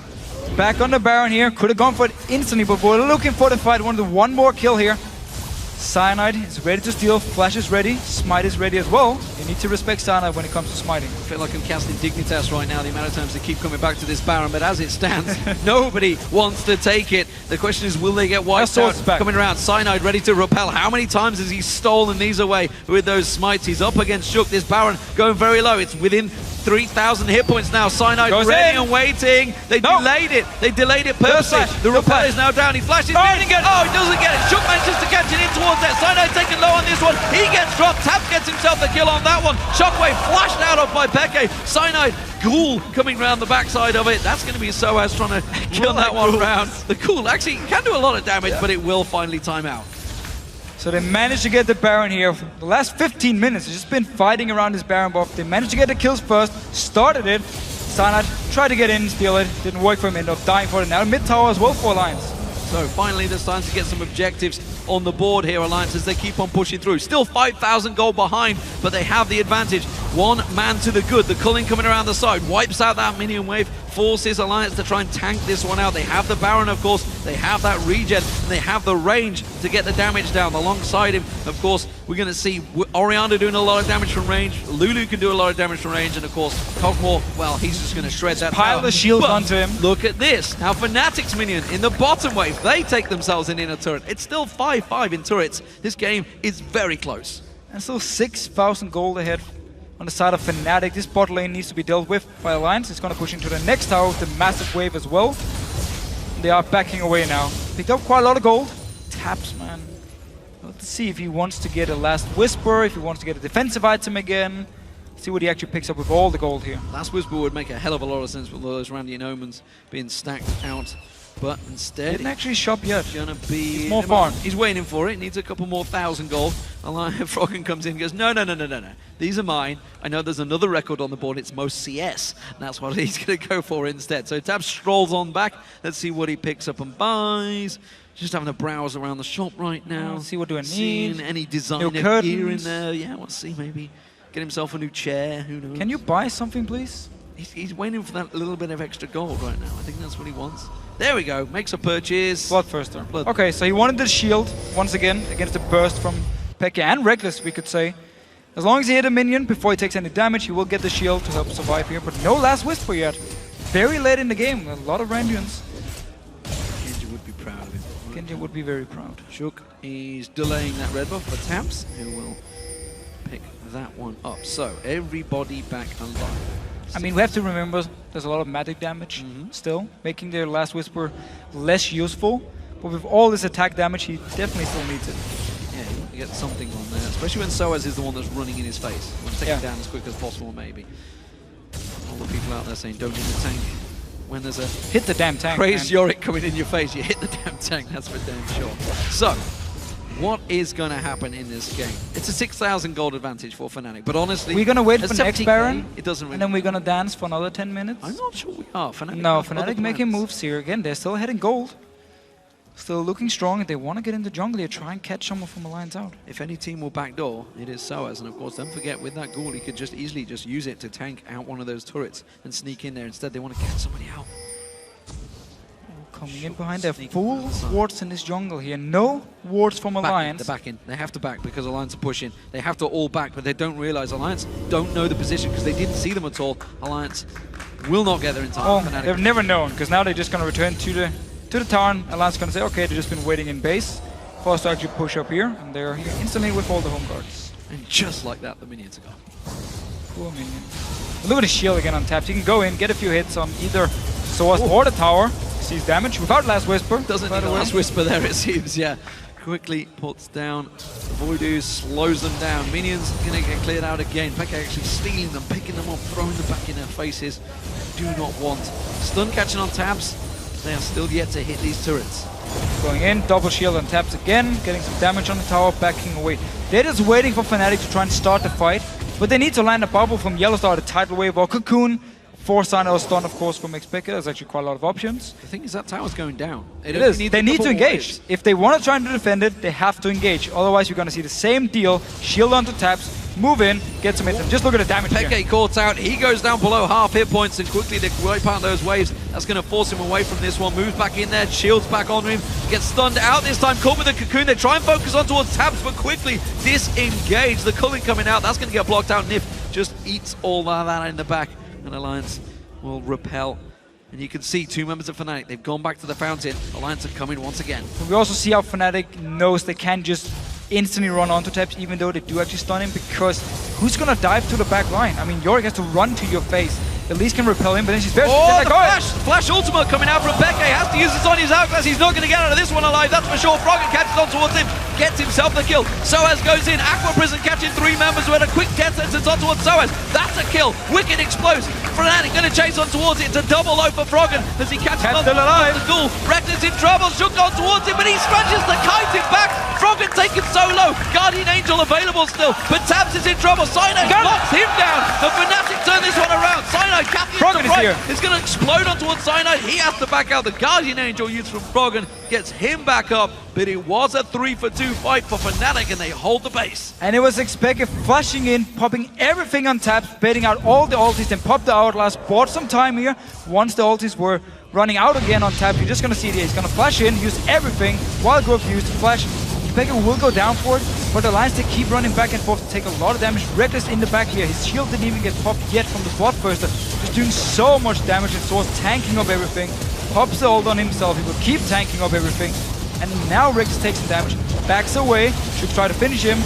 You don't really stand a chance to late game as an Evelyn against Lucian. Picks up the kill here as well, and Cyanide down his bottom will manage to finish off Taps in the very end. It's another Dragon. Such a close fight for though. Fnatic, and they managed to keep that gold lead. They managed to clear out the waves. Yellowstar getting himself some farm in this top lane. Keep going, buddy. Get those minions down. Go on, that's it. Yeah. Getting all that gold. I need all the points I can against Kobe. Thought you were destroying him. 6 out of 7. Well, I'm doing okay. We'll see how America goes. I have got Fnatic as my team, which is great because they got 6 out of 7 dragons. Keep those points rolling, boys. Very At the true. moment, though, let's... And great for Fnatic. I mean, look at the gold. 80,000 because they picked up so many dragons. He does have Froggen now. It might be an issue. 530 CS. By the way, remember, there is a record out there. I believe it's the 600 mark or so in the LCS. It's quite a long way to go, but honestly, 50 minutes in, this game's still teetering on the edge. We could reach it. And now Dragon spawned. Both teams once again staying around. We could see some Baron dance. I said Dragon before. I mean the Baron spawned, of course. Pulling the Baron once again, just be a little bit annoying. Nif didn't actually take any damage. No, Nif. Got big shields himself, actually, we should point out. Oh, Yellow Star so close to getting caught. Tabs once again gets locked up by the Cocoon. Cyanide on point with that, but it's still not going to catch on toward him. Guardian Angels, of course, were picked up by Soaz. Cyanide as well. Froggens was sold, by the way. Picked up a Banshee's Veil, I believe, instead. Look at all the poke from Fnatic here. Actually going in, Tidal Wave comes in, only hit Shook though. Yeah, only catches on Shook. Reckless uses the culling as well. That will be on a pretty quick cooldown around the side. Zonya's Hourglass used by Peke. Very tight engage here. Wicked looking to try and catch on towards something we mentioned. However, though, he does get caught forward. Look at Tabs, the gigantic shield being used on him goes aggressive, but it's on Cyanide. Now they're going to try and bully out the mid. Sourster with Guardian Angel can really be annoying in these team fights if he just runs into the face of Alliance. We also see the poke, long range from both Syndra and Lucian, of course, landing on to Alliance. They're actually backing away. Fnatic pinging on the Baron now. Oh, Fnatic moving around there. 2 members Alliance back. are out of 2 position. members. Tabs doing rip-off. They can start Baron now. Question is, do they know it? They're going to sweep wards instead. They don't realize the situation because they know. Haven't got the vision. Now they go for it. This is going to be a very quick Baron. Froggen is close by. He's going to have to get in and get a gigantic shockwave in the right place at the right time. Not going to happen. Fnatic get Baron. So Alliance, they're going to the team fight, and then everyone moves to the bottom side of the map to recall, and Fnatic's like, okay, he's just instantly going to go to Baron. Picks it up for free. Nobody was close for Alliance to actually stop it. And so all the poke they managed to land before forced Alliance back. So Baron buff, quite a gold lead as well for Fnatic here. What can they do with it? Both tanks have Guardian Angel. Peke with the DFG. If he can actually manage to get onto a target with the DFG and blow them up before the shields come in from Alliance, he will be able to kill them. Yellow Star just picking up the Twin Shadows as well. With Tabs not having a Banshee's Veil, that could catch and slow him if used at the right time. Banshee's Veil was picked up by Reckless, by the way, a few moments ago as well. So these two teams, 52 minutes into this game. 4-0 perfect record possibility for Fnatic if they can take down the league leaders Alliance. They've already lost once today. They've been proven. Copenhagen Wolves put an end to their win record. The question is, can Fnatic do it? Now we finally get some armor on the side of Shook and Wicked. I know he's playing Lulu, but he'd actually be in the front line. Because Reckless in this game has actually just been standing in the back in every single team fight, but because everyone builds so much magic resist, he's been doing so much damage. The last team fight which Fnatic ended up winning was him untouched, just hitting people left and right, left and right. Also right and left. And left and right, right and left. Well, I mean, technically you say... I'm not wrong, am I? You're not wrong, that's true. It's good to see you keeping your eye on the ball. 53 minutes in this game, Dragon up in 2 minutes, Soaz out the side, split push and teleport available. You know, they're moving in towards that Baron pit area. They know that it's obviously not there. We're just trying to get themselves some vision. And you want to get it for your minimap too, so you can see when it spawns. Well, I think they're just trying to wonder, you know, Fnatic, you took the Baron, do something, guys. But they're actually still playing very defensive. Everyone just farming up to get full items. We see Pickaxe now for Taps. Ooh. Oh, Alliance actually going in. Shook goes in. Peke taking low here, taking a hell of a lot of damage, in fact. Soaz teleports in. Alliance trying to draw everything, and they quickly peel away. Good stun comes out from Peke, catches on towards Nif. The wave is going to catch him, but there's no follow-up. The hook catching on towards Cyanide. He cocoons back on Nif. Nif taking a lot of shields, a lot of damage on towards him. Wild Growth being used on towards Nif, but he does go down to Rex. Oh, the cocoon on tap. Will he get followed through? The stun not quite catching. Flash down. Froggen has to flash away as well. Cyanide catching on towards him. The slows from Soaz catching on towards the Fnatic, chasing on this one. If they get the goal, they can finish the game right now. They're pushing on through. Wicked's going to get taken down. He's got no Wild Growth available. He's going to get caught out. Tabs gets exploded by Peke. Fnatic could take the game right here. It was actually Alliance engaging to Fnatic, even though they're Baron buff. I'm not sure what Alliance are doing this game, but Fnatic, they punish them and will win. Well, it was Fnatic that had questionable decision-making last time around, but this time they made absolutely the right call. Every play Fnatic tried to make, Alliance tried to counter, but Fnatic answered back. And this time, the Nexus will fall. It's a perfect Super Week, ladies and gentlemen, for Fnatic. It's the 4-0 dream. And it's not even the playoffs yet, where we normally see Fnatic playing their best. They're definitely looking strong and improving every single game they play. Fantastic game between these two teams. 11-17 kills, 93k gold. It went on for 55 minutes, but it was a classic encounter for this fan favorite and you can see what it means to Fnatic. It's a perfect Super Week, and their longest win record, 4 wins on a row in this Super Week. And Alliance now 2 for 2 in this Super Week. Everyone was thinking they are the clear #1 in Europe. Just lost 2 games, first to Copenhagen Wolves and now Alliance. Oh, sorry, and now Fnatic. This epic game. So much action around Baron in this game. I don't think I've seen teams bait out Baron so many times. And then here in the very end, where Alliance, they try and go for the engage, get poked down, they back away, they start recalling, and Fnatic just runs straight to Baron, picks it up for free. There was no contest at all from Alliance. And then they actually also engaged the last team fight, where a full Baron up, Fnatic are like, okay, we're just gonna take the fight and destroy you. So you got to wonder what has happened to Alliance today. They were looking the unbeatable team, honestly, yesterday as they destroyed SK Game and took them down inside 20 minutes and were full of confidence. But now 2-2, they can't get Cloud9's record, which I know was important to them. They were trying to see if they can catch some of those records, maybe try and break a few themselves. Hasn't worked out for them. They need to reset their focus and look back towards World Championships, because that is now their goal. Yeah, I actually think it was pretty healthy for Alliance as a team to lose some games, try and see, okay, what are we doing wrong? Are we tunneling on certain picks or certain play styles? Now go back and watch this game here, watch the Copenhagen Wolves game and see, okay, everything that went wrong is something we can fix now. Because if you just keep winning and winning and winning, you might end up in the issue once you finally face a team who can actually challenge you. You don't know what to do because you haven't been behind in a long time. So it should be healthy for them as a team.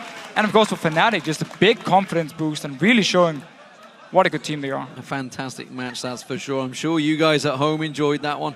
Of course, remember to tweet at LLA Sports with all your reactions about these games. A lot of big plays in there that may well want to keep your focus on. You'll get to see those. The North American show is going to be starting out Friday, just tomorrow.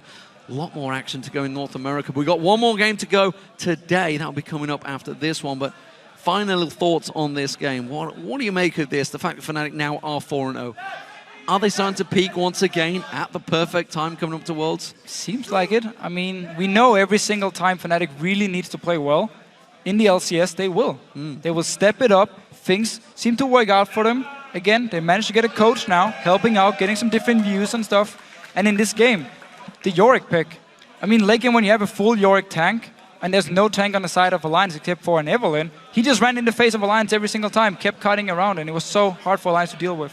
Fantastic stuff, ladies and gentlemen. I hope you all enjoyed it. We're going to go over to the stage right now with Shox, who is standing by with 2 of Fnatic's players. Thank you very much, D-Man. I'm indeed joined by 2 of Fnatic's players, the bottom lane, Reckless and Yellowstar. What an amazing game, 4-0. First off, congratulations. What an amazing game you guys pulled off here. So let's break it down. Yellowstar, let's start at Picks Events. Of course, Yorick, an eye-catcher for us. And tell us about how you built your comp around that, or what the goal was. So coming into the match, we know that Nif really likes playing Nami. And we were like, okay, let's pick her first rotation. And so we knew that we wanted to play the 2v2, and we know that we have a stronger matchup as well. So we just have to take care about Eve, because she's really annoying. 2v2, she has a lot of presence. You can never know where she is. And then we need someone to handle Lulu top, and we let So as a choice. He plays anything he wants, and we basically trust him, fully trust him. So it was a really good choice from him, and it was a great game. So going into that one, you know you could have the upper hand in the bottom lane, Reckless, but it of course all changes once you're on the Rift, the straight up 2 versus 2. What were your initial impressions of the early game going up versus Tabs and Nif? I think Tabs and Nif actually improved a lot lately. Like in Spring Split, they were a bit shaky and you didn't really consider them as a top bot lane. But with Summer Split coming around, they really improved as a dual lane, and I really believe that they are like the top tier in EU for sure, even the Western scene kinda. And but still at the same time, Alliance is so good at like these rotations and the objective game, so we're kind of forced to play the 2v2, even though they are a really good bot lane. So we just tried to pick something that was really strong in the lane, which goes back to the Nami, who is one of the stronger laners of the supports.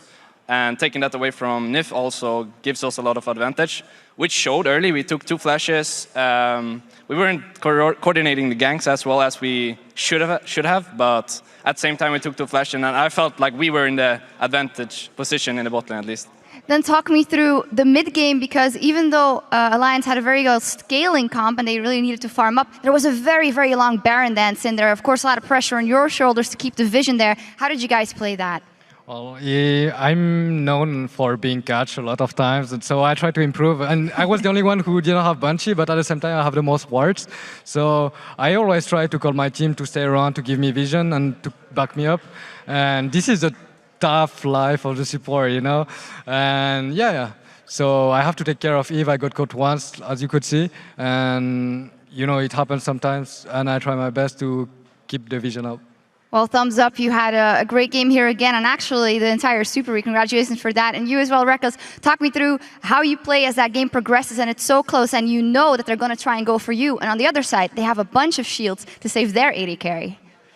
Playing against double AP is actually a bit different than playing against a Bruiser top lane. Even Eve was like building a lot of MR, so I didn't really have to go for the Last Whisper in this game, which kind of allows me to go for the Bloodthirsters, with at the same time give me a defensive shield, which blocks like most of the damage that they can do to me. So I felt really safe actually in this game, and I liked the build path I could choose.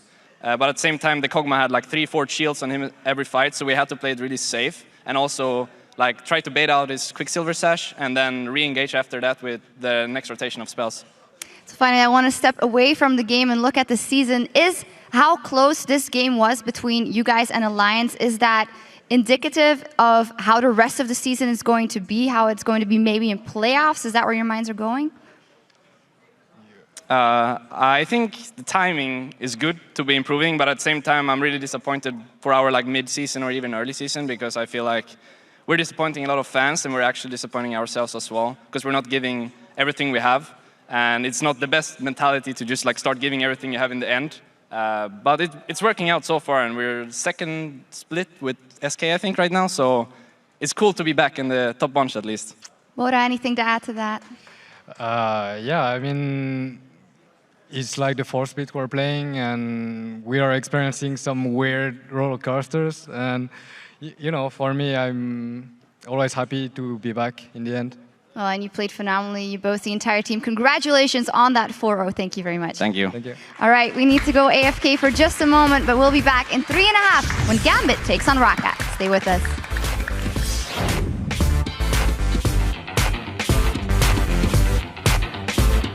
You saw my E-flash on main, it was like...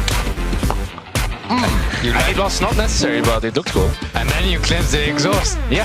So many keys I had to press. You need like 3 keys. And then right click as well, so that's 4. But then I A left click to auto attack, so that's 5, 6. And tab in between to see when my score rises. Large shields coming out from Alliance. They fancy this one, but that's a great stuff from Peke. Kills all 4 members, and they quickly have to get away. But Peke just blows up Wicked where he stands. The Leash can repel him, but then she's very the flash ultimate coming out from Peke. Has to use this on his outclass. He's not going to get out of this one alive, that's for sure. Froggen catches on towards him, gets himself the kill. Fnatic chasing on this one. If they get the they can finish the game right now. They're pushing on through. Wicked's going to get taken down. He's got no wild growth available. He's going to get caught out. Tab gets exploded by Peke.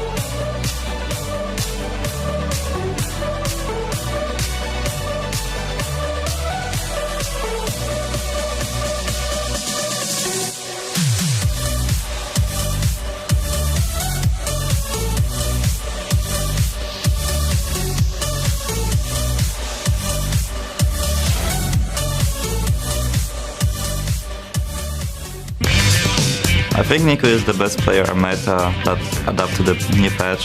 He thinks a lot about the new changes. He plays a lot of solo queue, so I think he knows better than me how to play right now.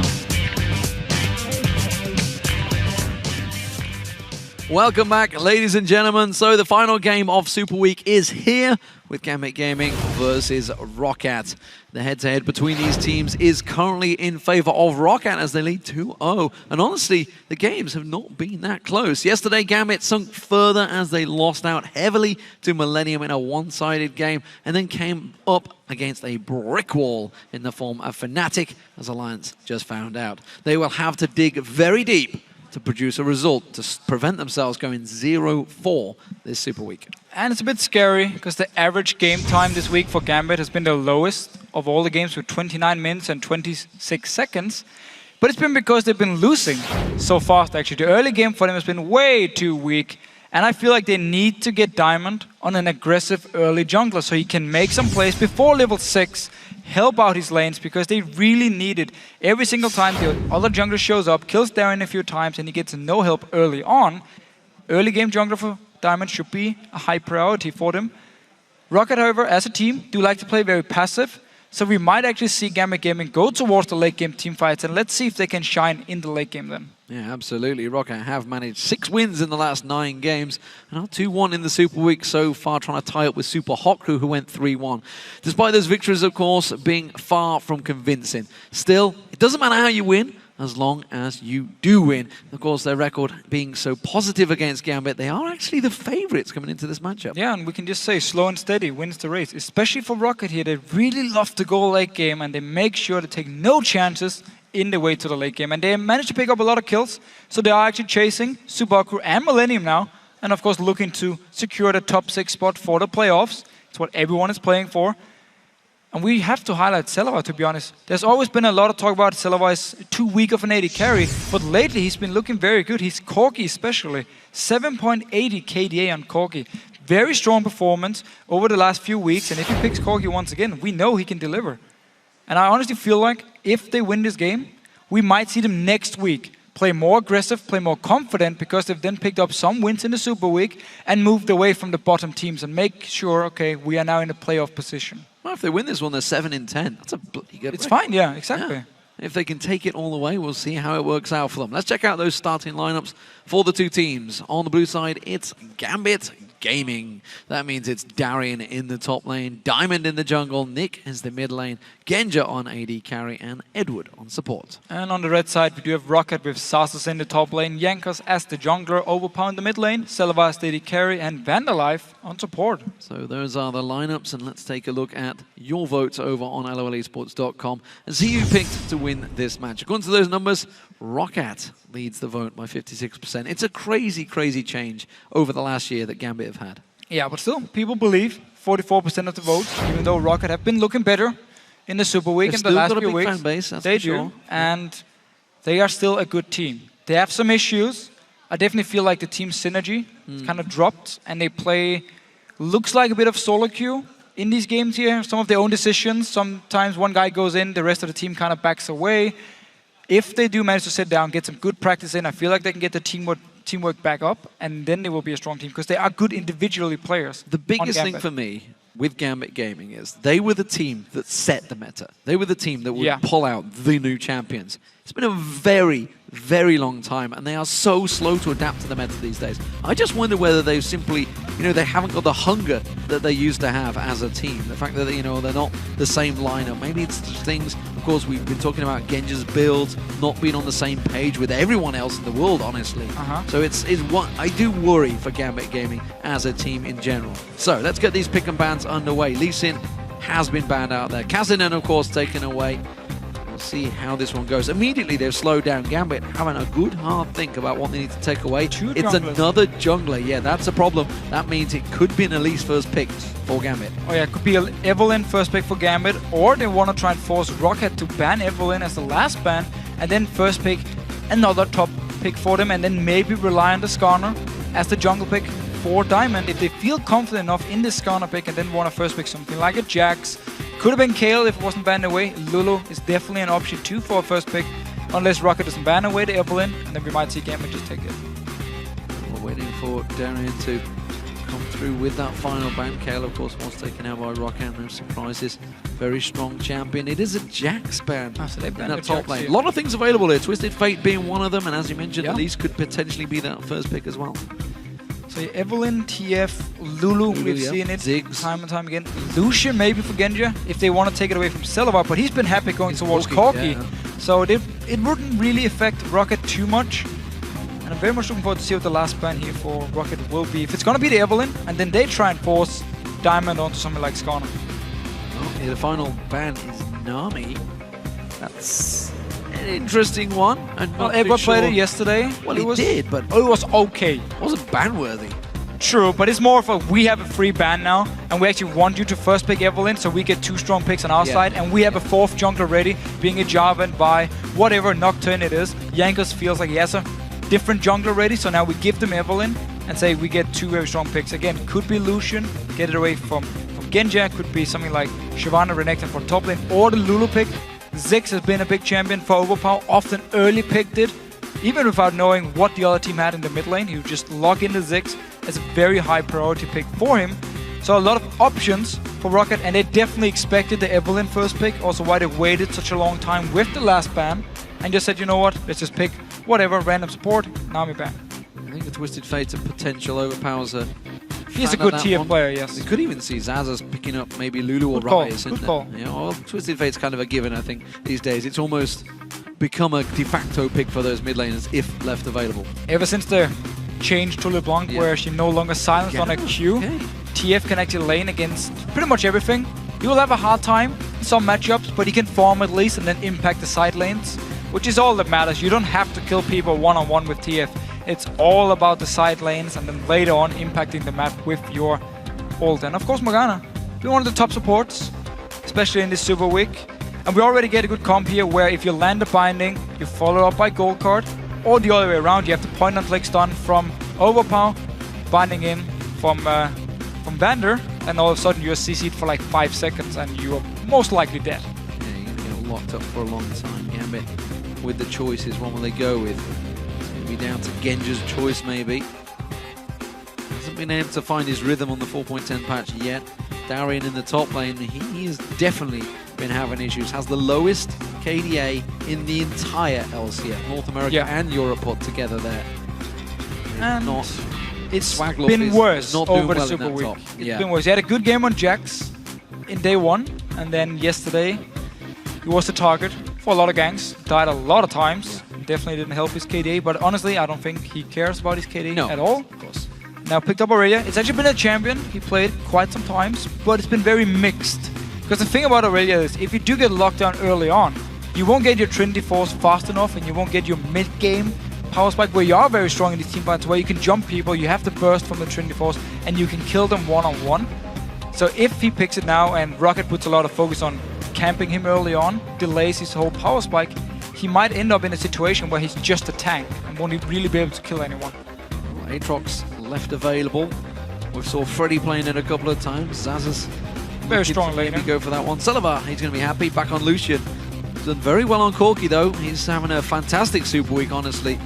Overall, probably been the best one for him in a long time. Obviously, this season. Looked good in London too on Corki, so stepped up his game. Again, a lot of people used to say he was the weak link on Rocket, but really been stepping up here. And if the rest of the team can join him, we can potentially see them be like the team we saw last split, where they did get 3rd place, beat Alliance in their very last game of the playoffs to secure the 3rd place. But Aatrox, good laner, also become even more popular because of the built-in sustain now with the lifesteal changes, and will do well against Aurelia here early on. And been a pick for Sasus. He likes to play it, and he likes late game to just dive into the enemy team with a Guardian Angel, die once, die twice, and die a 3rd time as well.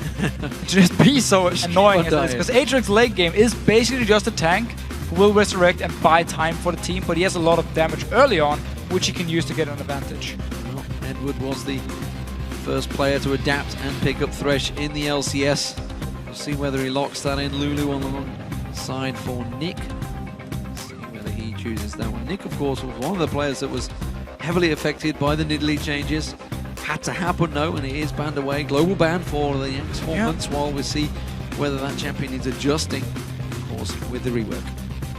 Different place now, still a very good pick now. But Lulu, so standard Gambit comp. We've seen Lulu from Nick as well this week. You have the top lane Aurelia diving in. You have, of course, the Caitlyn in the back being safe, scaling into the late game here. So Gambit looking for a very good teamfight comp late game. Still need some time to build it up, however. Caitlyn, of course, is good in the laning phase. Same goes for Lucian. But Caitlyn should have the slight advantage. But then in the mid game, we always talk about it. If Lucian goes Blade into Ghost Blade, he will be strong on the mid game point, where Caitlyn needs some time to build up to the late game, which is where we can see Rocket potentially punish him. That's a face of concern from Jankos there. Well, sure, if he's 100% convinced by this fight. The normal junglers are gone, so what do you pick? He doesn't look happy about it, does he? That's for sure. It's the first pick in the European Summer Split for us, for Vi, but was a champion, honestly, that Impaler used to play a lot of back in the spring. Dexter used it a lot in the Dexter. Jankos also played it back in the spring, but this time around, he did not look very convinced by that choice. No, you're really down to the next tier of junglers, which you have to pick up. But it will be the Vi, so we have a bit of a pick comp here, but also with a lot of siege potential for Rocket with Twisted Fate, with Lucian, Black Shield for Morgana. But at the same time, you have the gold card, you have the binding, Vi ulti, Aatrox jumping a target. If Gambit is out of position, Rocket can jump them instantly, lock them down for multiple seconds, and pick up the kills they want. Where Gambit are looking for the big team fights.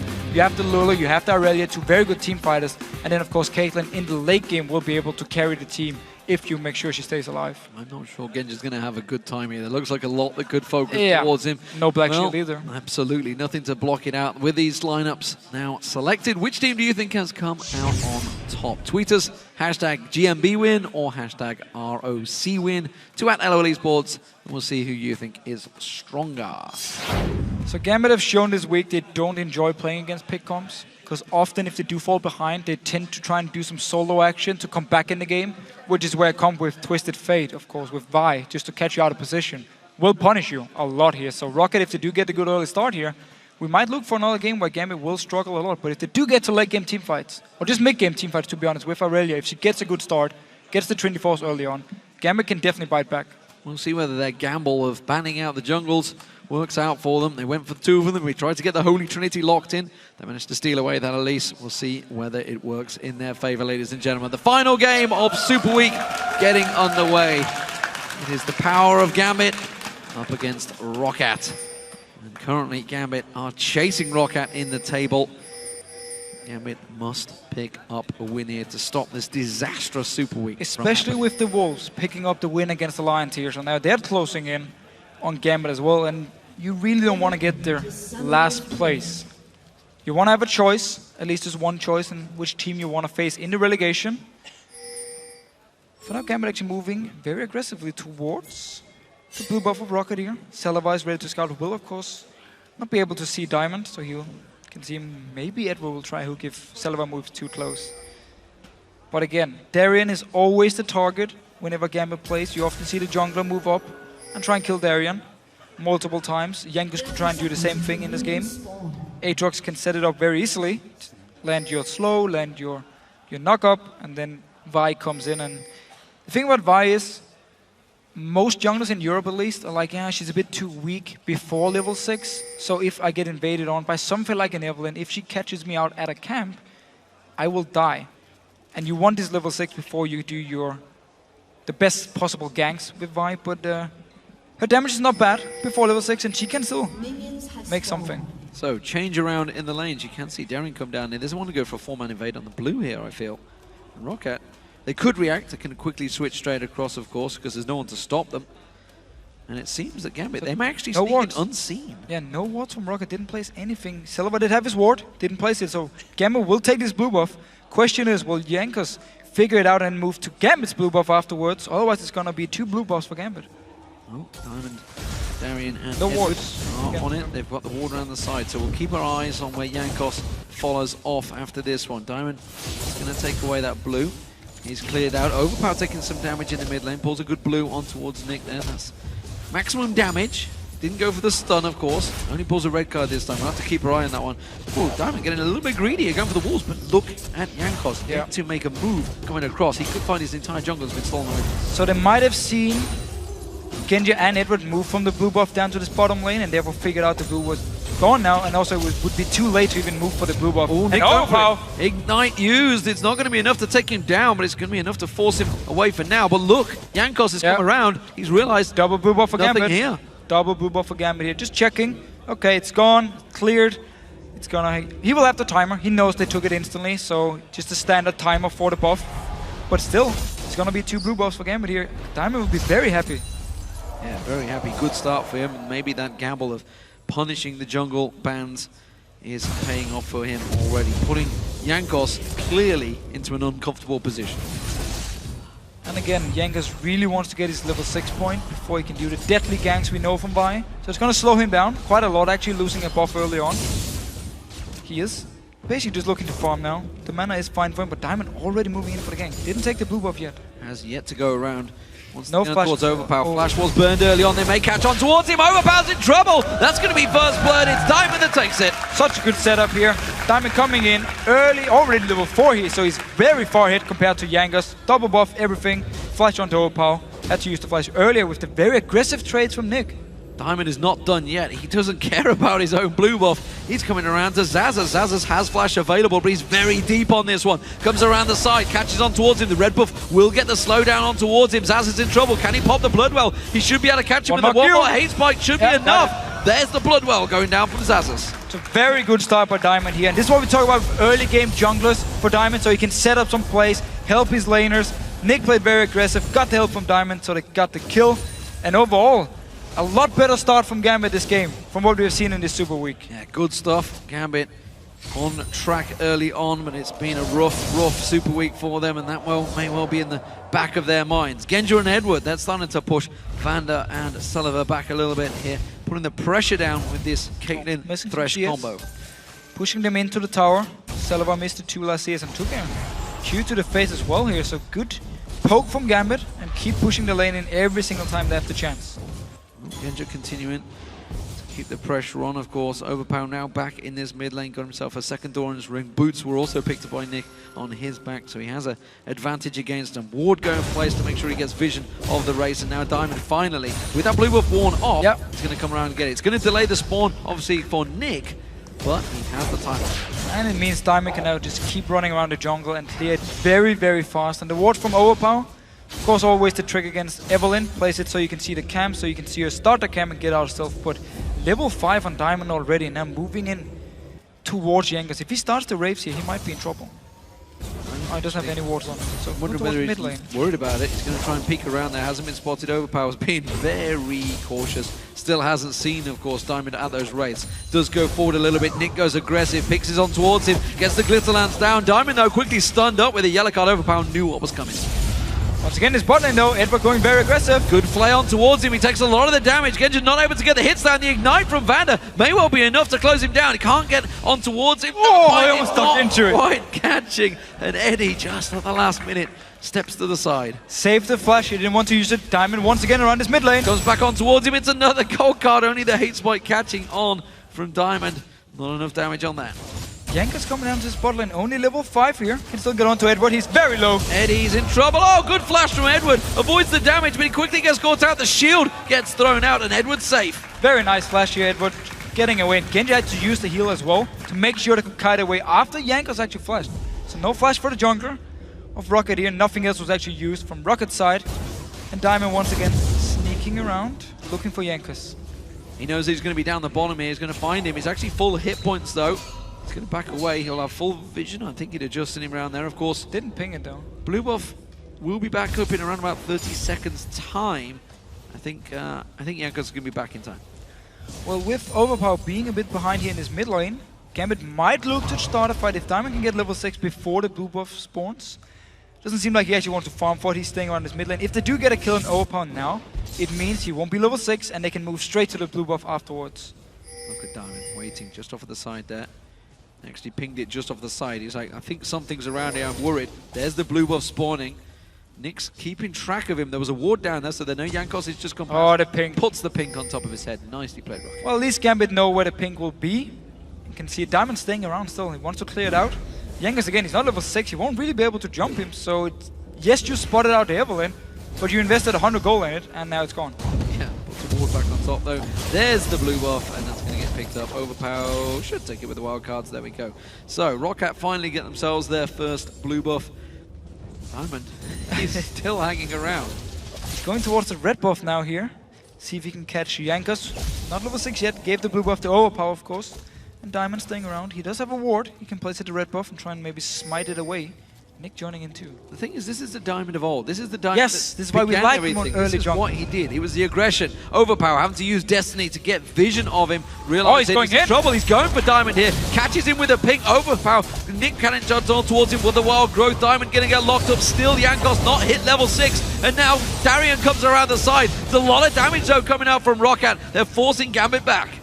Nick here still has flash, will use it. Gold card land afterwards. Oh, Jankos going in. Doesn't quite catch on towards him. Jankos taken low. He gets dropped instead. Darian catches on towards him. The Bloodwell on there. Darian's so low. He's going to get locked up. Overpower one more hit spike. Diamond runs him down. And now Zazas is dropped as well. This has all gone horribly wrong for Roccat. Again, we keep talking about it, but Jankos, he wasn't level 6. He still went in for it. Gambit instantly turned it around. Picked up the kill, managed to pop the passive from Saz as well and take him afterwards, but Genji in trouble. Good black shield from Vander there, stop the flay from Edward. He's going to catch on towards it, but look at this, the Ignite going down. Eddie goes full on aggression, takes the whole culling, the Ignite running, not going to be enough, and now Vander tries to turn it back around. So many fights early on here. Jungler's been involved, bot lane fighting against each other. Even the top laners came down from the top lane to this mid lane to fight. Wind in favor of Gambit. We're just going to see it again here. Opal goes in very aggressive with the ult, but the rest of Rocket joins in. Darren coming in as well, and now they're just kiting backwards from the side of Gambit. Diamond is very low. They want to disengage at first until the level 5 Jankos with only 50% HP over Chase. Nick flashes. Jankos goes in very squishy this time. They turn around. He's dead instantly. And from here on, they just try and go for the last few kills. Diamond onto Overpower. No flash. Will manage to pick him up. And Stazes. He got a kill. Ended up dying afterwards. They lined up perfectly for Nick's clip. Yeah, it was perfect. All three of them straight across. Happy. He's killing them like they were minions, honestly. And that gives him a big advantage in that mid lane. You can see CS-wise ahead, and of course kill-wise way ahead now. That gives him a 400 gold advantage built up over them. So, these top laners, we haven't had a good chance to look at them. Of course, we did see the Bloodwell being popped by Zazas. He did go down, as did Darian. Dragon is going to get started out by Gambit here, and honestly, they're going to take it. No wards from Rocket, nobody's even pinging it or moving the ulti from Overpower to actually spot it, so will be an easy Dragon for Gambit. Keeping the control of the early game, but yeah, top lane, Aatrox is a very strong laner, so doing well early on here, picking up a lot of farm for Sasus and going towards the Blade of the Ruined King, where we of course see the Trinity Force from Darren, and most likely will build tank afterwards and then focus on some of these mid-game team fights. Also with the fact that Gambit are ahead now in the early game, so they can actually force some of these mid-game team fights. Render finding himself a pink ward in the river. It's a futile task for supports, as we heard, of course, Yellow Star talking about. Yeah. It's a tough life for supports in this game, but you've got to take every advantage, and he certainly has this week. Right now, the two supports of Edward and Vander trying to keep their AD carries alive. It's been a close battle, and we've yet to see a kill in this bot lane, but we may see one coming shortly. He's on a ward though, Jankos, oh, yeah. So they know exactly where he is. Obviously they can still die if they get locked down by the ult. And a binding afterwards. Instead of actually building Blade of the Ruined King here and Lucian, I like it a lot. To try and use it for the mid game here for Rocket as well. Again, Jankos down the bottom, stood on top of wards, uses the jungle, Diamond. Yeah. So you're down there and taking everything. Jankos is actually coming back up towards his top lane, and he's going to suddenly realize I've got nothing left again. Zazas hasn't got Bloodwell available, and he's pretty low on hit points, hasn't got Flash either. So if Darian can bait him in here, this is a problem. We see Jankos desperately trying to close the distance. He's going to come around towards him, jumps back on towards the tower. Diamond can't tank that. Saz managed to get away. Gambit didn't want to dive, didn't have any wards or control of where Jankos was, and Overpower as well with the ult could have joined in and prevented everything. He actually still looking for the ult. Yeah, Diamond used Agony's Embrace in that last engage. Flashes away. Darian caught with a slow, the stun card. No, just timed out from Overpower. He was holding it for so long. Very low on mana actually, no blue buff, and Nick just pushing in the mid lane now. 0 kills for Rocket up in his top lane. This is the problem. Every time Overpower goes away, he's getting punished on that tower. It is slowly but surely being whittled down by Nick. He's making sure he gets the aggression on that one. That's going taken down. Back in the top lane, we see him flashing in there, but this bottom lane, oh, it's dangerous. That's going to be a bad dark binding. Soul Shackle's not going to be used by Vander. I think he could have taken that one. He's still got Soul Shackles available and Ignite. No, he just used it and missed it. It was out of range. Vander, Edward flashes in for that one and doesn't get anything down. Instead, dies. And Sasus joining in, Genji without his flash. Caught by Diamond the is close though. Diamond's going to come in, but I'm not sure he's going to save his AD carry. Nick will though. There's the wild growth, and now Zazas with his wild. His Bloodwell back available. Genji gets caught out there. Yankos on towards him. Now Nick's in trouble. Genji gets locked down. Assault battery on him. Nick going to get away. No, he gets caught out, and suddenly there's 3 deaths for Gambit. So while Rocket were over aggressive early on, now it was Gambit's turn. Edward, he flashed forward. Binding in his head, Ignite afterwards, he went down, and then everyone from Rocket just joined in while Gambit sent in Diamond, sent in Nick to try and help, and everyone ended up dying. 5 kills now for Rocket, pushing down this mid lane, but won't be able to take it, of course. They did lose the top tower, however. Darian didn't have teleport, so he didn't actually join in for the fight. Yeah, didn't come down there, but that whole play, I hate to say it, came from Edward making a misplay. It was, he flashed forward, in for it, and then suddenly from a 4-1 to a 5-4 for Rocket. They now have the advantage. They are slightly behind in gold, but all of the great work that Diamond put in early on has just been undone with that one little play. It was also a good TP by Sasus. Coming down, as soon as Edward flashed forward, he joined in, and then all of a sudden Gamer were just caught in the river, actually. He couldn't really move anywhere. Opa was coming from one side with Yankers. The rest of Rocket was coming down from the bottom side, just collapsing on and killing them. And even the gold are pretty well here, even though we had such a good start from Gambit. He's in the hole, not going to get blocked out by that black shield. Blade completed on Silver. Looking to be very strong now for the next 10 minutes or so until we get Infinity and a second item on the side of Genji. There's a big power difference in the mid lane between Nick. Oh, Yankos trying to collapse on towards Diamond. Between Nick and Overpower. You can see Morel, Nomicon and Source Boots already completed, whereas Overpower yet to get Fiends. And actually, one more. Nope. He's just trying to get the basic attacks down. Got it. And that's the thing here again with the comps, because Irelia late game will be able to do a lot more damage than Aatrox. Hyrule Aatrox again with the passive can revive, come back up to life here. But then you have Caitlyn, who again will outscale Illusion, so Gambit do have the option to just play it safe and wait for the late game points. But because Nick is so far ahead, we might see them force something early on here. It will be risky though, especially because we do have the Blade on Celebos. He's going to be very strong in these mid-game fights, and of course Aatrox will also be strong in these fights. Oh, Trinity Force has already been completed by Darian, so he's looking good. Doing pretty well in this build in 15 minutes. He's heading back towards that top lane, of course. Got himself a kill and assist early on. He's going to protect this tower. We're not going to see Zaz being able to take that one down. Neither have got flash available at the moment. The dragon is up in just side of a minute. I think Darian will have his teleport available when the dragon spawns. Notice Overpower on the minimap. He stayed at his tower. He waited to move anyway. He didn't want to show himself. He wants Gambit to be afraid of him ganking somewhere. So he's just staying all the way over the tower. And also because of the lack of wards for him. If he actually moved out here to try and clear the wave, Diamond could have been there, collapsed onto him, and try to kill him. For now, nothing actually happened, even though both junglers was in the bot lane. Back to farming for everyone. Dragon in about 15 seconds should be the big thing now. Oh, Ping Ward's going to get found out. Vander will catch that. That's going to clear vision away from Gambit. Ooh, tell her why. He's going to walk in. Vander's quickly panicked. Clear the ward. Got a Ping Ward in there himself, so Nick will clear that one out. And that means Gambit now in position. Taking full control. Dragon spawning in a second. Rocket are going to have to fight for it. Looks like Zaz is happy to take the top turret instead in the fight. Good start though for Gambit. They got in, cleared the pink ward, cleared the wards from Rocket. Made sure they have no wards to actually see what's going on, and therefore they can take it, and as you just said, trade it for the top tower. Yeah, mid turret had a bit of damage. Overpower managed to get a wave shoved in there. That's going to get cleared out no problem by Nick. So at the moment, Dragon control is in hands of Gambit, but this game still very tight. Just 1,000 gold separating the two. Bottom lane has shown a lot of aggression between the two, but we didn't see too many kills except from that one big play, which honestly swung it heavily in favor of Sullivan, who is himself already got that Blade of the Ring completed, so he's going to have an earlier power spike, I guess, against Genji, who clearly is going for that Infinity Edge once again. Yeah. Well, it's the right choice. Caitlyn, he has been farming well here, even though he died once. Jankos joining in to this bot lane.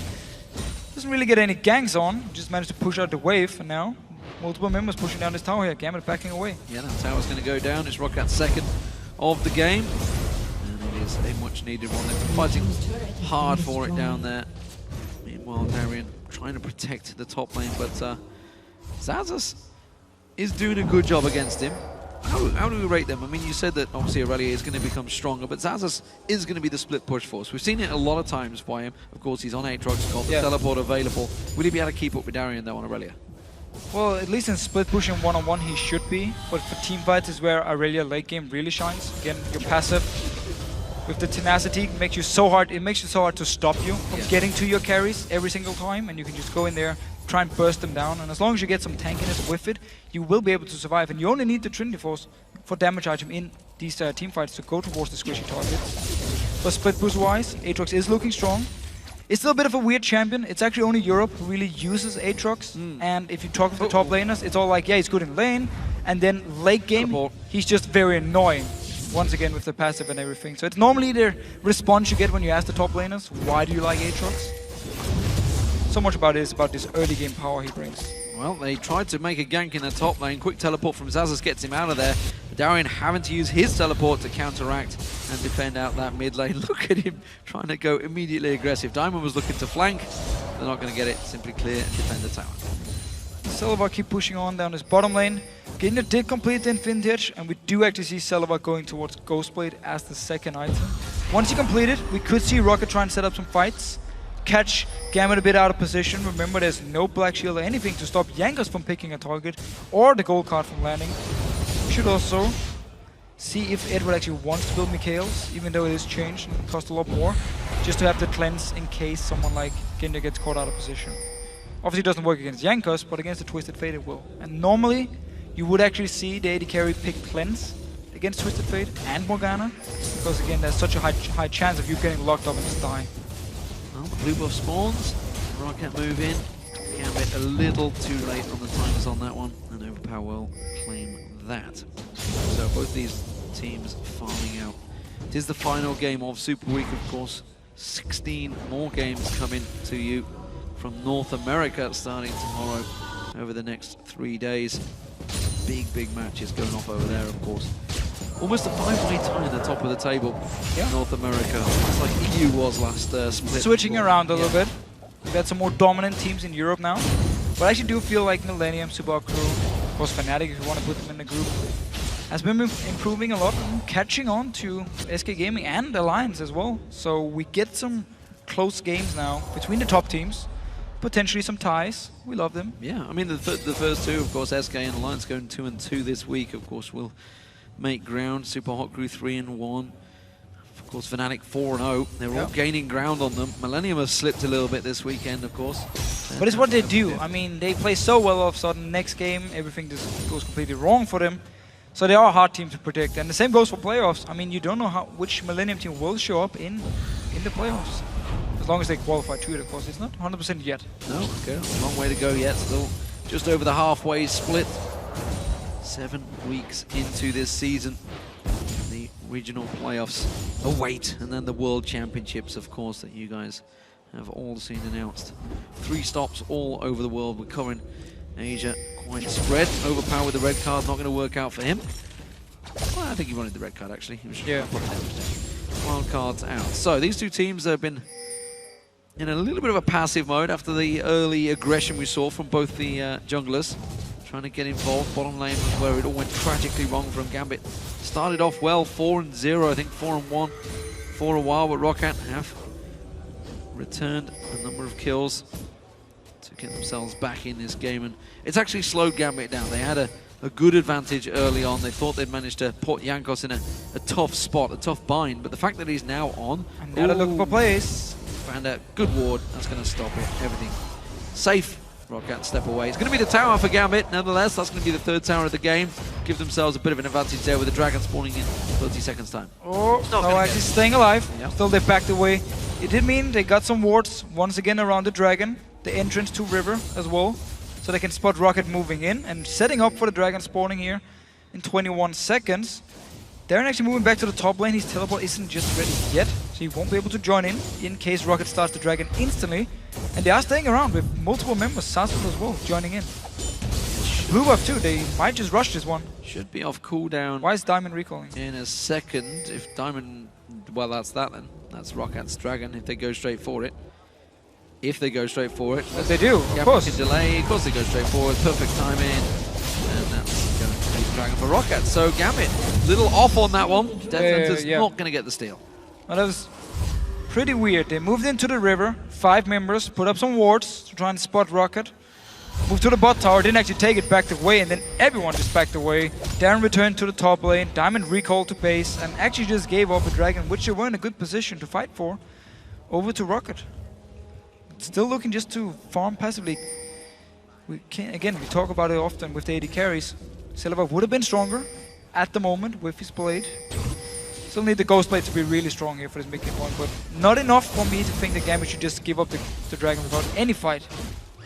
Well, the mid laners both went for that Lich Blade, so they continue to go. Mercury Treads were picked up by Overpower, by the way. So he's going to make sure he can clear himself of anything. A little bit of resistance in there. Looks like Genji's going to go towards Phantom Dancer. Actually, maybe Static Shift probably for a Kaelin.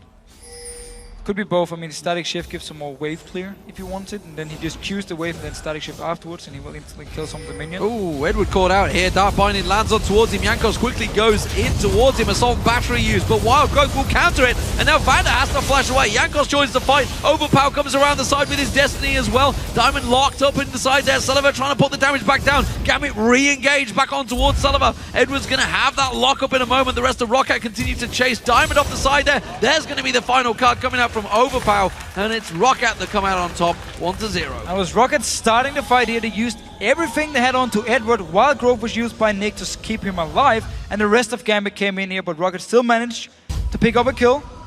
Though a lot of the members were very low and had to flash away from this fight, so a lot of summoners used, and only 1 kill over to the side of Rocket. Yeah, we saw Vander getting away with next to no help there. And the 2 mid laners get themselves, it was an unusually large rod for Nick, judging by the gold he just spent. Bit of a difference though, actually.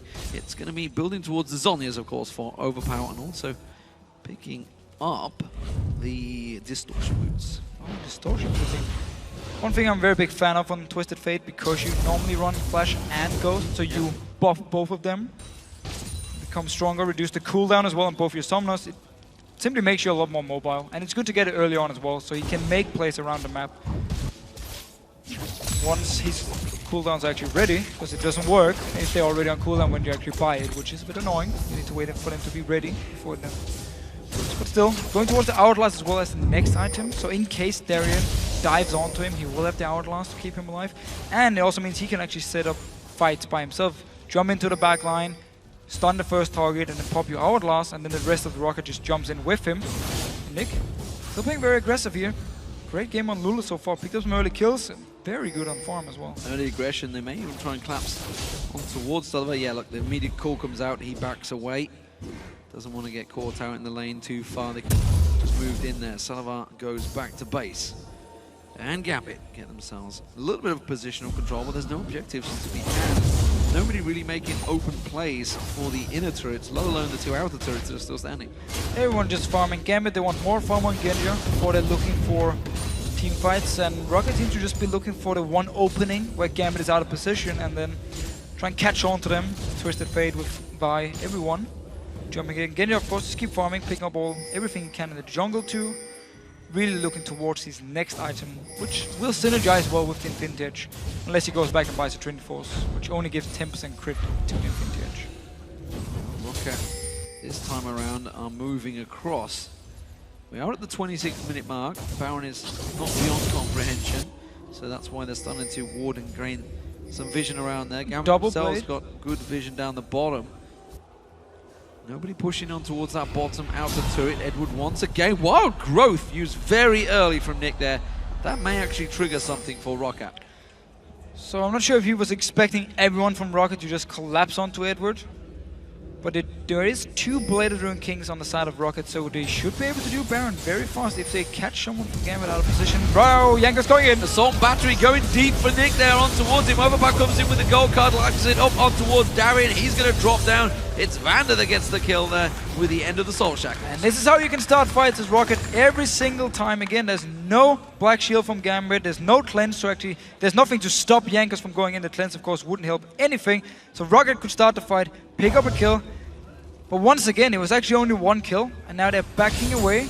Didn't manage to get anything. The Dragon wasn't up. They couldn't actually push down the mid tower. With still a lot of wave clear with both Genji and Nick. So they got a kill. Now backed away and waiting once again. Dragon 1 minute. We did, however, see the idea from Rocket. Waiting for someone from Gambit to overextend in the lane and then just collapse onto them. Kill them. Hopefully get an objective. If they can get multiple kills, they should be able to push a tower.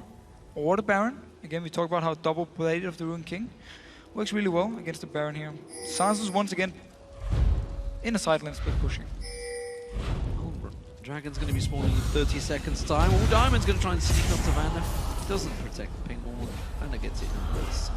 Went straight out. So, Rocket have themselves an advantage moving in towards this Dragon fight. They have their ultimates not quite available. Assault Bash is going to be off cooldown in just a second. So I expect them with the timer to go for this one once again. Teleport available for Darien as he pushes that top lane, but more importantly, Genja, he's down the bottom. This Dragon's going to spawn in 7 seconds. He's finally moving. He's moving. And complete Fenrir. Jankos almost went for Nick here. Decided not to do it. Darren actually used the teleport now to join in. We could see Gambit look for a fight. A little bit early on that one. He's just going to instead teleport in and clear the wards. It's important. Well, the same thing as before, where they get all the wards away and then move towards the Dragon. There's of course the ulti from Overpower to use if they want to get some vision and see where Gambit is actually moving. And Jankos once again charging up. Trying to get that Vault Breaker charged, but instead goes in towards the Dragon. Dodges away from that dead sentence. Vander does throw out that Dark Binding. He split off the side actually. He could flash and engage with his Soul Shackles. It would be a ballsy move. He was looking towards maybe making that play, but Rocket instead have bullied them away from the pit right now and started the Dragon. Up, Gambit moving in, Overpower on the top of your screen here. He will be able to teleport in. Here's the fight! Oh, Darien goes in. Wild Growth not quite used on towards him. You can see he's taken all of the culling damage. Zazas' Bloodwell has been used. There's the Wild Growth being used. He went on to Diamond. Jankos gets focused on. Good Zhonya's coming out straight away from Nick there. Didn't focus on picking in that one. You can see Darien locking in towards it. Salavar caught out. He's going to get locked down. Nick gets him with the final Glitter Lance. And that means Gambit now have the advantage as they take the Dragon. And we really saw the power here of Irelia in these fights, jumping in, took the entire calling, stayed alive, and Overpower. He didn't use his ult, he ghosted all the way from outside of our picture now. He's actually going to ghost trying to run in here. We see Darien first of all going in with Diamond, they're tanking up everything. Size drop low. Now Overpower joins in with the ghost, but he has no impact in this fight because Nick, instantly after the ult from Jankos, pops the Hourglass, and Overpower is now forced to run away. Gambit winning the team fight, Rocket now being out of position. Very strange that Overpower didn't join the fight earlier. Yeah, he was just out of position. He had ult and everything. Completely made use of that one. Was not in there. Didn't have Zhonya's Hourglass completed as Nick did. So maybe he just got so confident in that play. Nevertheless, gives Gambit another Dragon. They're still behind in gold though. Rocket continuing to keep the pressure on with their farm across the lanes. A little bit surprised Nick was the target. We talked about how there was nothing to stop their Vi ult before. Now with the Hourglass completed, well, you Vi ult me. Unless you stun me instantly before I have time to use the Hourglass, I will get it off and stay alive. Genji instead could have been the target. Of course, there would have been the Wild Growth from Nick, but it would at least be an easier target to lock down than a champion with Hourglass at this point. Well, we talked about it with the Super Arc crew against Millennium, you know, how having a Lulu, when there's a pick comp team looking to just single someone out, is so vital. We saw the Wild Growth being used this time on Diamond. Zhonya's Hourglass himself, he's like, focus me, I don't care. I'm just going to Zhonya's, and he stopped the gold card, of course, coming through. Basically made Overpower useless. In the fight, he ran in, tried to gold card, nope, run out, and the fight was already lost. Also because Darien and Diamond are so strong at this point. They went in, tanked all the damage from Rocket, and did a lot of damage on Zazu as well, while Nick and Genji was just staying back and firing away all the time. And now once again, Rocket moving forward. We might see them look for a kill. Opa actually used ulti. Yeah, Destiny was used to catch a glimpse of Gambit. Opal's actually going to the backside, and that may give Gambit the chance to go in. Jankos goes very deep all on his own. He's going to get singled out here. He's taking a lot of damage in the front there. Diamond tanking all the damage as well. Jankos taking very, very low. We see just across the side there, Zaza's trying to jump away. He's not got Blood Well available. It's a very messy fight for everyone involved. Nick's going to focus on towards Sullivan. He's in the hole. Just blocked out in the last second. But we see Zaza's going down. Darian's going to close in. He's going to be able to blade surge onto them any second now on towards Sullivan. Can't quite go for the minion. Can't run towards him. Shuts him down. Vander now the focus target. He's going to tank this one out. The shields are not quite enough, and he doesn't feel like tanking it. They're going to go for the turret instead. So this time Jankos actually went for Genja, but he was all alone. The rest of Rocket were far away. Opa already teleported to the opposite side of the mid lane, and now Gambit going towards this Baron here, or are they just trying to bait it out? Well, they may try and bait it out. You can see the Death Sentence not going to land, and Gambit will not get a single objective from that one, and they are going to have to back off. They got 2 kills. They're still behind in gold. Still behind in gold, but they are playing the team fights a lot better than Rocket are at the moment. Rocket seems very uncoordinated in picking the target. Jankos locked on to Genja. Overpower was far away, ulti was already used, nobody joined in, so Wild Growth onto Genja, he stayed alive, and then he just flashed over the wall the second time once their next wave of damage actually came in. We're just gonna see it again here. Overpower already used the ult, remember, so Jankos goes in. Celebar is the only one doing some damage to Genja, but it's only the calling. Up in the top side, Overpower and Vander is fighting against Darien. So Genja, he's perfectly fine at the moment, even though he was the focus. They split up the damage so much, and they're completely out of position. So with the Lantern, with the Flash, with the Wild Growth, it was just easy for Gambit to keep Genji alive and then chase him. We're just going to see Darren, of course, pick up the very last kill in the end. Just chase him out. Can't chase him out. So they didn't actually get an objective from that fight. They didn't go for the Baron because it would have been a risky play. They've been caught out with those risky plays before, actually, the last few times. So we see Genji, he's going to head off down the bottom, take himself that gigantic wave of farm. I wonder, is that going to be a Last Whisper? It is. I'm going to say it's going to be a Last Whisper. He actually started to build it in the end, so credit to Genji. And he's been playing really well for Gambit. He's been probably the best member for Gambit, actually, together with Nick. They have been performing pretty consistently throughout the entire season. Diamond are going on to Celebar. He's been a very big game as well. Putting a lot of damage down on him. Hasten, a hole will burn him down as well. Now Zaza's hooked in. Bloodwell just come out. And now it immediately goes straight back down. He's going to try and jump away and not going to get caught out. Genji gets himself the first kill of the game. Another easy kill for Gambit, just catching Rocket out of position, now pushing up towards this mid tower. Diamond moving around, might look for something more here. Still has ulti in case he wants to flank around, but it should at least be a tower. Maybe one more actually for Gambit. Yeah, Gambit are going to keep on pushing through with that top laner not available for the next 30 seconds. They have a good 4-on-5 advantage and they could get some good damage down on towards this turret. That Dead Sentence could try and be a setup there. You can see just off the side, Overpower with that gold card. Desperately wanted to catch onto someone instead. Gambit will peel away. Dragon spawns in 50 seconds. They could get themselves some good vision instead. They know that that fight is impending and will back off and buy. Backing away here. Doesn't have too much gold at least. Oh, actually 2,000 gold on Nick, and Jankos once again moving around Darien all alone here. Opa might join in. They're going to try and focus on Darien. He's going to get locked up. Nick getting bounced around there. Quickly gets the wild growth on towards him. Glitterlance perfectly used from Nick there. Another stun on Darien. Not enough to take him down. So all from Jankos was used. All from Opa was used as well. Nick managed to come in with the wild growth, and Darien wasn't even close to going down here. Gambit once again can go for the Dragon if they want in 15 seconds or so, but they're actually pushing up this mid lane once again. Gambit trying to chase on towards Zazas there. Nick starting to create a lot of plays, honestly, for Gambit here. Nick starting to become that middle. It's been everywhere. That they need right now, of course. Alexich stepped away back in the spring, and Nick coming in, and he's honestly been pretty good. It's not really been down to him that the problems have been Gambit. It's just been overall as a team. Bit of a nervous start from Nick, but then he really pulled it together and been playing really, really well. And as we talked about in the pre-game for Gambit, they are very, very good players. It just seems like the teamwork, the synergy hasn't been there. Again, they travel a lot, they lose a lot of practice time, it's hard to keep it going. It's been an issue for them before with all the traveling, and then they start boot camping and they kind of fix all the issues and become very, very strong. So picking up a win here, if they do manage to do that, would be huge for them going towards the playoff, because they really want to secure this top 6 spot. Darien trying to bait out The assault battery from Jankos this time around, not falling through. It hasn't got it available either, to be honest. Darkbinder did not land. We did see the bottom inner turret, outer turret, sorry, going down to Genja, finally catching on towards that last push, but now being picked up by Genja as his third item. Hallelujah. Look at Edward here, double I'm celebrating. belt. I've got him as my flex player. He needs to do well. Well, he's been giving some pretty good points, actually. Yeah. I have a lot of members from Fnatic, so my week is pretty good. I'm playing Joe, actually. I believe I'm stomping him at the moment. That's unfair. He can't react to that one. As it is, Gambit are looking to try and create an upset here. Would it be an upset? Oh, not really. ulti coming in. Destiny used. It's going to give vision of Gambit, but to no avail, because he's just simply going to come around. Did get a wild card on towards the Baron. That simply puts one single basic attack on Darren, but you can see he's got Radiant's Omen complete. He's pretty tanky. Spectral Cowl on there as well. Yeah. Doesn't really do much damage towards him. And with this all down from Overpower, it will be hard for him to join in on the target. Jankos decides to lock down, therefore make it very hard for Rocket to just instant kill whatever squishy they're going for. And Jankos might be in trouble. Jankos puts himself a little bit out of position there. The shield was already used. Darian pops that ultimate as well on towards Rocket. Forces him away for now.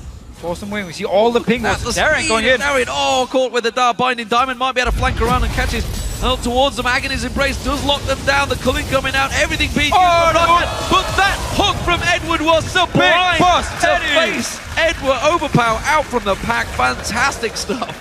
Nice hook here. Going back towards the Baron. They still have all the pink wards.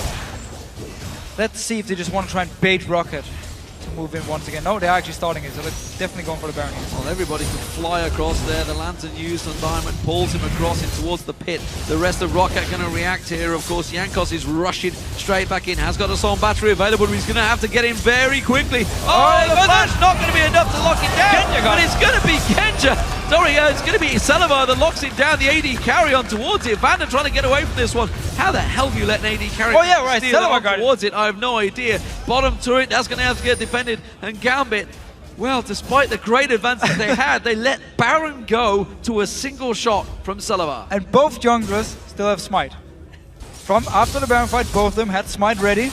Diamond just used his on the Wraith Camp, and for 1 second I thought Genji was the Lucian. So I was like, hey, you got it. Never mind, Rocket actually managed to steal the way here. Big stuff for them. Keeping them in the game, because they were starting to fall very far behind, but with this Baron steal from Silivar again, the guy's been playing really well lately. They're still in the game.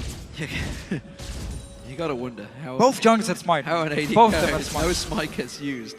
Both of them making mistakes, so it's safe to say nobody's coming out clean from that one. Nope. Nick's gonna get himself the blue buff, and once again, now with the Baron down, that objective no longer available. Let's see what Gambit can try to get from this. They made some good plays there. They had good ward coverage, and they put a lot of pressure on towards Rocket. Just look at the ward still. In Big the jungle. boss Eddie, I believe it was, you shouted out for Edward. Managed to make the hooks on Overpower, created that opportunity. Let's see what they can make with the next one. Yeah, I remember Edward when he went up to me and said, just call me Big Boss Eddie when I kill you. And I'm like, oh, I respect that. Well, Crepo has said many times, actually, you don't discount Edward because he'll just spank you in the lane if you try and badmouth him. At the moment, he's doing 0-1-6, not too bad. And in fact, that bottom lane was quite an area of fights. As it stands, Vander's out of position. He's got no flash. And if he gets locked down around this side, he is going down. He's going down. Sasa still pushing up here. Guardian Angel now onto him as well with the blade, so pushing on towards the tower. Does have teleport. He needs to come back and help the team here. Well, the Culling's going to be enough to help out. He's going to back to base. Edward not Get that landing minion. the hook this time. Teaching that minion who's a lesson. Probably bad-mouthed him. Dish. Oh, so 12-7 right now. And Gambit with the gold lead now, eventually taking that from Rockat's paws. But Gambit, they are struggling. Every time they manage to do find a kill, get an objective doesn't really follow. They try to push in. They're trying to just go route one, honestly. They've got a big wave down the bottom lane, and now they're actually going to focus and rotate down here. And have been winning the fights, also because Rocket have put Jankos on one target and everyone else kind of went on different targets, so they could never single someone out, which they really wanted to do with their comp. And therefore they never managed to kill anyone in these fights. And Gambit now going towards the tower. Sazas might be an issue. Sazas hooked up again. Now Bloodwell, so many times it gets caught out. This time he goes down. He has got his Guardian Angel, remember, as well. That's actually going to be the Guardian Angel that goes first instead of the Bloodwell. That's going to be the turret going down. Gambit finally get an objective. And they'll keep pushing here. You have Red Buff and Genja, Last Whisper and Vintage and Phantom Dancer, so he's just looking to become stronger and stronger. Yankos once again moving forward here. Overpower as well. We might see Rocket try and chase for something. Tries the Vault Breaker. Almost caught Edward, actually. Overpower. Cutting across. They're looking at trying to ping it on towards him. The speed up from Edward. They want to lock straight on towards Jankos. Death Sentence quickly dodged by Vault Breaker. But wow, Diamond popping his ultimate down there. Jankos getting the Assault Battery on towards him, on towards Nick, but he gets locked down, and it's another pick from Gambit. Yeah, once again, Gambit keep finding Rocket out of position to get a kill, and now move on for this mid inhib without any minions. They're going to have to tank it. Ah, there you go. Go, minions, go. Here they come, moving in towards you. Remember, the shields from Nick should be enough. The culling coming out, but that's not worrying Gambit right now. Now they're going to pile it on towards it. Good ultimate from Zazas forces them away, but quickly that damage is returned from Gambit, forcing Rocket out. They have another minion wave, and they're going to keep on pushing. Genji still very healthy here, getting some damage on the tower every single time, but you need to be careful with the binding, the stun from Overpower. A lot of things can get onto you.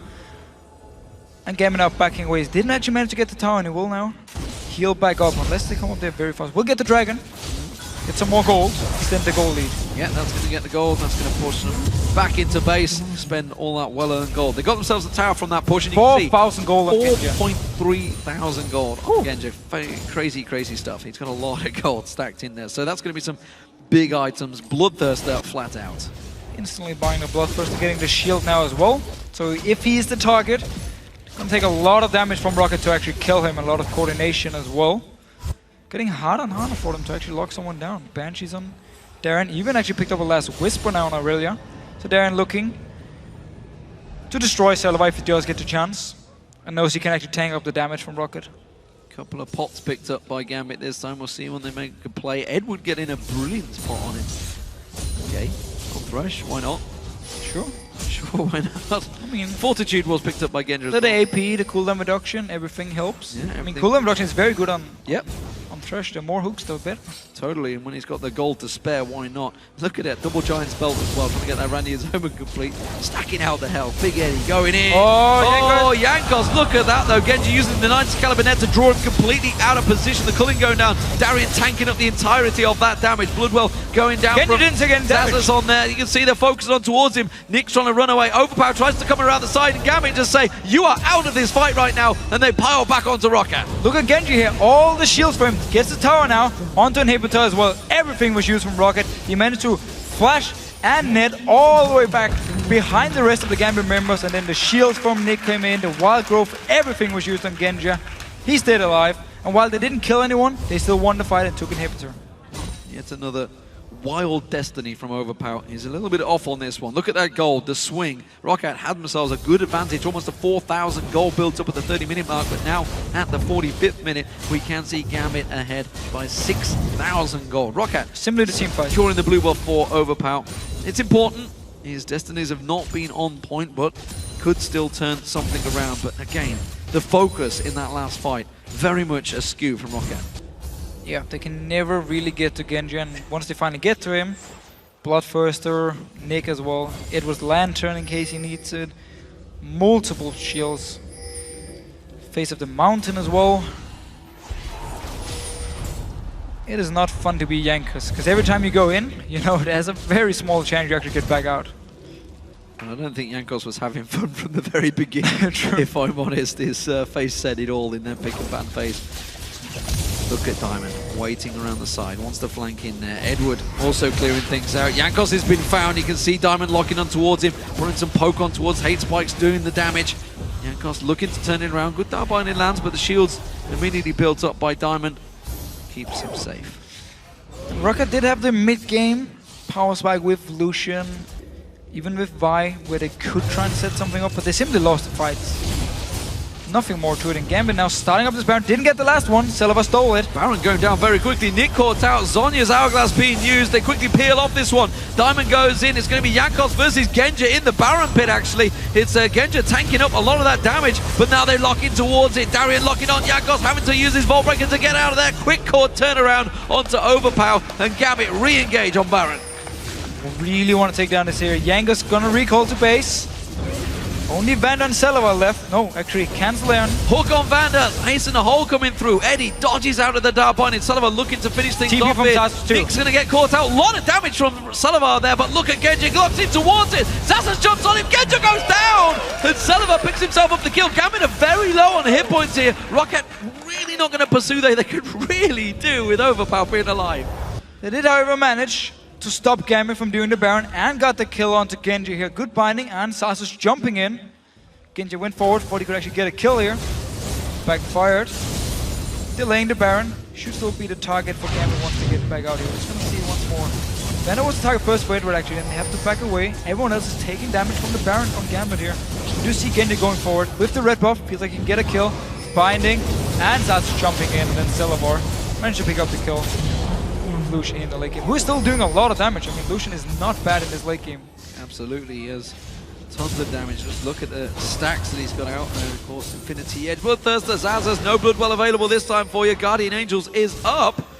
Nick chooses not to pop it. Oh, he can still get it. No, now they're going to try and turn it around. Assault battery used. Nick's in trouble here. Yanko's putting down the damage. There's going to be Overpower. Wildcard's not going to catch on towards him. Well, Zonya's is going to be used. It tries to delay the damage, but it will be a kill. And now, with two members down, Genji just respawning.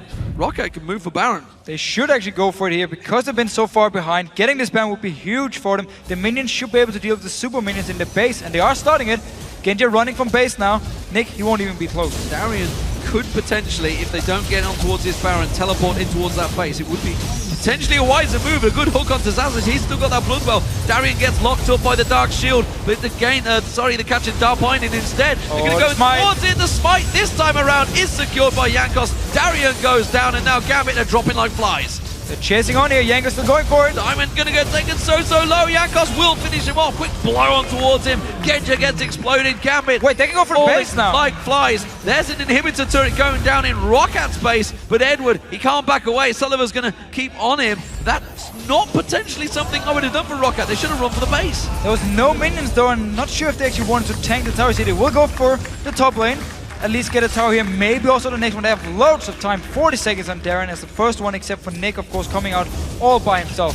Zazas clears out the super minions back in his base. That's the should tower be an for inhibitor. Rocket. It has to be an inhibitor. On pushing here, 30-second death timer. Just Nick to try and defend it. He can clear the wave, but you can see Rocket happy to tank this one up. They've got a Baron buff, they've got the health regen, they've got the minions, and they push on through for the inhibitor. But they get Nexus tower too. They're going here. They have cannon minion. They may be able to get this one down. At least one of them. It's still a 15-second timer on Darian. Nick's doing anything he can to keep them away. They're going to keep on towards the next tower. The second Nexus turret, that's going to fall. Can they finish the game? 5 seconds left. What the hell? Putting on towards it. They're going to take down the necklace. And Rocket, just like that, turn on the power and take down Gambit. It's a dreadful, dreadful week for Gambit fans.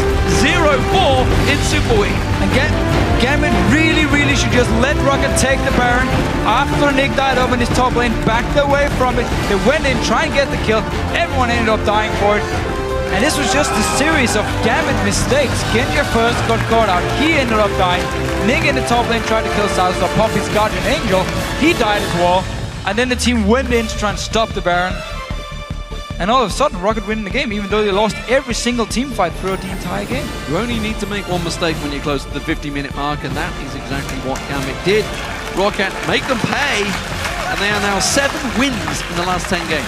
Yeah, that is actually very good form, considering looking very good. What we've been talking about Rocket. They've struggled. You know, they've always had long, drawn-out games, teetering on the edge, but they keep coming out on top.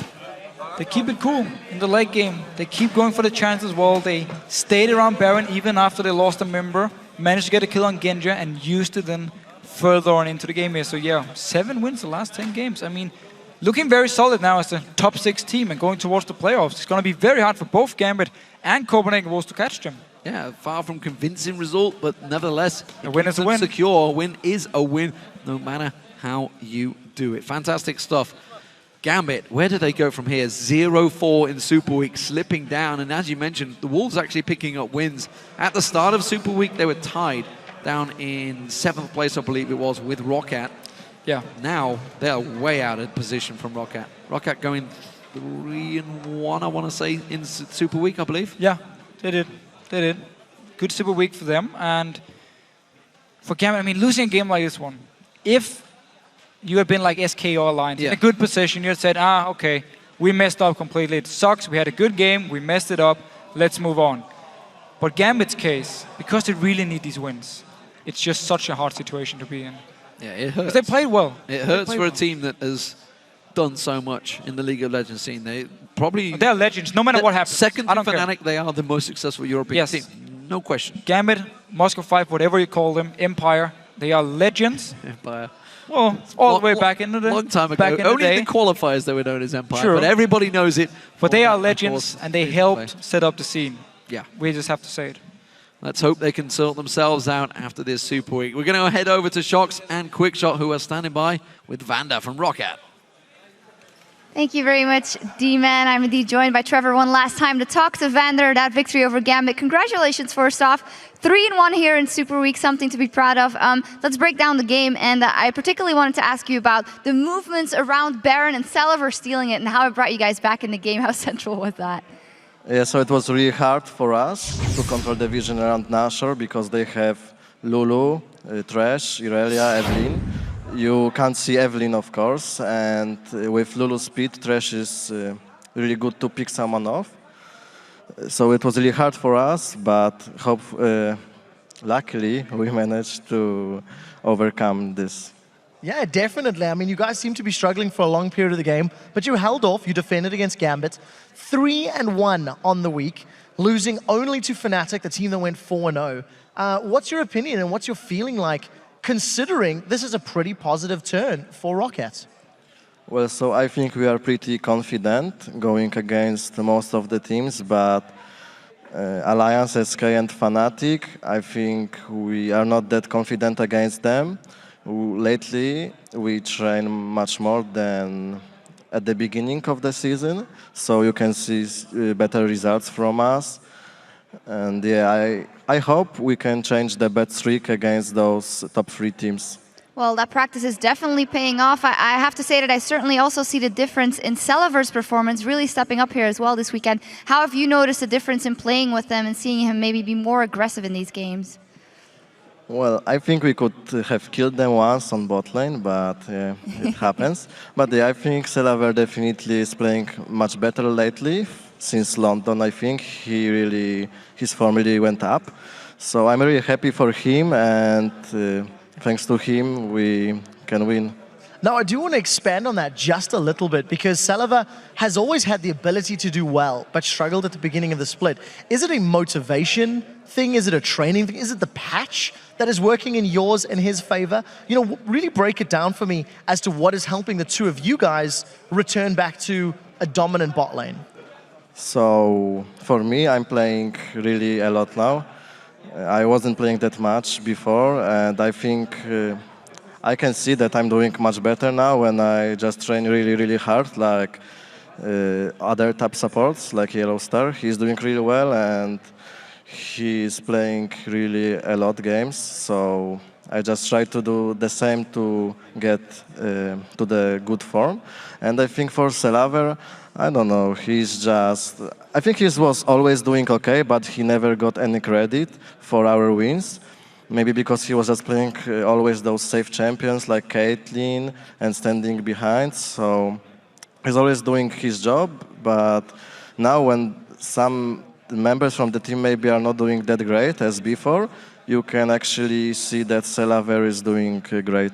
Just very quickly before we move on, you seem quite positive and quite happy about your performance and thinking about the team. But when we spoke to Overpower last, he seemed quite saddened by the team's performance. Is there a difference in mood between each of the players and how you feel about your team's performance at this stage in the split? Yeah, I think everyone from the team has a bit different mindset. Like, I think Jankos, for example, is getting really tired from the season. But most of us are in really good mood, I would say. Overpower was sad because we had a pretty big lead in this game and we couldn't manage to do anything with it. And also in London, we could have played much better. But I think for this game and against Millennium, we were doing pretty fine. We were behind and we managed to 30 the game, get back to the game and win it. So for today's game and yesterday, I'm pretty happy, yeah. Yeah, you should be happy. It doesn't matter how you do it. You got those wins, so congratulations once again. Thank you. All right, now let's head back over to Demon and the Fish Show one last time for a look at the standings. Thank you both. With 16 games in the books, here are the standings at the end of Week 7. Despite Alliance's surprising loss to Copenhagen Wolves today and then falling to Fnatic, they remain in first place now with 14 wins and 4 losses, but no longer have a shot at Cloud9's record. And speaking of Fnatic, they had a perfect Super Week and they remain in a tie for second with SK Gaming. Both teams now have 11 wins and 7 losses. And then we have the Super Hot Crew in 4th place at 10 wins and 8 losses. And with every Super Week, we see a lot of impressive gameplay, and that makes it harder to choose our OP players. But we have narrowed things down to these 5 after our 16 matches. First up for me in the top lane, it was Soaz. He had 33 assists, the most in the top lane. He played Lee Sin versus Aatrox, Aurelia versus Aurelia and Yorick. By the way, Yorick was a crazy one. Yep. He pulled it back out, but more importantly, he played Ziggs versus Jax. The guy plays everything in his top lane, we just have to say it. Next player is going to be Impaler in the jungle, being part of 77.8% of the kills for Super Crew this week. Most for any jungler actually in this Super Week, so very strong performance. Of course, he went 8-0 and 9 as a least. And we also seen his Jarvan a few times. Not too sold on it, but he's been playing a great Super Week. Yeah, we were calling him out at the start of Super Week, and he has responded, that's for sure. Alongside him is another teammate. It is Selfie. He went 17, 11, and 40, a 5.18 KDA overall, and a fantastic performance, of course. He managed to get his hands on Kassadin in there, pulled out a Ryze, a Yasuo, and of course a Lulu. Very good performance, helping Super Hot Crew go 3-1 this Super Week. And then we have Reckless as our OP80 carry of the week with 24 kills, most in the Super Week of any player. He only died 4 times. So, like we normally see, Reckless playing very safe, staying alive, but also being very aggressive this time around. We've seen Vayne, Lucian, different AD carries, and really been a solid performance for him. What's an AD carry without a fantastic support? Yellow Star alongside him, 52 assists this Super Week. And impeccable stuff. 89.2% kill participation, the most in a Super Week. He played, of course, Morgana, Nami, Thresh, and Zyra. So 4 different champions, and yet pulls out 52 assists. It says 62 on the graphic, but we're told it's 52. And what a performance. I mean, he's the guy who sets up everything for Fnatic, the wards as well. He's the guy in control of it, and I know he's the guy who times everything and makes a lot of calls. Overall, such a good performance. And of course, from those 5, we have to pick Yellow Star as our MVP for Week 7. Overall, he has been magnificent. A 9.67 KDA overall, as we mentioned, playing all of those different champions. He helped his team go 4-0 this perfect Super Week. His synergy with Reckless, it also gets better and better. Everyone you talk with, like, oh, the Fnatic bottom lane is so strong. Such a good performance. Well, let's take a look at him in action and listen to him taking the action calls against Millennium.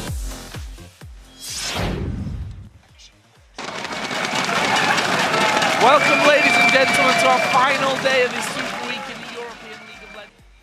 Well, that's Joe Miller. He is hot on the action, that's for sure. Yellow Star, though, absolutely magnificent performance nonetheless. Sorry, we can't have the clip for him. The action is going to be continuing on Friday as the North American LCS will be kicking off their Super Week. It's going to be a massive game to start with. LMQ are facing Cloud9. And the first day of 5 matches will close out with Team Solo Mid taking on Curse, and those games start on Friday at 9 PM Central European Summertime, 12 noon Pacific. And the European LCS will return next Thursday, beginning with Roccat versus SK Gaming. And then we'll end the day with Millennium taking on Alliance. And those matches will begin next Thursday, July 10th, following an all-new LCS preview show at 5:30 PM Central European Summertime. That is 8:30 AM Pacific. And now for myself, Deficio, Quickshot, Shox, Joe, and everyone else on the LCS broadcast team. GG, thank you for joining us, and this Super Week has been fantastic. We will see you soon.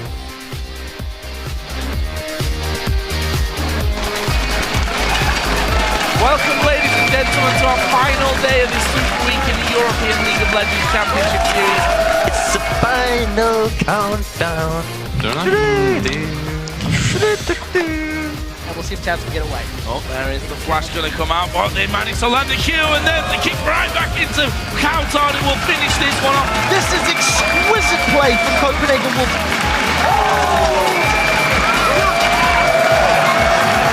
No, it's like mime in Swedish. Mime. Or like the Swedish pronunciation. Mime.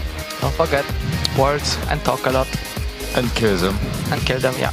And there is Kurt diving around as well. Solar Flare not going to be the most impressive we've seen out of J-Reed, and that might cost Millennium. They are going to be losing men left and right. Carnex is going to struggle. That's a good kick, but it only prolongs the inevitable. We can go on then. He missed. Okay. He's done. Jax. I'm behind. Okay, keep going. Lee. Nice. Push back.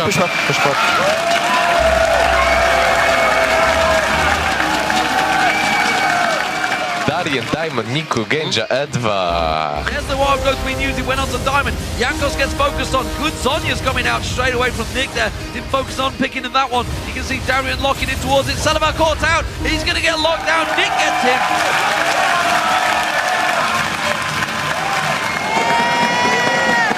You saw my E-flash on main, it was like... it was not necessary, but it looked cool. Fnatic chasing on this one. If they get the finishing here, they can finish the game right now. They're pushing on through. Wicked's going to get taken down. He's got no wild growth available. He's going to get caught out. Tab gets exploded by Peke. Fnatic could take the game